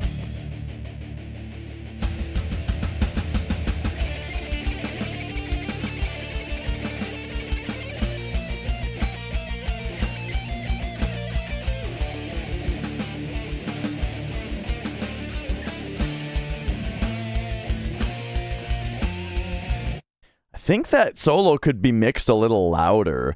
One thing I realized yesterday is that part of the reason that my vocals, I was tinkering around with my music yesterday, and I've been wondering why my vocals sound kind of weak, right? And the first part was that I didn't have any compression on them, and turning compression on really leveled it out in a way that made it sound overall better. But then I still didn't think that they sounded strong enough.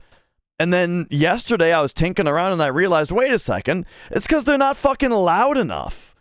You can barely hear them. That's why they sound weak. So that's funny. So yeah, I made a little bit of progress on that last night. Chaos Factor, thank you for the 62 months.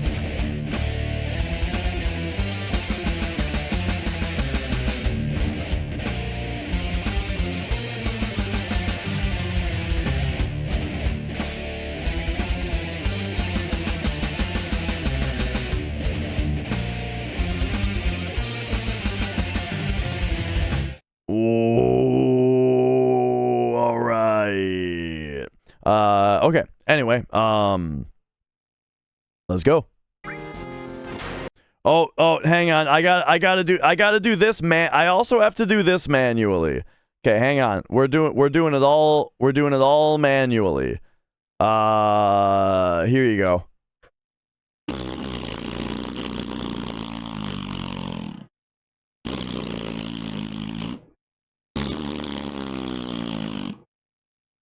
There you have it. Okay. Anyway, what were we looking at here? So we got a big guard. We got a big guard ready. So the first VMG skipped the emerald shoot. That VMG skipped big guard. Okay. It kept crashing earlier, Kino, so I gave up.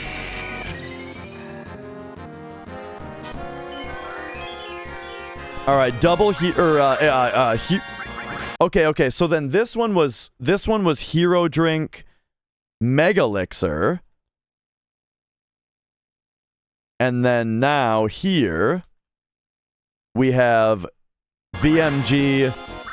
So there was VMG Knights of the Round. Okay.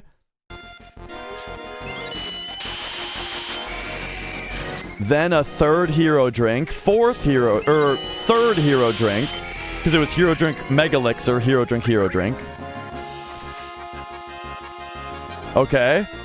Now, VMG Omni Slash into Mime. So there we go. So VMG got rid of Emerald Shoot, Big Guard, Knights of the Round, Omni Slash, and now we're Omni Slash chaining for the rest of the time. MR, thank you for the 8 months subscribing. And now there's a hype train going on. The collection plate is out, and among the congregation, Twitch says it's time.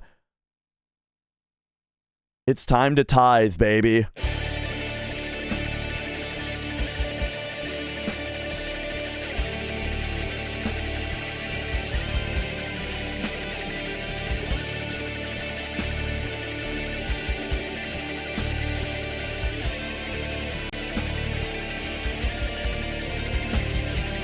Oh,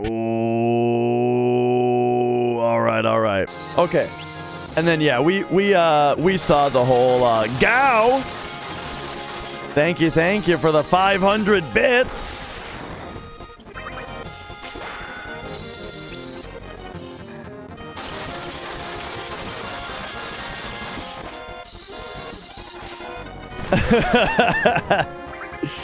Oh no.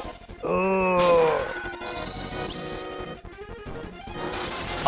I'll have to look into the bot later. I don't know what's going on here. Blasphemous, thank you for subscribing at tier 1. Thank you. Kanata, well, thank you for gifting a sub out there. Where's Sparrowgrass? He might finally get that hoodie cat he wants. He wants so damn much.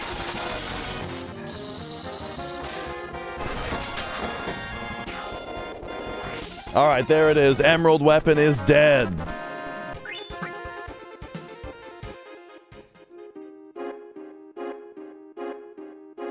Yeah, what a crazy setup on that one.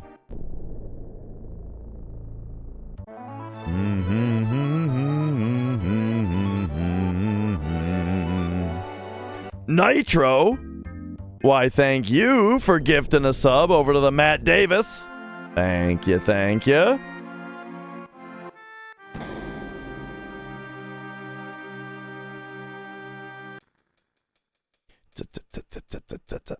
All right, and then here's that key going to good use. Battle skip there among the stutter step in here through the hostile territory. That's right, sufficiently advanced moron. That is exactly it.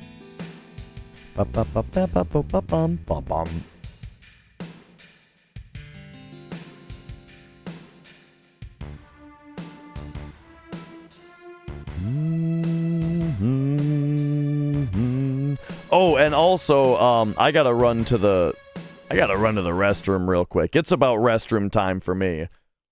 I will be right back.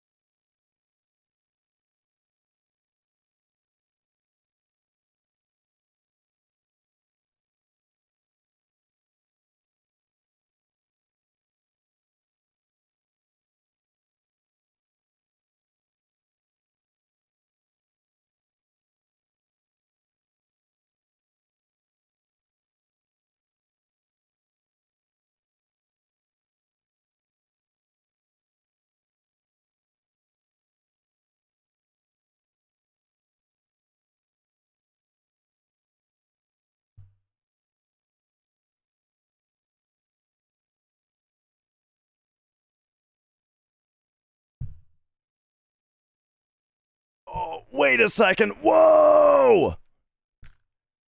Hang on a second. Hang on a second.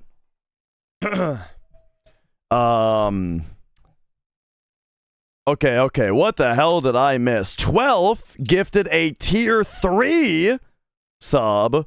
Oh my god. Here, how about this one? What?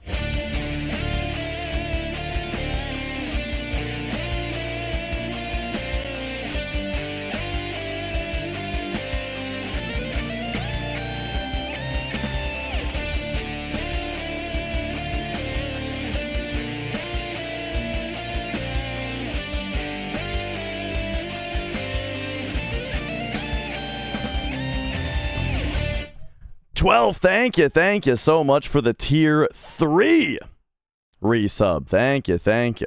And Oak Jam, thank you for the 3 months. Is that a name change? Oak Jam? I feel like that's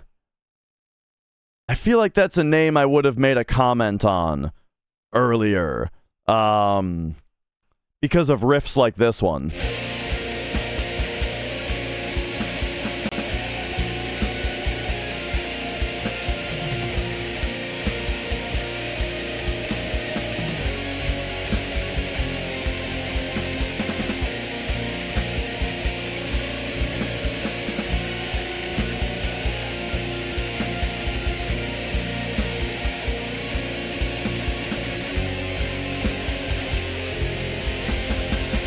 Oh, all right.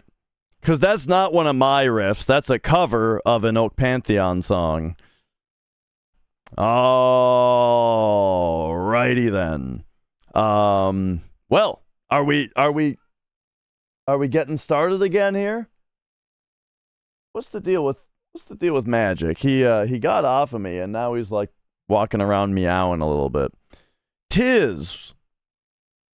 Well, do enlighten us here. Hang on a second. Now we're. Oh wait, I can't. I can't pull this over to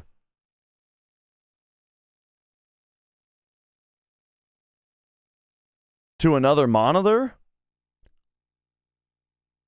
What the fuck? What if I do this? No? Oh my god.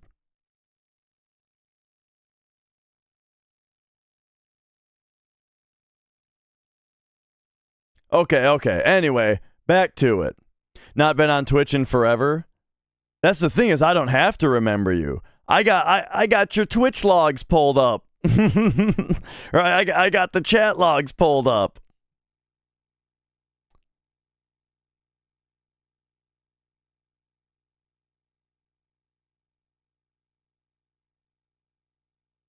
But no, I can't say. Yeah, 2022, June of last year is the last time. I see. All right, let's move on.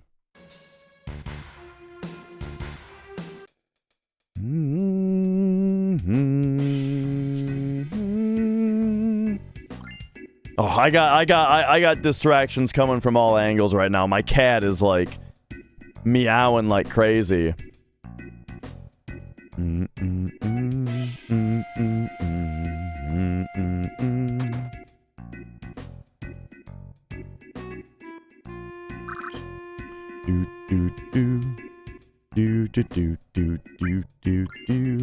Well, Matt Davis is another FF7 runner, also.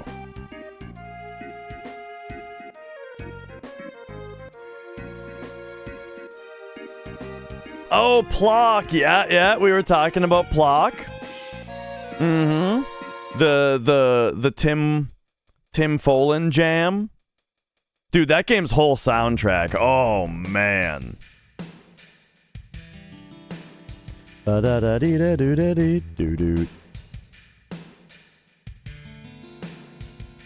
the cats are now interacting with each other.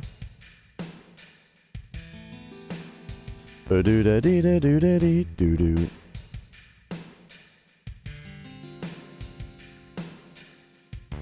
Yeah, the Pictionary soundtrack is a classic. Doo-doo. Doo-doo.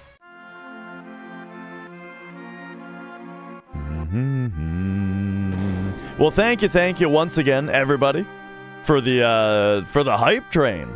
Shit. Thank you.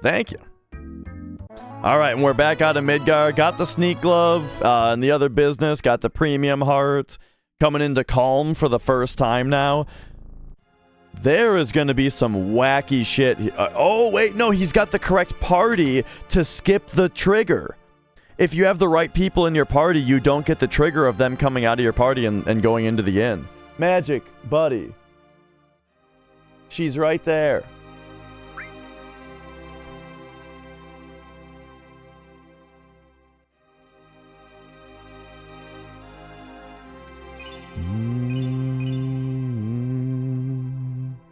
All the games he made soundtracks for sucked.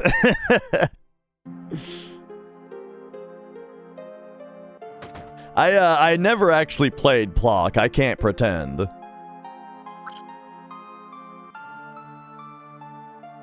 Oh, look at how far away he's talking to that weapon shop from. That's awesome. You can talk from it so far away that that left door is still the fastest way to go out.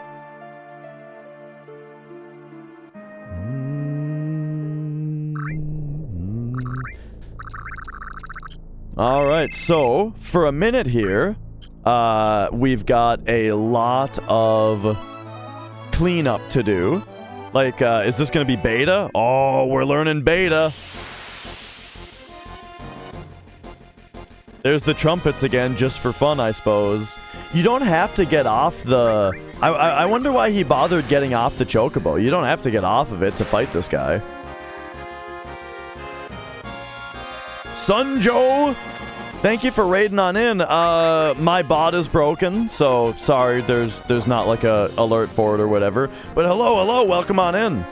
I'm Dash. We are watching the incredible tool-assisted speedrun of Final Fantasy VII 100%, done in 12 hours with PS1 load times. So yeah, it's been absolutely crazy. Alright, Yuffie back in the party. Little bit reduced battle speed. Okay. This must be for Ruby. Perhaps this makes a difference on Dazers.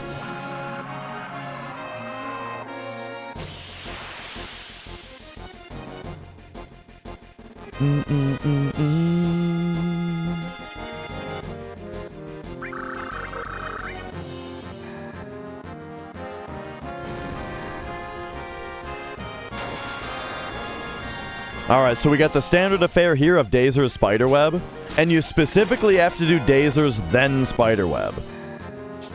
Oh, the battle speed was probably for the curse ring, actually. I bet it's to keep the curse ring from killing Cloud. Wait, does that make any sense?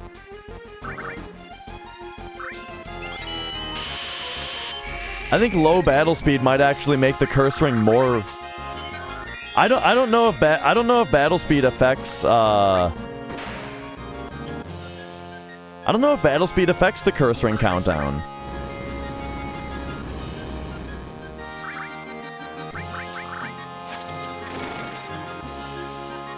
Yo, Hope.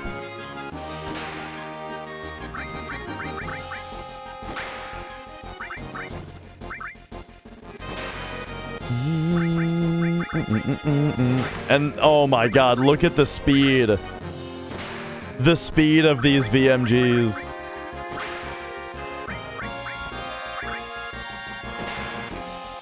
Holy shit.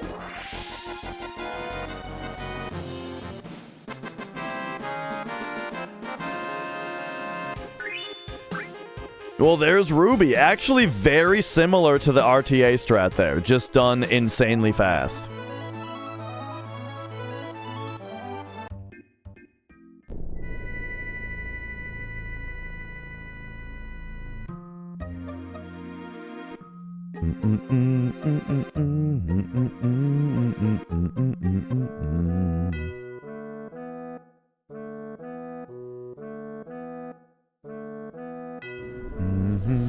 Oh, Hope, I verified your run yesterday. Sorry it took so long. And you had a question about the Chocobo manip and why the one that you used wasn't pruned.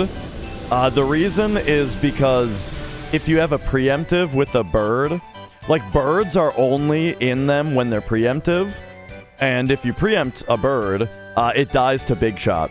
Preemptive big shot kills it.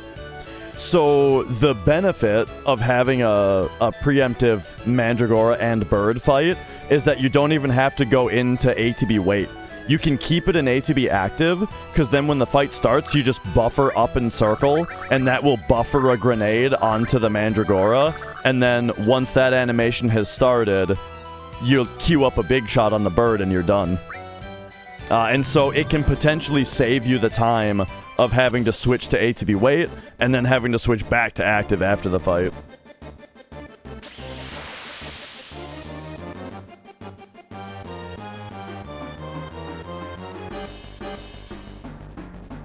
Bum, bum.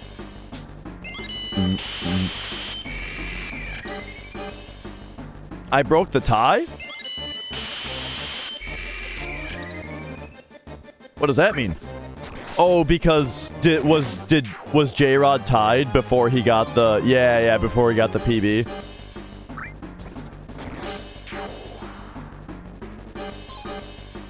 All right, here we go. It's special battle time.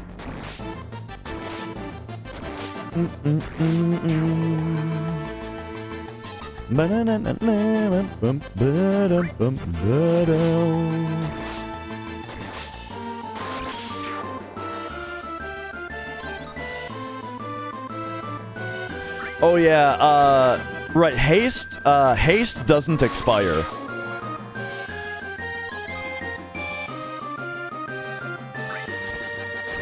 Or wait, I think I'm not following the conversation.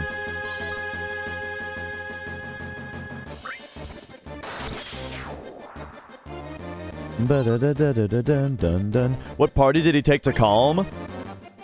Oh yeah, someone told you already. Yeah, Yuffie Vincent. If you have Yuffie Vincent, then the trigger doesn't occur.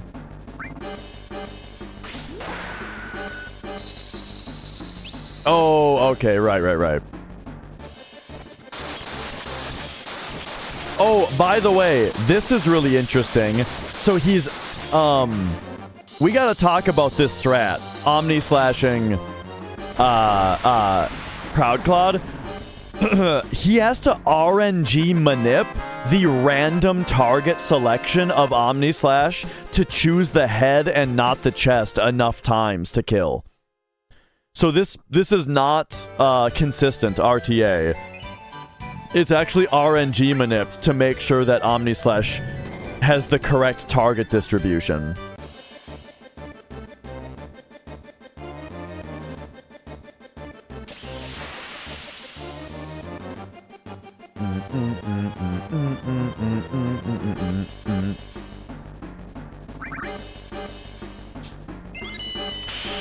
These hero drinks are to make up for the fact that Cloud has lower strength. Or too low of strength to do everything on his own. Wow, he's only using double cut because it's faster than 4 times cut. That's also very interesting.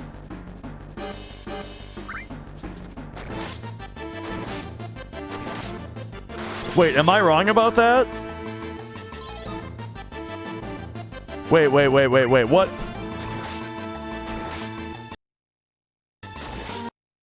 How did he kill the sandworm?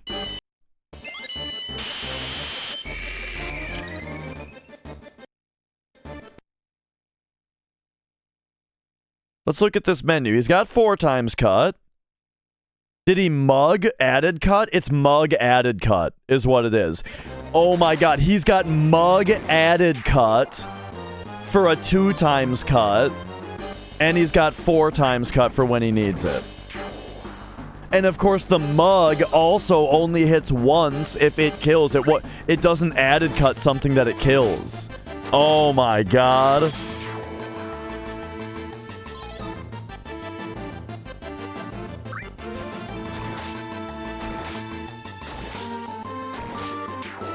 Yeah, that is awesome.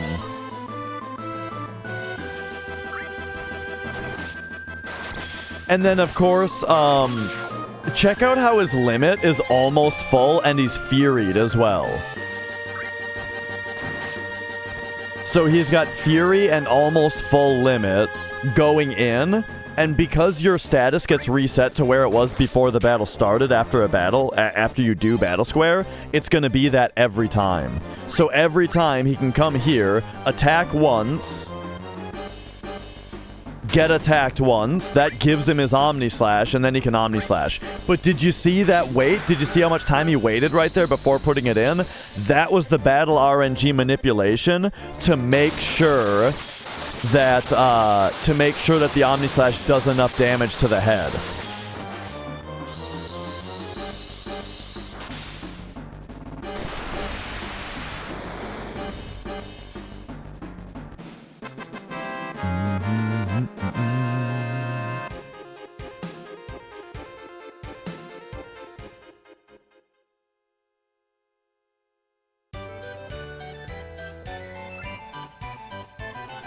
I did not see the steal yet.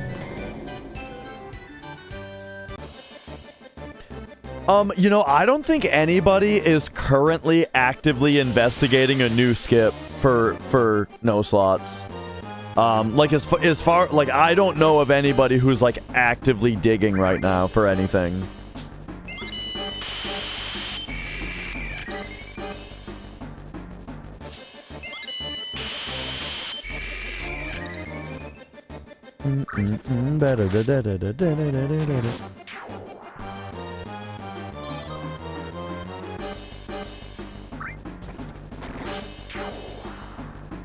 And there's the circlet steal. You also need the circlet steal here. If you didn't already get it, there was one, or that was one as well.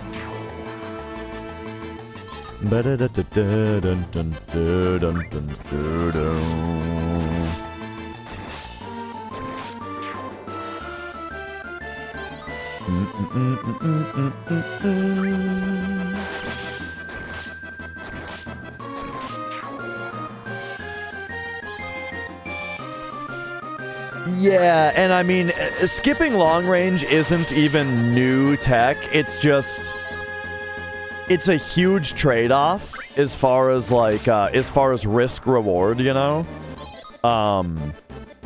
And it's a totally different step route and all that kind of stuff. And so yeah, there were just only a few people doing no long range. And yeah, Luzbel was one of them, and he got world record with it.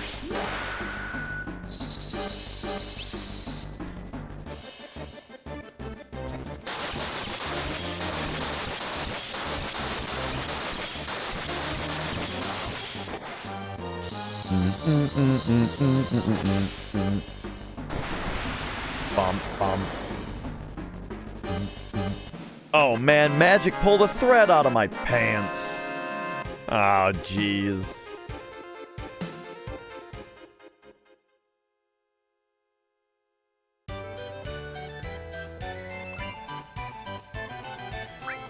Alright, so I think we're going into the 4th one now. And this is kind of the same as what we've already seen, so we'll take a quicker look at it this time.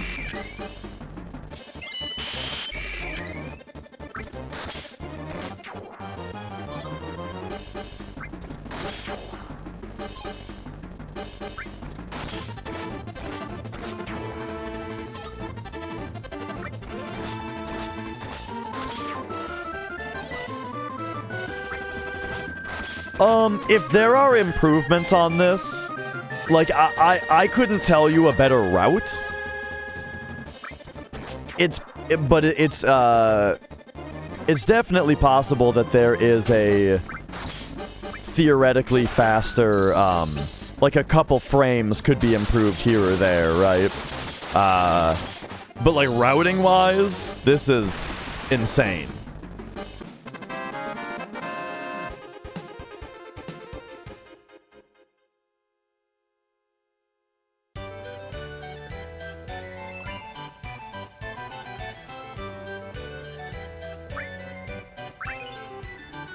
Alright, enemy lure, preemptive,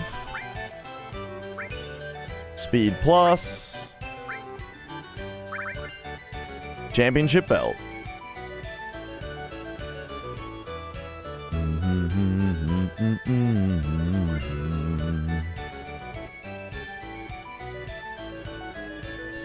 This is the 100% TAS Lion Squall from about 3 weeks ago. It's a 12-hour run for 100% with PS1 load times. Super insane.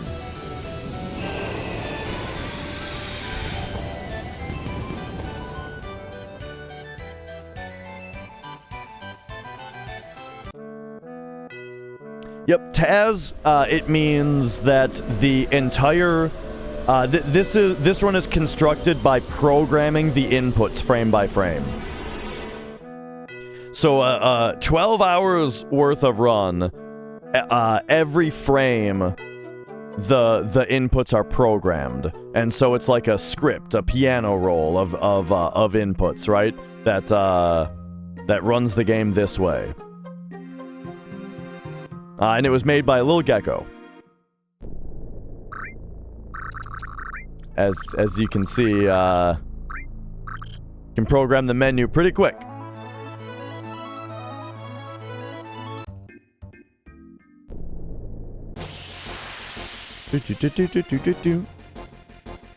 Alright.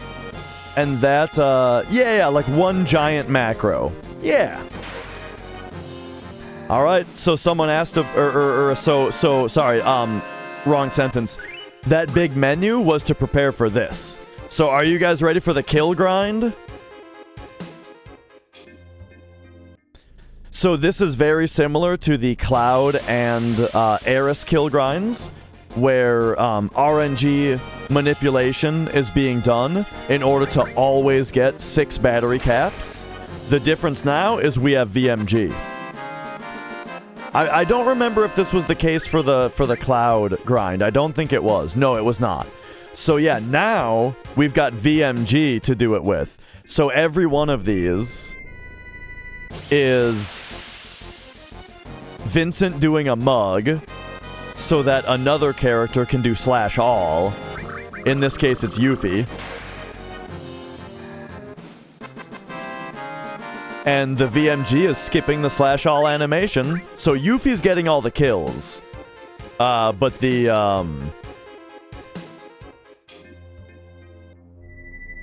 yeah, Yuffie's getting all the kills.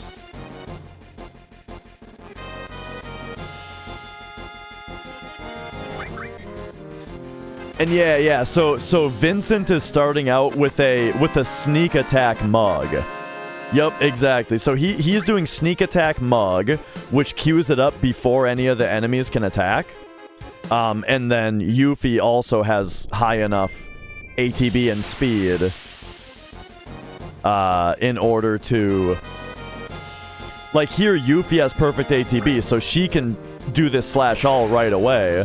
And then the mug goes off even faster because it's a sneak attack. So this is insane efficiency for leveling up, or for not specifically for getting Yuffie kills. Yes, this is the kill grind to learn all the limit breaks.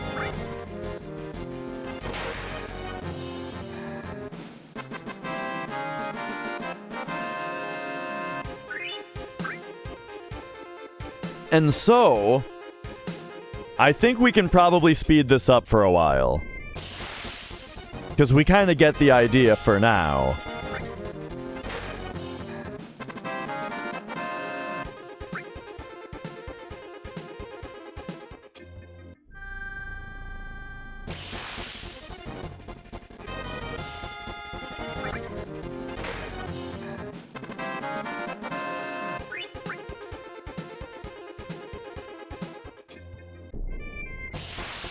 Yeah, as far as the Fury Ring, I guess it just doesn't matter.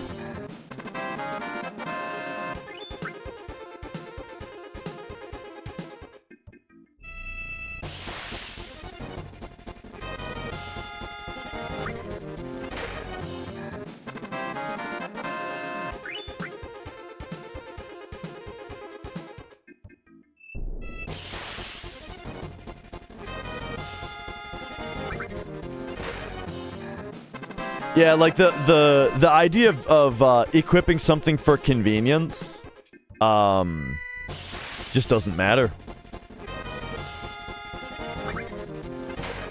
Especially because it would take time to put the Fury Ring on, right? But it doesn't seem to be, but it wouldn't save time.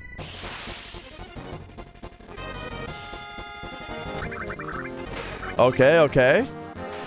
So now we're gonna get the limit uses.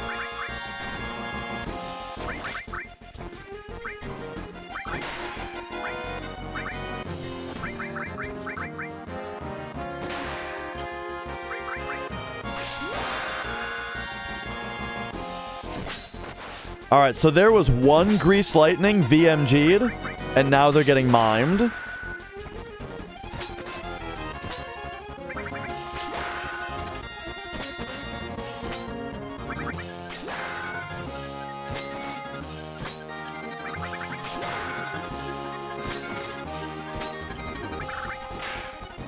Why no mug glitch? Because he's using mime.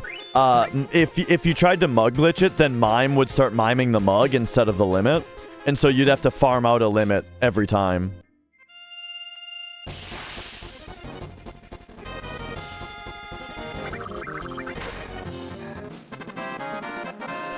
Alright, so we got her, we got one level.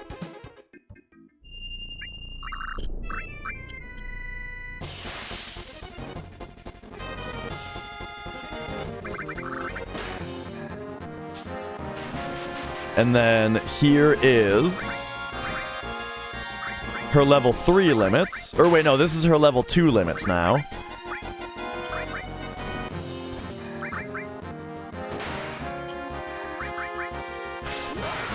So there, the first limit got VMG'd.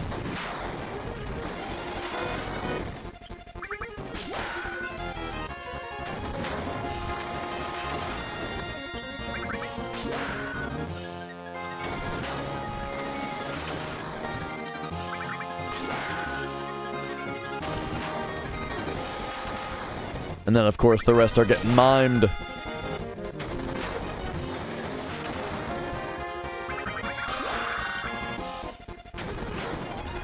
It's interesting that the enemies that are dead, but they still exist because their death was VMG'd. It's funny that they're still there. Oh yeah, yeah, a lot of W item duping is happening during this as well. Which is something that I do RTA also, is like there are certain fights where you have you're waiting for an animation or something, and so you got a little bit of time to dupe up the necessities.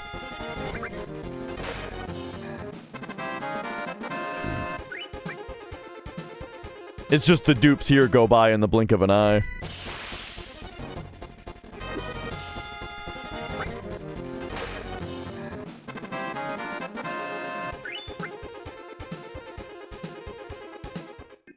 Yes? How come?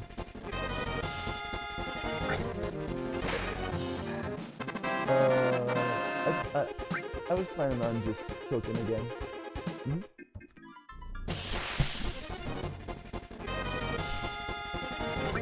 All right.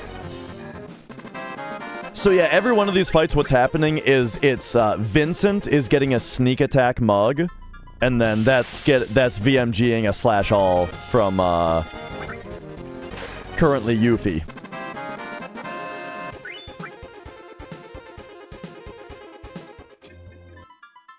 Yeah, that's why up on top every time it says caught by surprise.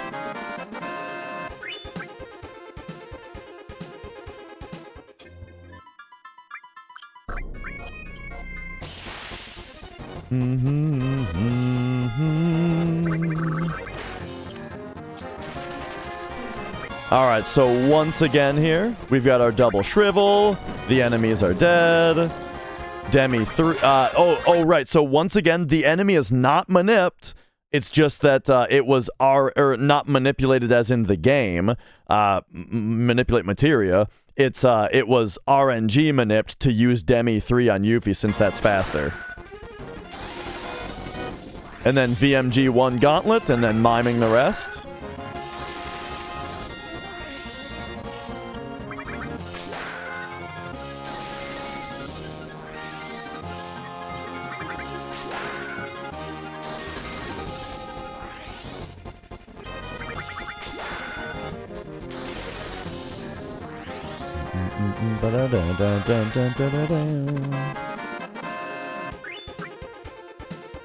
Alright, she learned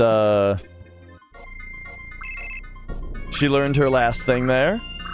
So now there you go, she was taught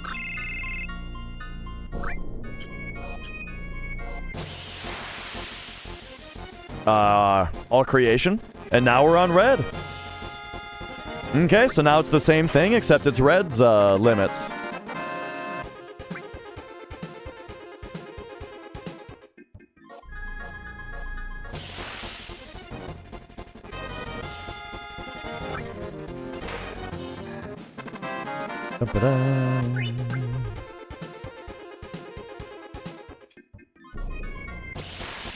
And so yeah, we're kind of just chilling now is the thing. Like, we know what's happening, right? We understand what's happening at this part. Right? Hopping on the chocobo to reduce the time between encounters. World map RNG manipulating, getting a 6 battery cap fight every time. Battle RNG manipulating the sneak attack mug into the /all. The sneak attack mug does a VMG, so we don't have to watch the /all animation. All of this put together right here for just insane efficiency.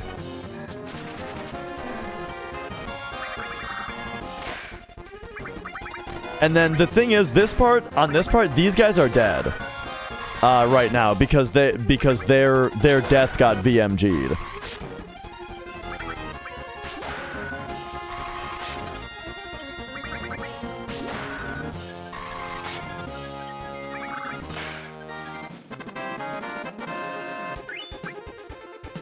Now, what did he VMG at the end there?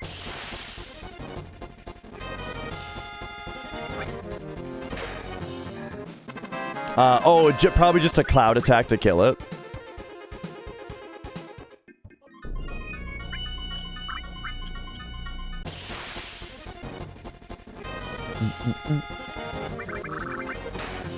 Alright, so we did Sled Fangs to unlock... What was it? Lunatic High? Now we got Blood Fangs to unlock...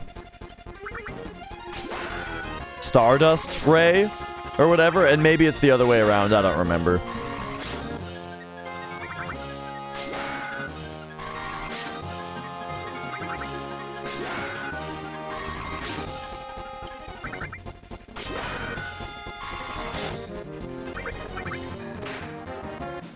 Yeah, definitely the mug at the end is just to skip the attack animation of cloud killing.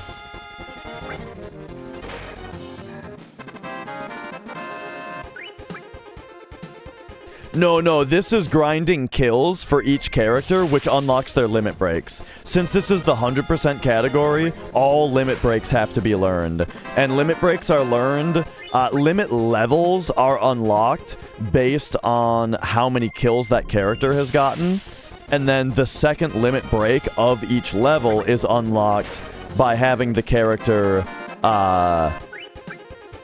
use the first limit of the level a certain number of times.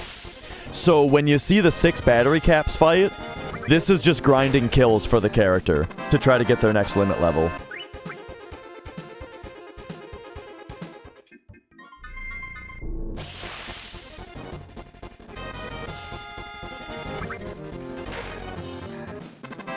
And so once he unlocks Howling Moon, then we'll see a fight that is, that has the Valeron in it, because then the Valeron can be used to actually use the limit breaks.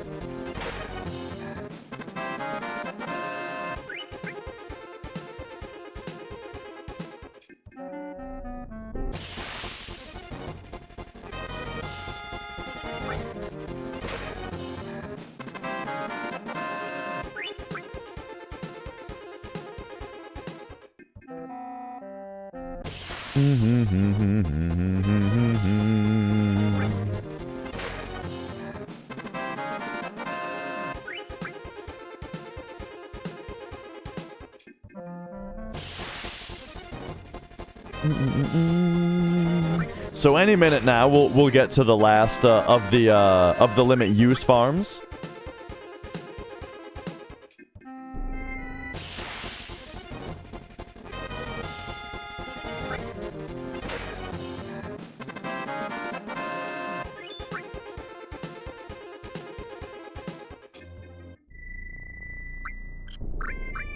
Alright, looks like we're getting into it, because now he just set limit level 3 on red, and now here's the Valeron.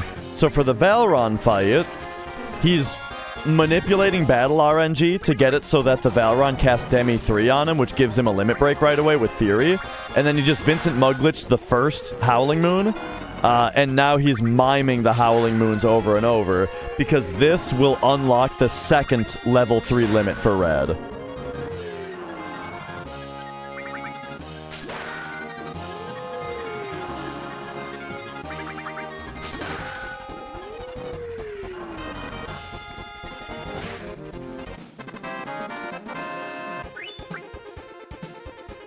And now that red is done, now it's a menu to teach Cosmo Memory to red. And then now we're switching to Barret because red is done. And now it's the same thing for Barret.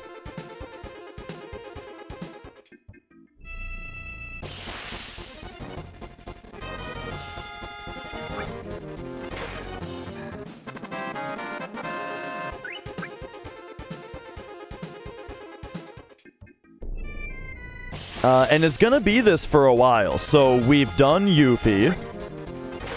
We've done Red. TAS is tool-assisted speedrun, meaning, but specifically, overall what it means is this run is programmed frame by frame, all of the inputs. The inputs are pre-programmed in frame by frame in order to construct the theoretically perfect run. The goal with a TAS is with 0 human limits, you know, with 0 limitations based on your own execution, how, and so using every single little manipulation possible and all of that, how fast can you possibly make it? You know what I mean?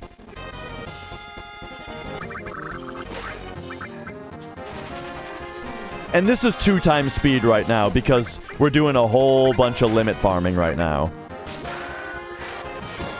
It's 12 hours. So this is a hundo in 12 hours and 3 minutes. And that's with PS1 load times, not with fast disk speed.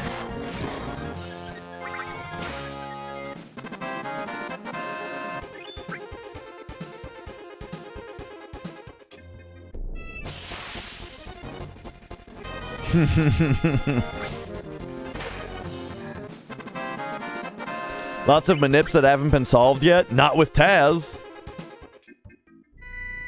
With TAS, all this shit is manipulated. For example, Vincent getting the sneak attack every single turn. That is thanks to RNG manipulation. That's not possible with RTA. Biggest time saves versus world record. I mean, you're looking at one right now. This world map farming, this world map farming is not really all that RTA viable. At least not this fast. In RTA, we go to the Mithril Mines in order to get like every battle has 4 or 5 enemies in it. This is guaranteeing 6 enemies every battle. So that's a big deal. But yeah, as far as like the differences, there's kind of too many to count. For one thing, the entire route is different as far as like what order things are done in.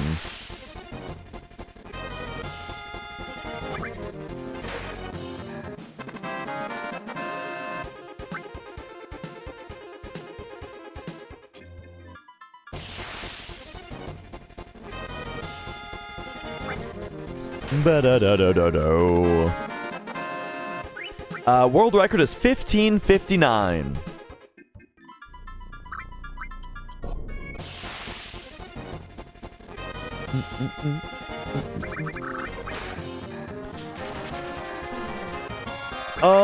So the reason that this is TAS only, sort of, is the fact that, so every time that you finish, yeah, it's MD. Every time that you finish a fight, the world map RNG is seeded based on your in-game time. And then depending on how it gets seeded, you then, in order to get a battery cap fight, you have to know where on the RNG table a battery cap fight is, and then your position on the RNG table changes depending on what inputs you put in the on the controller. And so then you have to do the correct inputs in order to get the battery cap fight every time. So like this movement right there, that was a very specific number of frames that he went down and up in order to get the RNG that gives the 6 battery caps. And now again, his IGT, his in-game timer, decided what the new RNG table was. He did the correct amount of movement to then get to the right spot of the RNG table to then get the battery caps again. Okay, so not only that, but he's also starting the battles on a specific frame, because battle RNG gets seeded depending on what frame, the global frame counter at the time that you're at when the battle starts, and that RNG is what's getting used to decide that Vincent is going to sneak attack every time. And that Vincent sneak attack is a mug, which is what's skipping the slash all animation. So there is it's somewhat RTA viable to get battery caps over and over again. Yes, Nav. Extremely, like, remarkably so. But yeah, so it is getting worked on, particularly by Blink, to get battery cap fights. But even if you're getting the battery cap fights every time, it's not doing the VMG every time, you know? Yeah, getting the battery caps RTA is gonna be essentially the hardest trick of all of FF7 speedrunning. Like, keeping up this manip is gonna be, like, the hardest thing. And then on top of that, it still won't have this part, where this battle goes really fast. We're still gonna have to watch the slash all animations, probably. RTA means real-time attack. It just means real person with a controller playing the game, as opposed to a script of inputs.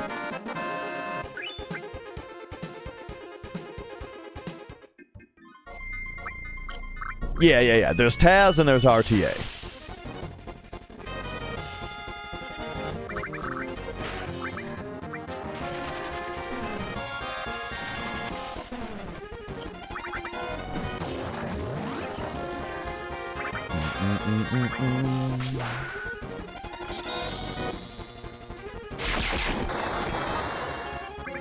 Alright, so here's Barrett's satellites. We already did his grenade bombs, and so we are just about done with Barrett here. And he's one of the characters that takes the longest.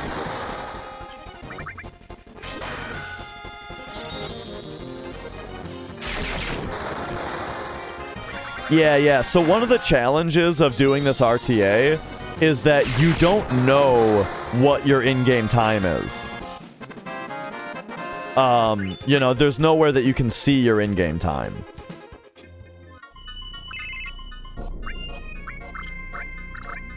So, one way that we have to try to estimate our in-game time that makes this somewhat viable is this little toolio, where you can say start and say, okay, I started at 6:42:37, right? And now this is an estimation of your in-game time starting at that spot that you started it. And if you watch this for a long time, you'll notice that it drifts from the real time. You can even see it right now. You see how this is already incrementing slightly faster than this is? It's because this game's in-game time goes too slow. And so you need something like this to estimate what your in-game time is if you're not looking at the menu. And to do this manip, you're not looking at the menu.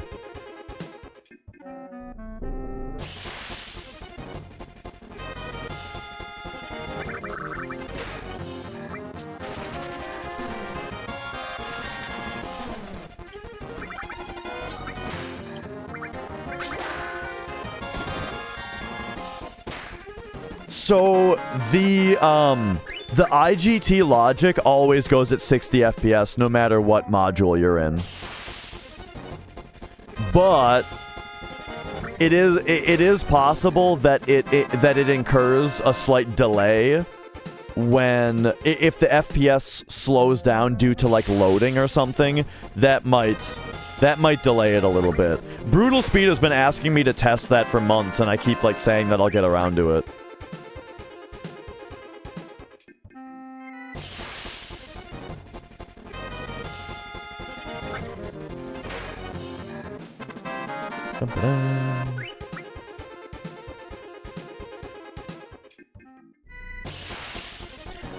I swear every time a battle ends, I hear the sound of a mine of a landmine activating in Fallout 3. Do you guys hear it? Do you guys hear what I'm saying? Every time that the world map loads in, it sounds like a Fallout 3 landmine is activating. Okay, listen for it. It didn't do it. Of course, it didn't do it that time. It didn't do it that time.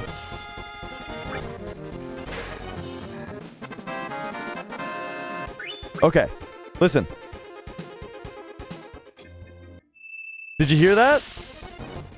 It's freaking. It's making me on edge. It's making me uneasy. I'm on edge because of it.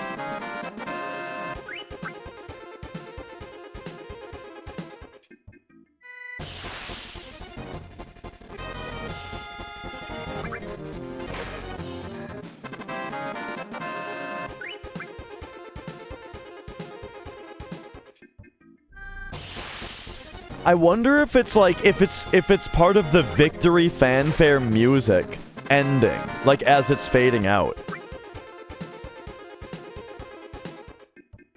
Like that, you know what I bet that sound is? I bet it's the fanfare music, and it happens whenever he exits a battle as quickly as possible. Like that. I bet it happens every time that a battle is ended as quickly as possible. But every time that he has to wait to IGT manip the world map? Well, why would he have to do that, though? I don't know. Maybe sometimes a few frames of waiting to get to the next second seeds the RNG table in a way that allows an even faster fight to be obtained. And so sometimes he waits to manip it. And you can hear when he does that because the music ends at a different time. It's kind of wild to think about, really. Because every battle is taking the exact same amount of time. Because it's sneak attack mug. Next animation is skipped, battle is over.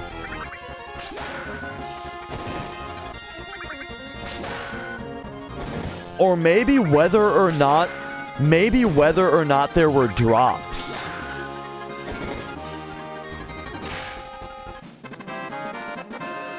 Oh yeah, Hope.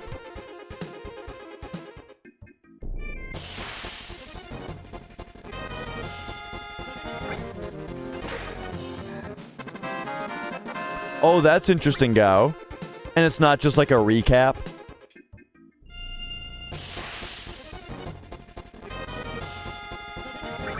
Alright, let's pay attention here. Let's pay attention to the click sound. Drops. And it happened. Kind of loud that time, actually.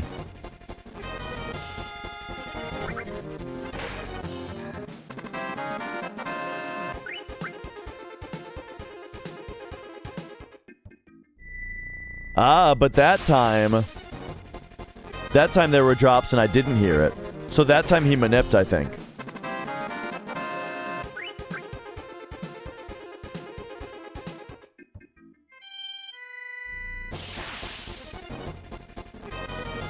He's on the chocobo because he is buffering circle. Or maybe not buffering, you don't have to with the TAS. He's getting on the chocobo while the screen is still black. Like, if we, if you really slow it down. So we're gonna go frame by frame here. Hang on, hang on. Okay, this is frame by frame coming out of the battle. And look, you can see Cloud getting onto the chocobo. And that's why it's turning. And then he's getting off. And again, the reason that he does that is because when you get out of a battle, the game gives you like a 5-ish second grace period before it gives you a... before it checks for a battle again. And when you get off of a chocobo, or out of any vehicle, it gives you a 1-second grace period. And so by getting off and on the chocobo really fast, he's replacing the 5-second grace period with a 1-second grace period. And considering the time that it takes to do that, that's saving about 3.5 to 4 seconds every time. If he didn't do that, then every one of these manips to get the next fight would take like 3.5 more seconds.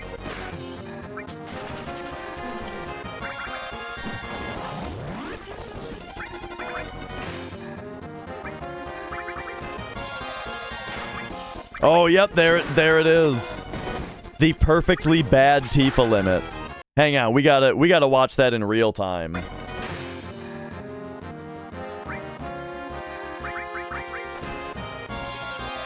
Boom, boom, boom, boom.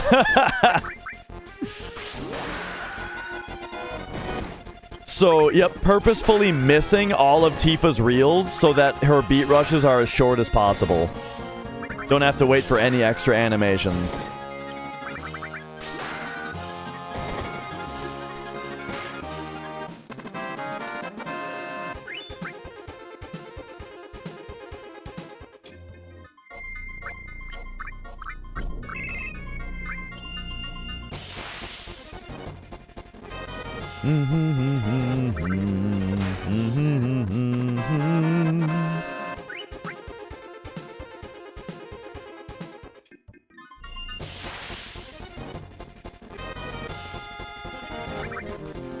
Alright, so now we're on to Kate Sith. This is going to be the fastest one because Kate not only needs very few kills, but we also don't need to use...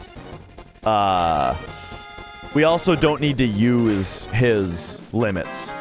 No soul for me! Thank you for the raid. How's it going, buddy? Hello, hello. We are watching the FF7 100% speedrun TAS. And it's in double speed right now because it's just the kill grind right now. So it's kind of the same thing for a while. But yeah, hope you guys are doing well. What were you up to? Vincent's mugs are starting to kill, guys. Oh yeah, this is my gaming chair. I got it from my grandmother. But yeah, thank you for following. A variety stream? Well, what was the variety today? Fighting games, Slay the Spire! Dude, Slay the Spire is really, really good.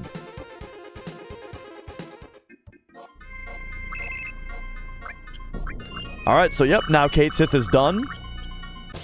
There was some TAS menuing for you. Double speed, though, also. Because, again, this part, you know, it's fun to watch, so I'm watching it. But I'm also watching it at double speed. Because, you know, we get it. We get it. Yeah, world map RNG the battery caps, battle RNG manip the sneak attack mug, to VMG the slash all. You know, we get it.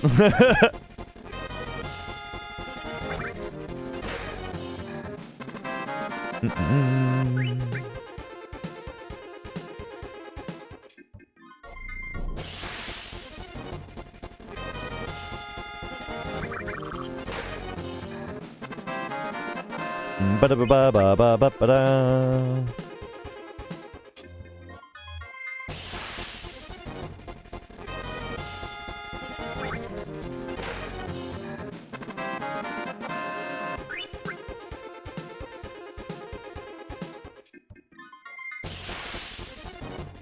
And all right. Oh, yeah. You know what game I still haven't played that I should probably get to pretty soon? Resident Evil 0. For GameCube. For GameCube.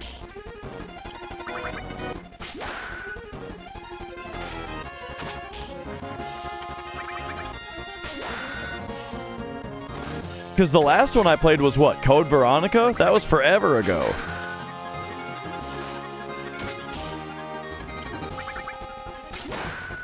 Da-da-da-da.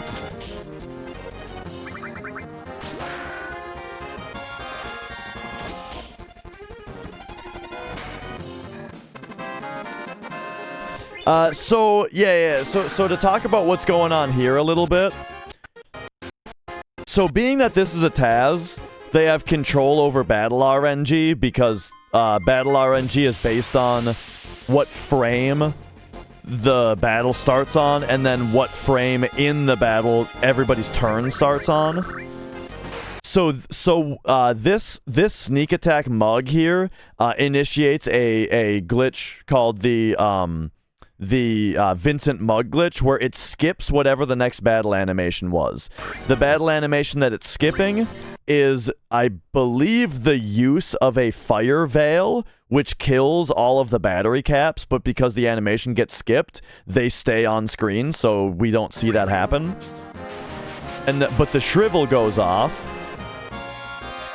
Oh wait, that didn't happen actually, because that's a double shrivel. Maybe it did happen, I don't know. Anyway, so there was no manipulate that happened here. It's just RNG manipulation that caused the Valron here to dive kick Sid. Perfect RNG there. And then that mug from Vincent then skipped Sid's animation. And now Sid is gonna mime. Now Sid's gonna mime the rest of them. So VMG for the first one. The rest of them get mimed.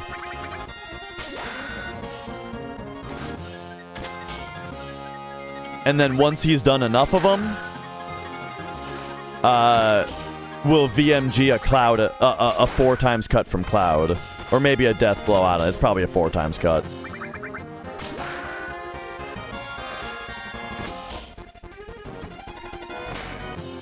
And there it is, the mug at the end to skip Cloud killing it. So, different RNGs are controlled by different things. When the world map loads in, so like the end of this battle caused the world map to load in right there, the RNG table of the world map is seeded based on your in-game time when the world map initiates.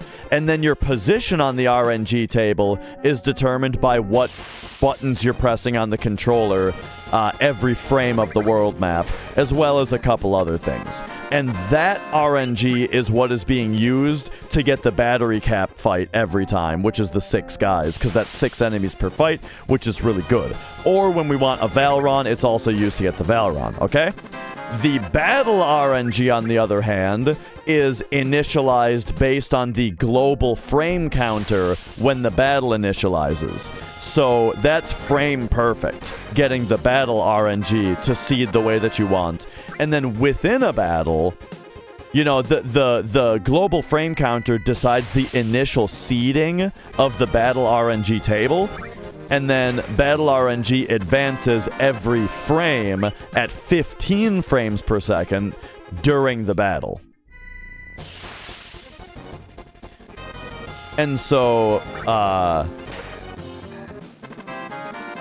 yes, exactly. And so, yeah, the loading of the world map in, and then that quick run down and back up is a specific movement to very quickly get the correct fight every time, and also get it next to the chocobo, because getting on and off the chocobo resets the grace period that would normally make it take longer to get into a battle, but getting on and off the chocobo sets it to a smaller amount of time before you can get into your next battle. So yeah, that's a thing also. So yeah, this is like, we are in like full Insano mode here, as far as the amount of manipulation and the precision of all of the inputs, and the amount of time that's being saved because of all of it. Like, this is wacky stuff.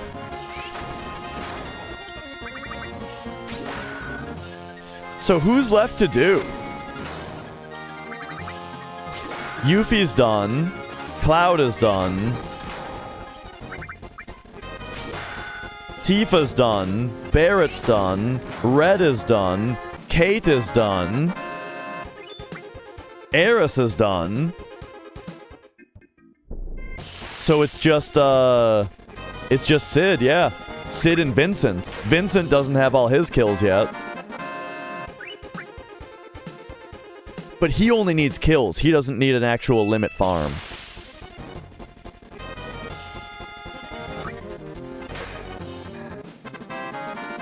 Yeah. We can tell that it's still Sid right now.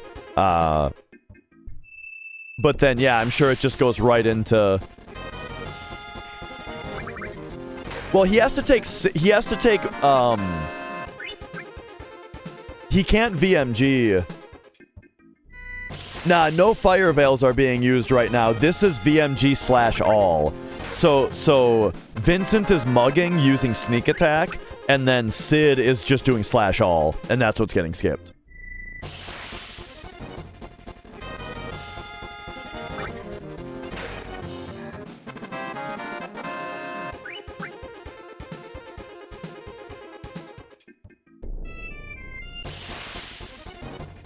Oh, it looks like he's doing the same thing every time. So the reason it looks like he's doing the same thing every time is because he's doing something really similar every time.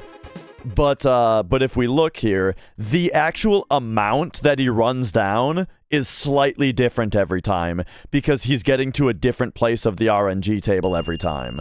Like right there, he ran farther away than last time, you know? Because he needed to advance more positions on the RNG table. And then right here, notice how he stops? For just a few frames, he stops moving and then goes. That's the battle RNG manipulation to get to initiate the battle on a different frame. And the length of time that he stops is different every time as well. So yeah, it's something really similar, because it's the same general process to just get to the correct spot of the RNG table and then start the battle on the correct frame. But the actual amount that you have to do those two things is what is varying.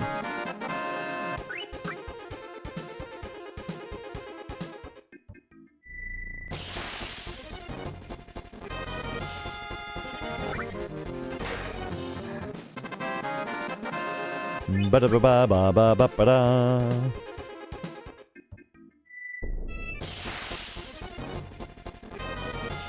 And I think we're almost done here. Oh, yep, we're actually on Vincent now. Wait a second. I need to see something. Is he sneak attack? Is he using sneak attack to VMG Vincent's own move? We're going to slow this down. Oh, he is using fire veils. Well, hang on. So this is Vincent. What's going on here exactly?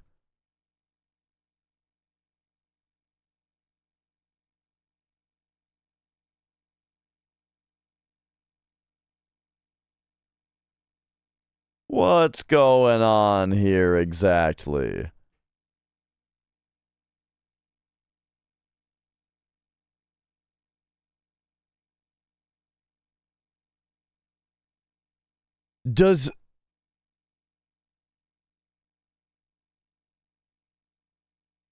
Because now, whose ATB empties? Sid's ATB empties. So those were Sid kills. Was it just a coincidence that he got Hellmasker last time?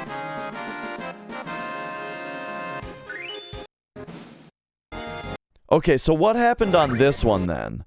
Why did Vincent get Hellmasker here? Maybe that was just natural.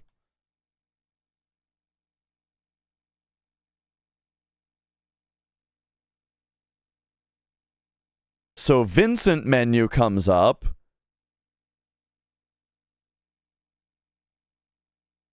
And it looks like he selected Fire Veil with Vincent. So yeah, on this one... on this one, he's using Sneak Attack to have Vincent VMG Vincent's own Fire Veil. That's why it's Vincent's ATB that resets here. So Vincent got those kills with the Fire Veil.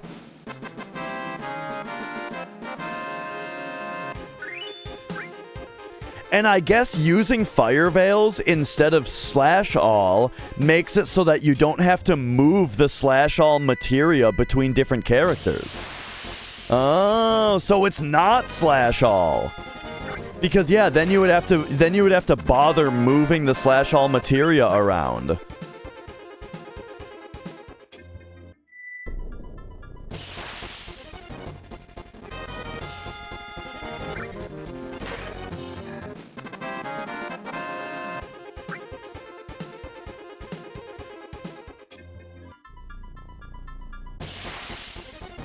Right, yeah.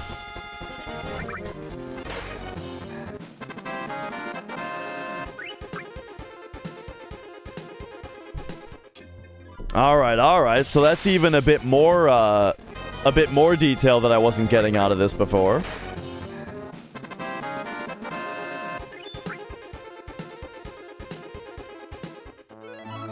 Oh, okay, we're done.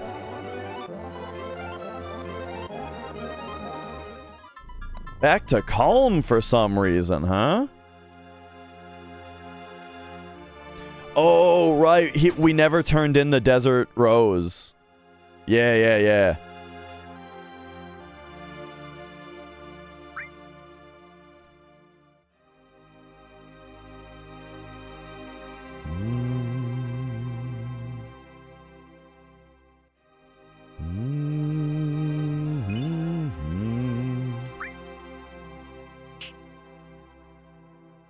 That snapping sound effect makes it sound like the snap really hurts. You know, it sounds like they're breaking their finger.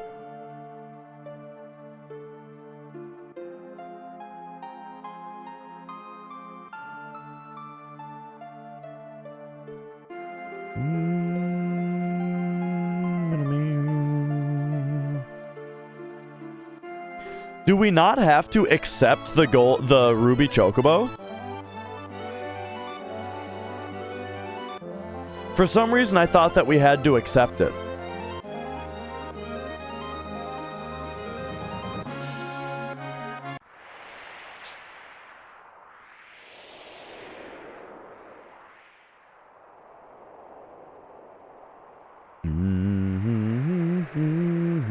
Like you had to name it, I mean.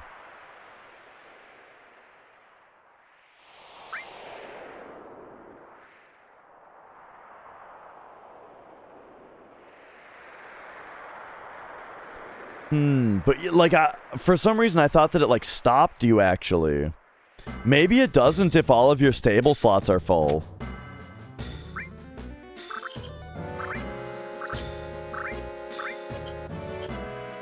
All right, here we go. It's the final dungeon.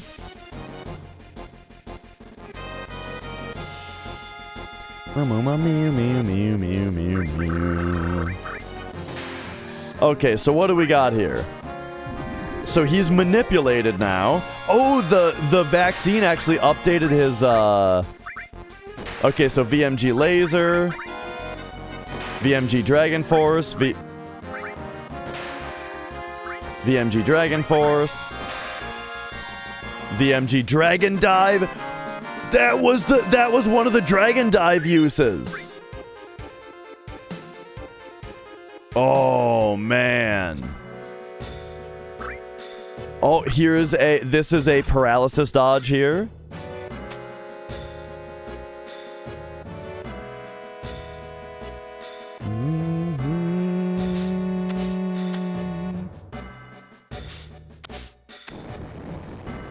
Notice he didn't stop when the rock started falling.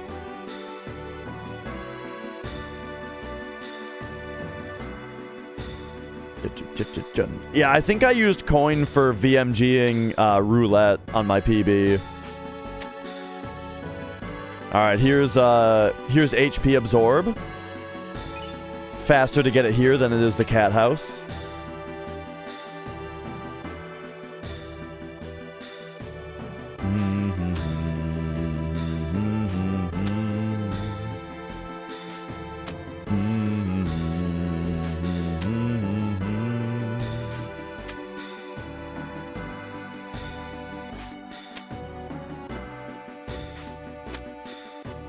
Yeah, it's just that here you gotta worry about steps.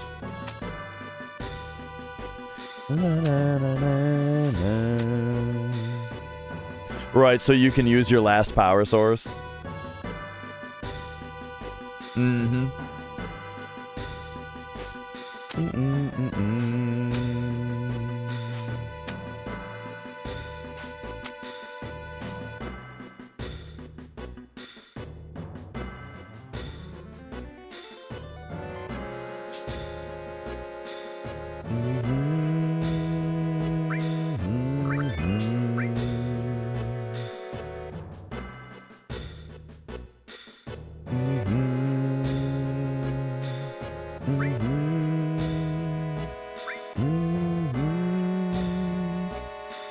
Old save crystal glitch there. Oh, and then he does this other paralysis dodge right there. Right, because if you don't split the party up, then it makes that part take longer. But you can you can paralysis dodge right there.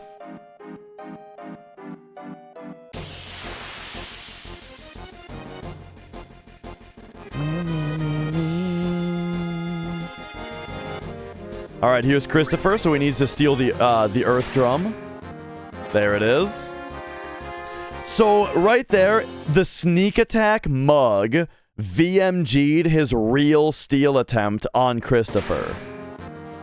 How does it work? I don't know.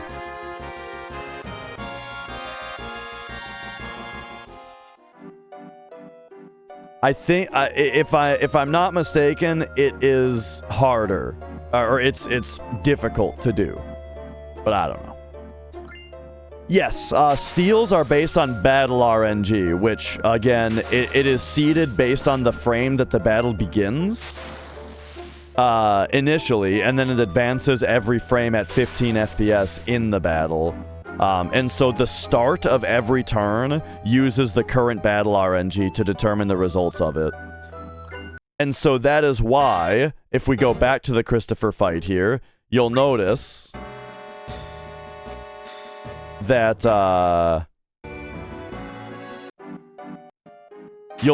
he stops in his tracks for a second. Stops, and then he goes. Did you see how he didn't just run into the battle? He stopped and then went. The reason for that was to get the correct battle RNG that will make that steal successful. Which is a pretty hard steal, by the way.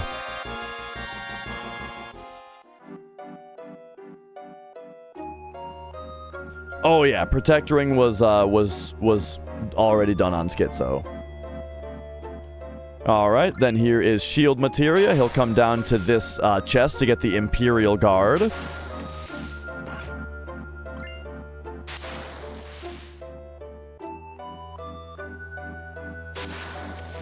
And that's all that's needed from here.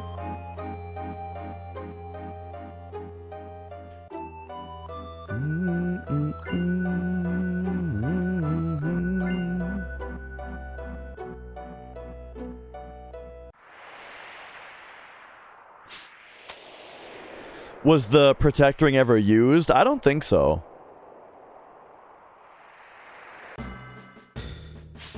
Yep, Mirror was... yeah. All the drops, obviously, were first try. I mean, you guys should have seen... Did you guys see the... Hang on, we're at 539.19. Okay, hang on, there's something you gotta see. Where's Wu Tai?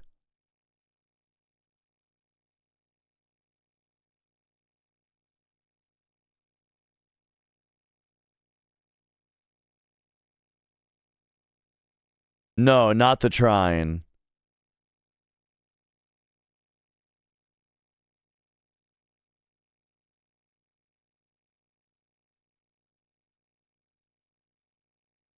Okay, here's Wu Tai. This fight.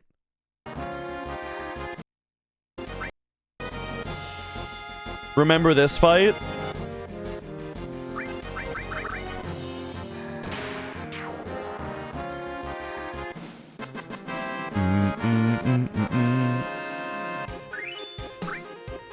Oh my fucking YouTube! Lunar Curtain, Light Curtain, and Bolt Plume from one fight? Oh, man. Alright, where were we? I said it out loud, but I didn't remember.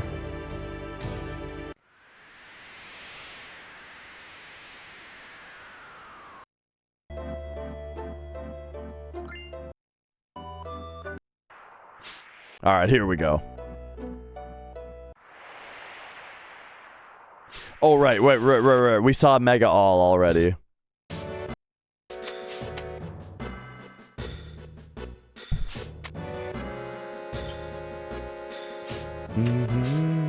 So a menu like that was a battle skip, by the way. Opening the menu right there was, it prevented a random encounter from happening.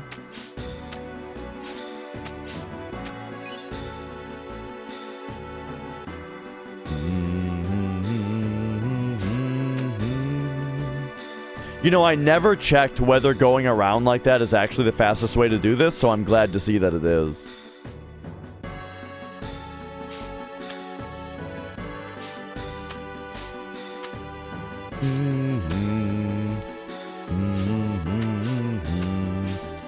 These chests don't have anything that we need in them. That one screen where you have to, like, go behind the thing and around and then climb up it.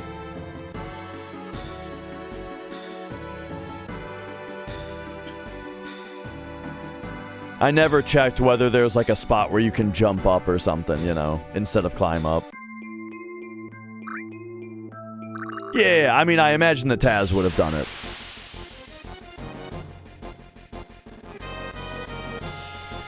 Yeah. The menu flashes that you see are battle skips, which partially is also to get the correct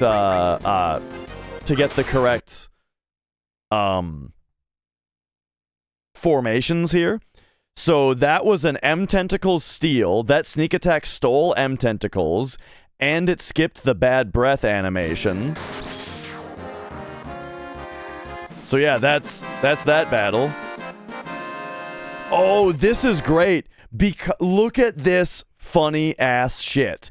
because the bad breath animation was skipped, the characters never switch to frogs, just like they don't die when you kill them with a VMG. But when their next animation starts, they do update their models.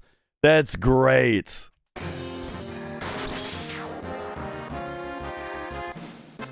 Hilarious.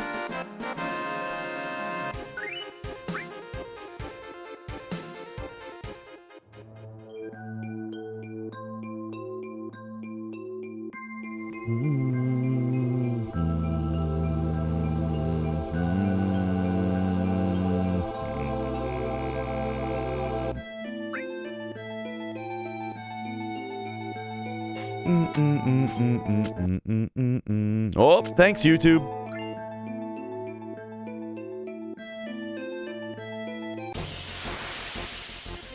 Bit of battle RNG manipulation there. Pausing before initiating this fight.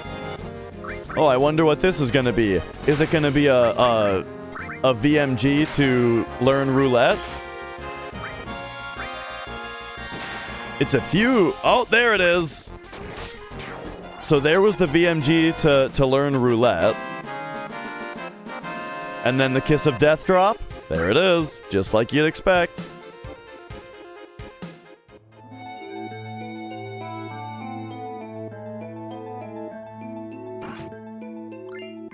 Tetra Elemental from that chest. And so now there's very little left to do. There's like Angel Whisper.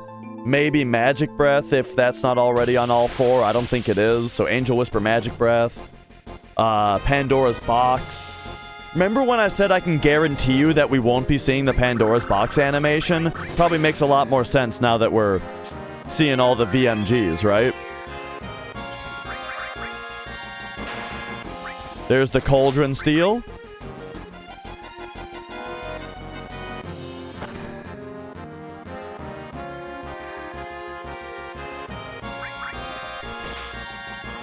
One more hit, Vincent Mug, and we learn Pandora's Box.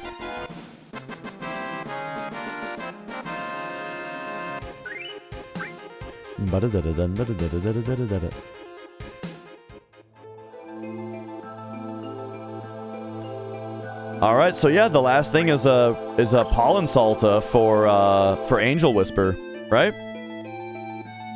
Unless that already happened and I missed it. Nah, here it comes.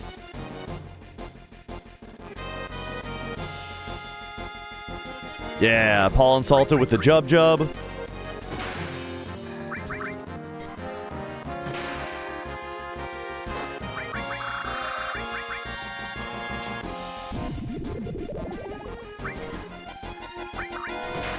Alright, and here it goes. So there's Magic... Oh, and level 5 Death. Wait a second. Pollen Salta and... They're both manipulated?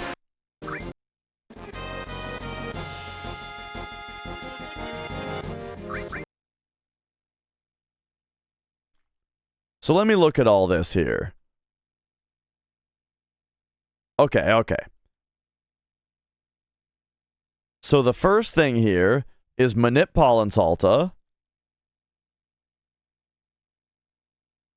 And the second... Oh, yeah. I didn't even realize Manip was on 2 characters. So both of the non-Vincent characters... So there's Pollen Salta Manipped. That's the one guy getting killed, I think. And then there's the other one manipulated, but with a vaccine on Pollen Salta so that we can keep mugging her. And then, look at this shit. Learned Magic Breath.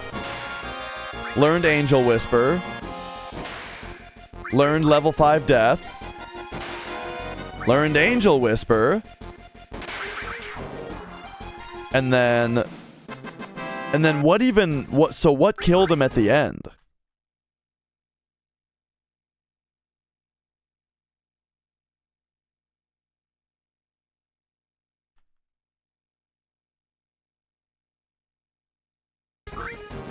Oh, there it was.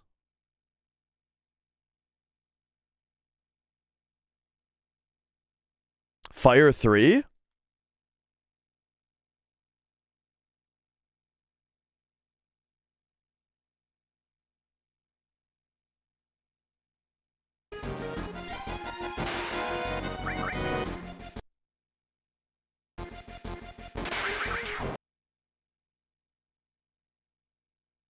Okay, so...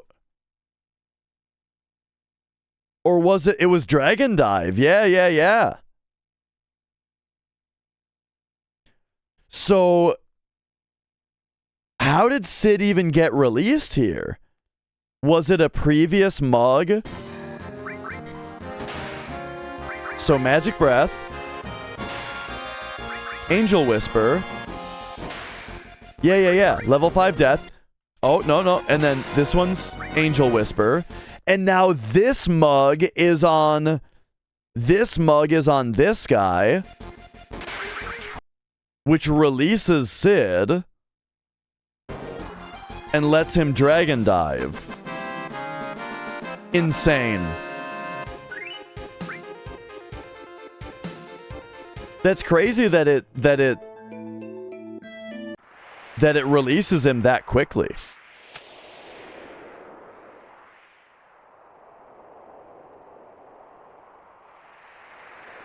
And that was it. Those were the rest of the items.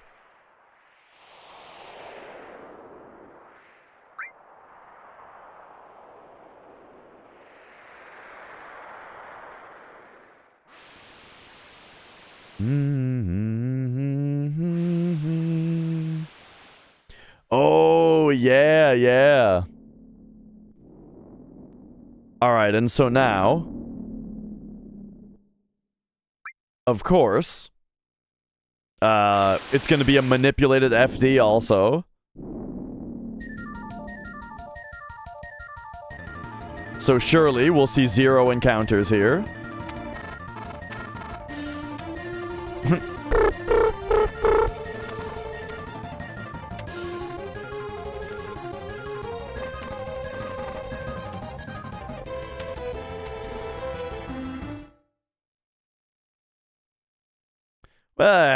We can keep going a little bit longer here.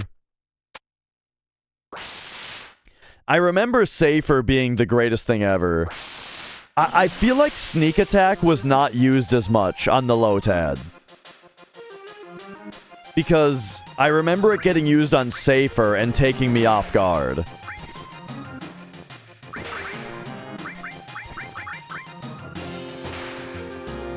Alright, there's the, VMG Dragon Dive right there, and we'll see, does he learn?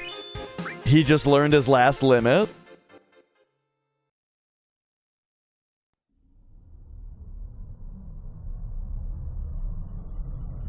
And I'm sure Vincent doesn't know Chaos yet. He probably teaches Chaos and, High Wind at the same time. I'm not sure. I might have just missed it.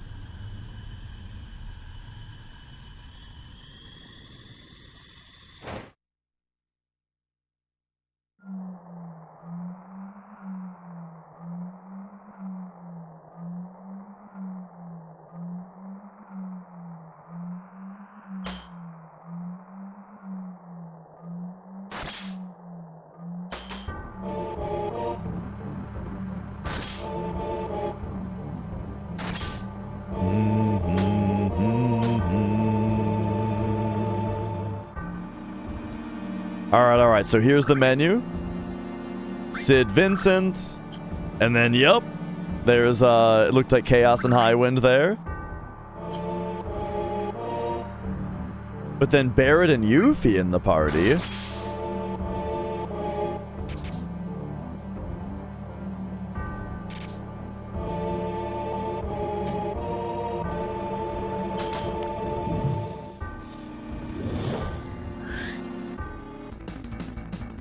Oh, so the... Or wait, no, this is Vincent. Oh, he had to make 2 parties. That's what it was.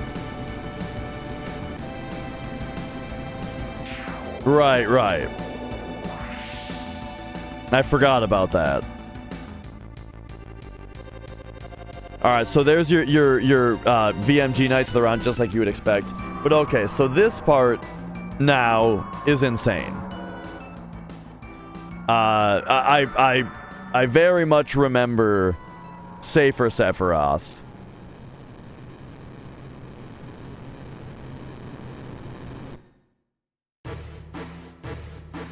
From the Lotad.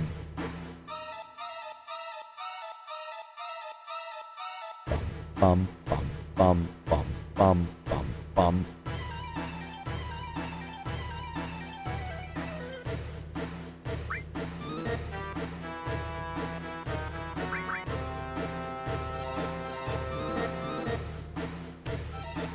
All right, let's see it.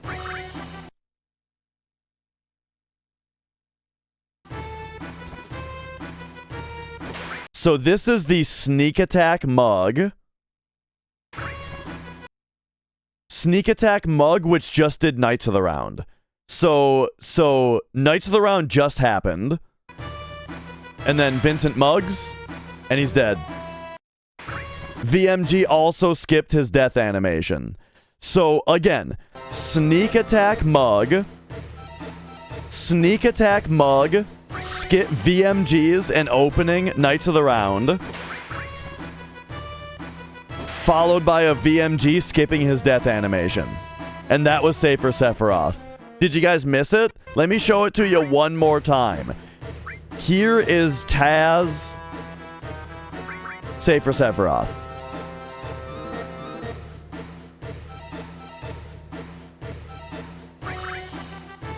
All before he even does wall. That was it. Oh my god.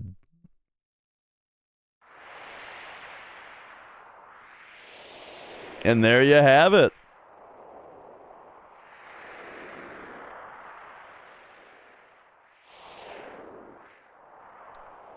That was Safer Sephiroth, which now leads us into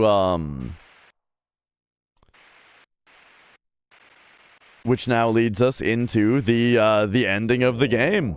Here we go. This is it. We're finishing it up.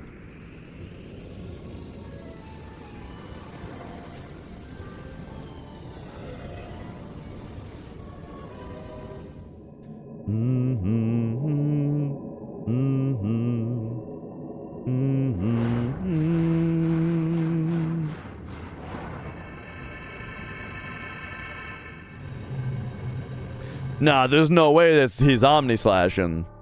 I mean, this is optimal.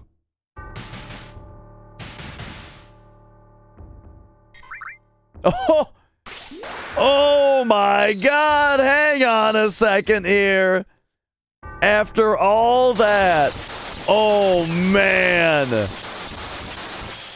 After all of that optimization, he actually goes for the Omni-Swag.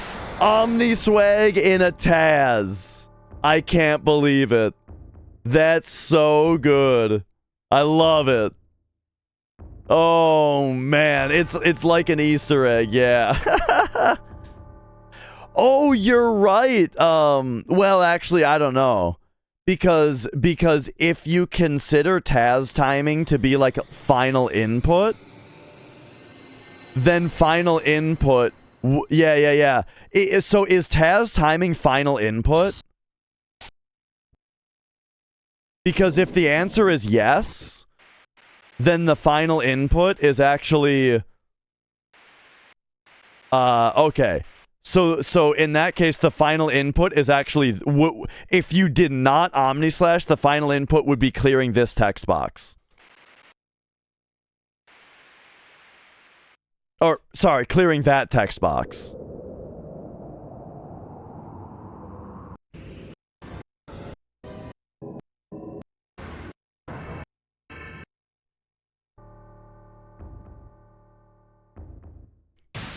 So yeah, that is an incredible amount of swag for the. Let's watch that one more time. To really now that we really appreciate this.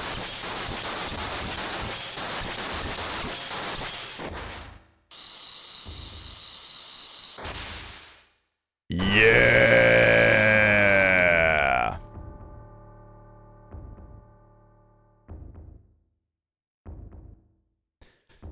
And all right.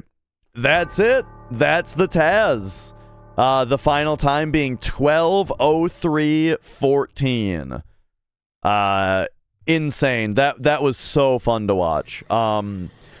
So yeah, I loved it. I had a great time watching that. I had a great time commentating it. I hope you guys really enjoyed watching it.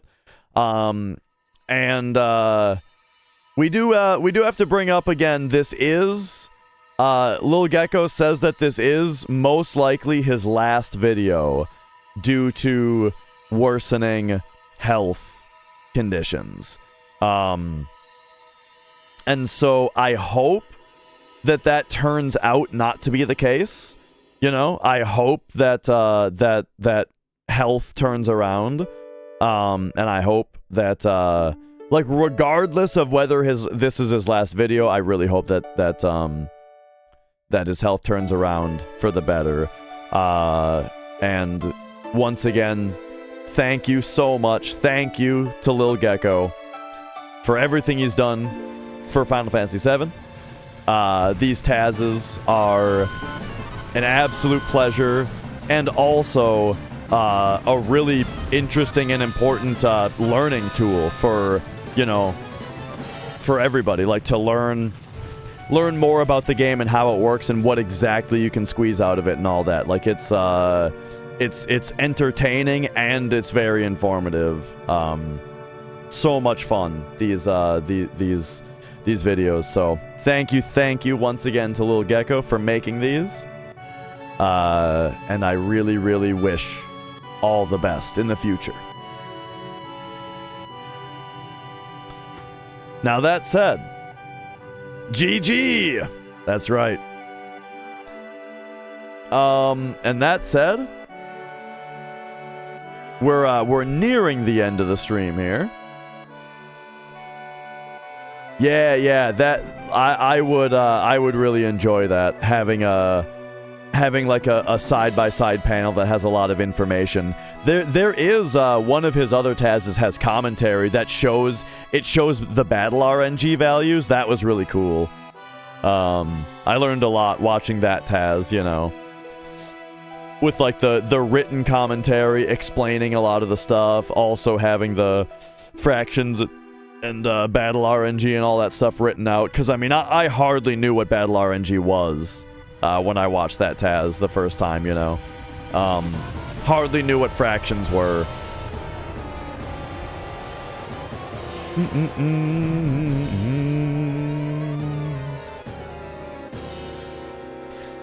So yeah, I'm thinking that tomorrow I can probably swing a run, an any % run. I'll probably try to do a hundo next week. Other than that, we've got Dragon Quest III to continue. We've got Castlevania Dawn of Sorrow to continue. Basically for Dawn of Sorrow, I'm kind of just wrapping up the 100%, you know.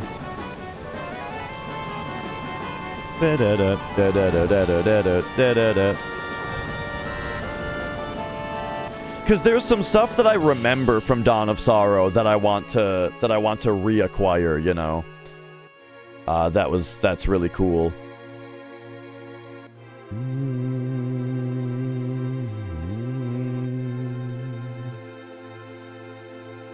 I've also, as like an off-stream game, I've kind of been wanting to play Symphony of the Night again.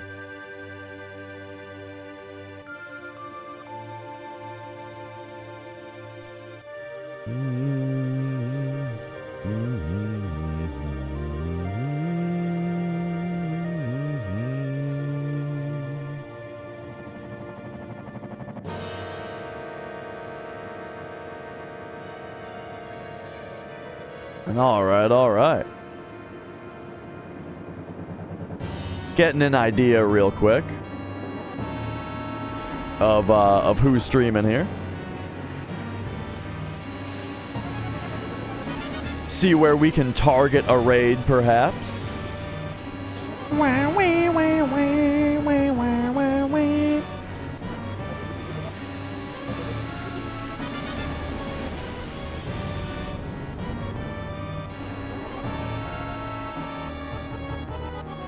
Oh, okay. Oh, and then also I was thinking maybe on Friday, if I'm feeling up to it, if the throat is doing well and all that, we could do another karaoke stream, perhaps. But all right, I think that's going to do it for me today. I think I'm wrapping up here. I would like to send you guys over to guess who's streaming. It's none other than John Romero, one of the creators of Doom. And he has actually been working on a new Doom campaign. If you guys are into Doom, old Doom, original Doom, he is working on a brand new campaign for original Doom. And so, yes, also known for Daikatana. That's right, the John Romero. So I'm gonna send you guys over there. He is streaming the creation of a new Doom campaign. So go say hi to him for me, and be good, and have yourselves a great night. I will see you guys tomorrow with a stream, with some kind of stream. I don't know what yet. Bye-bye.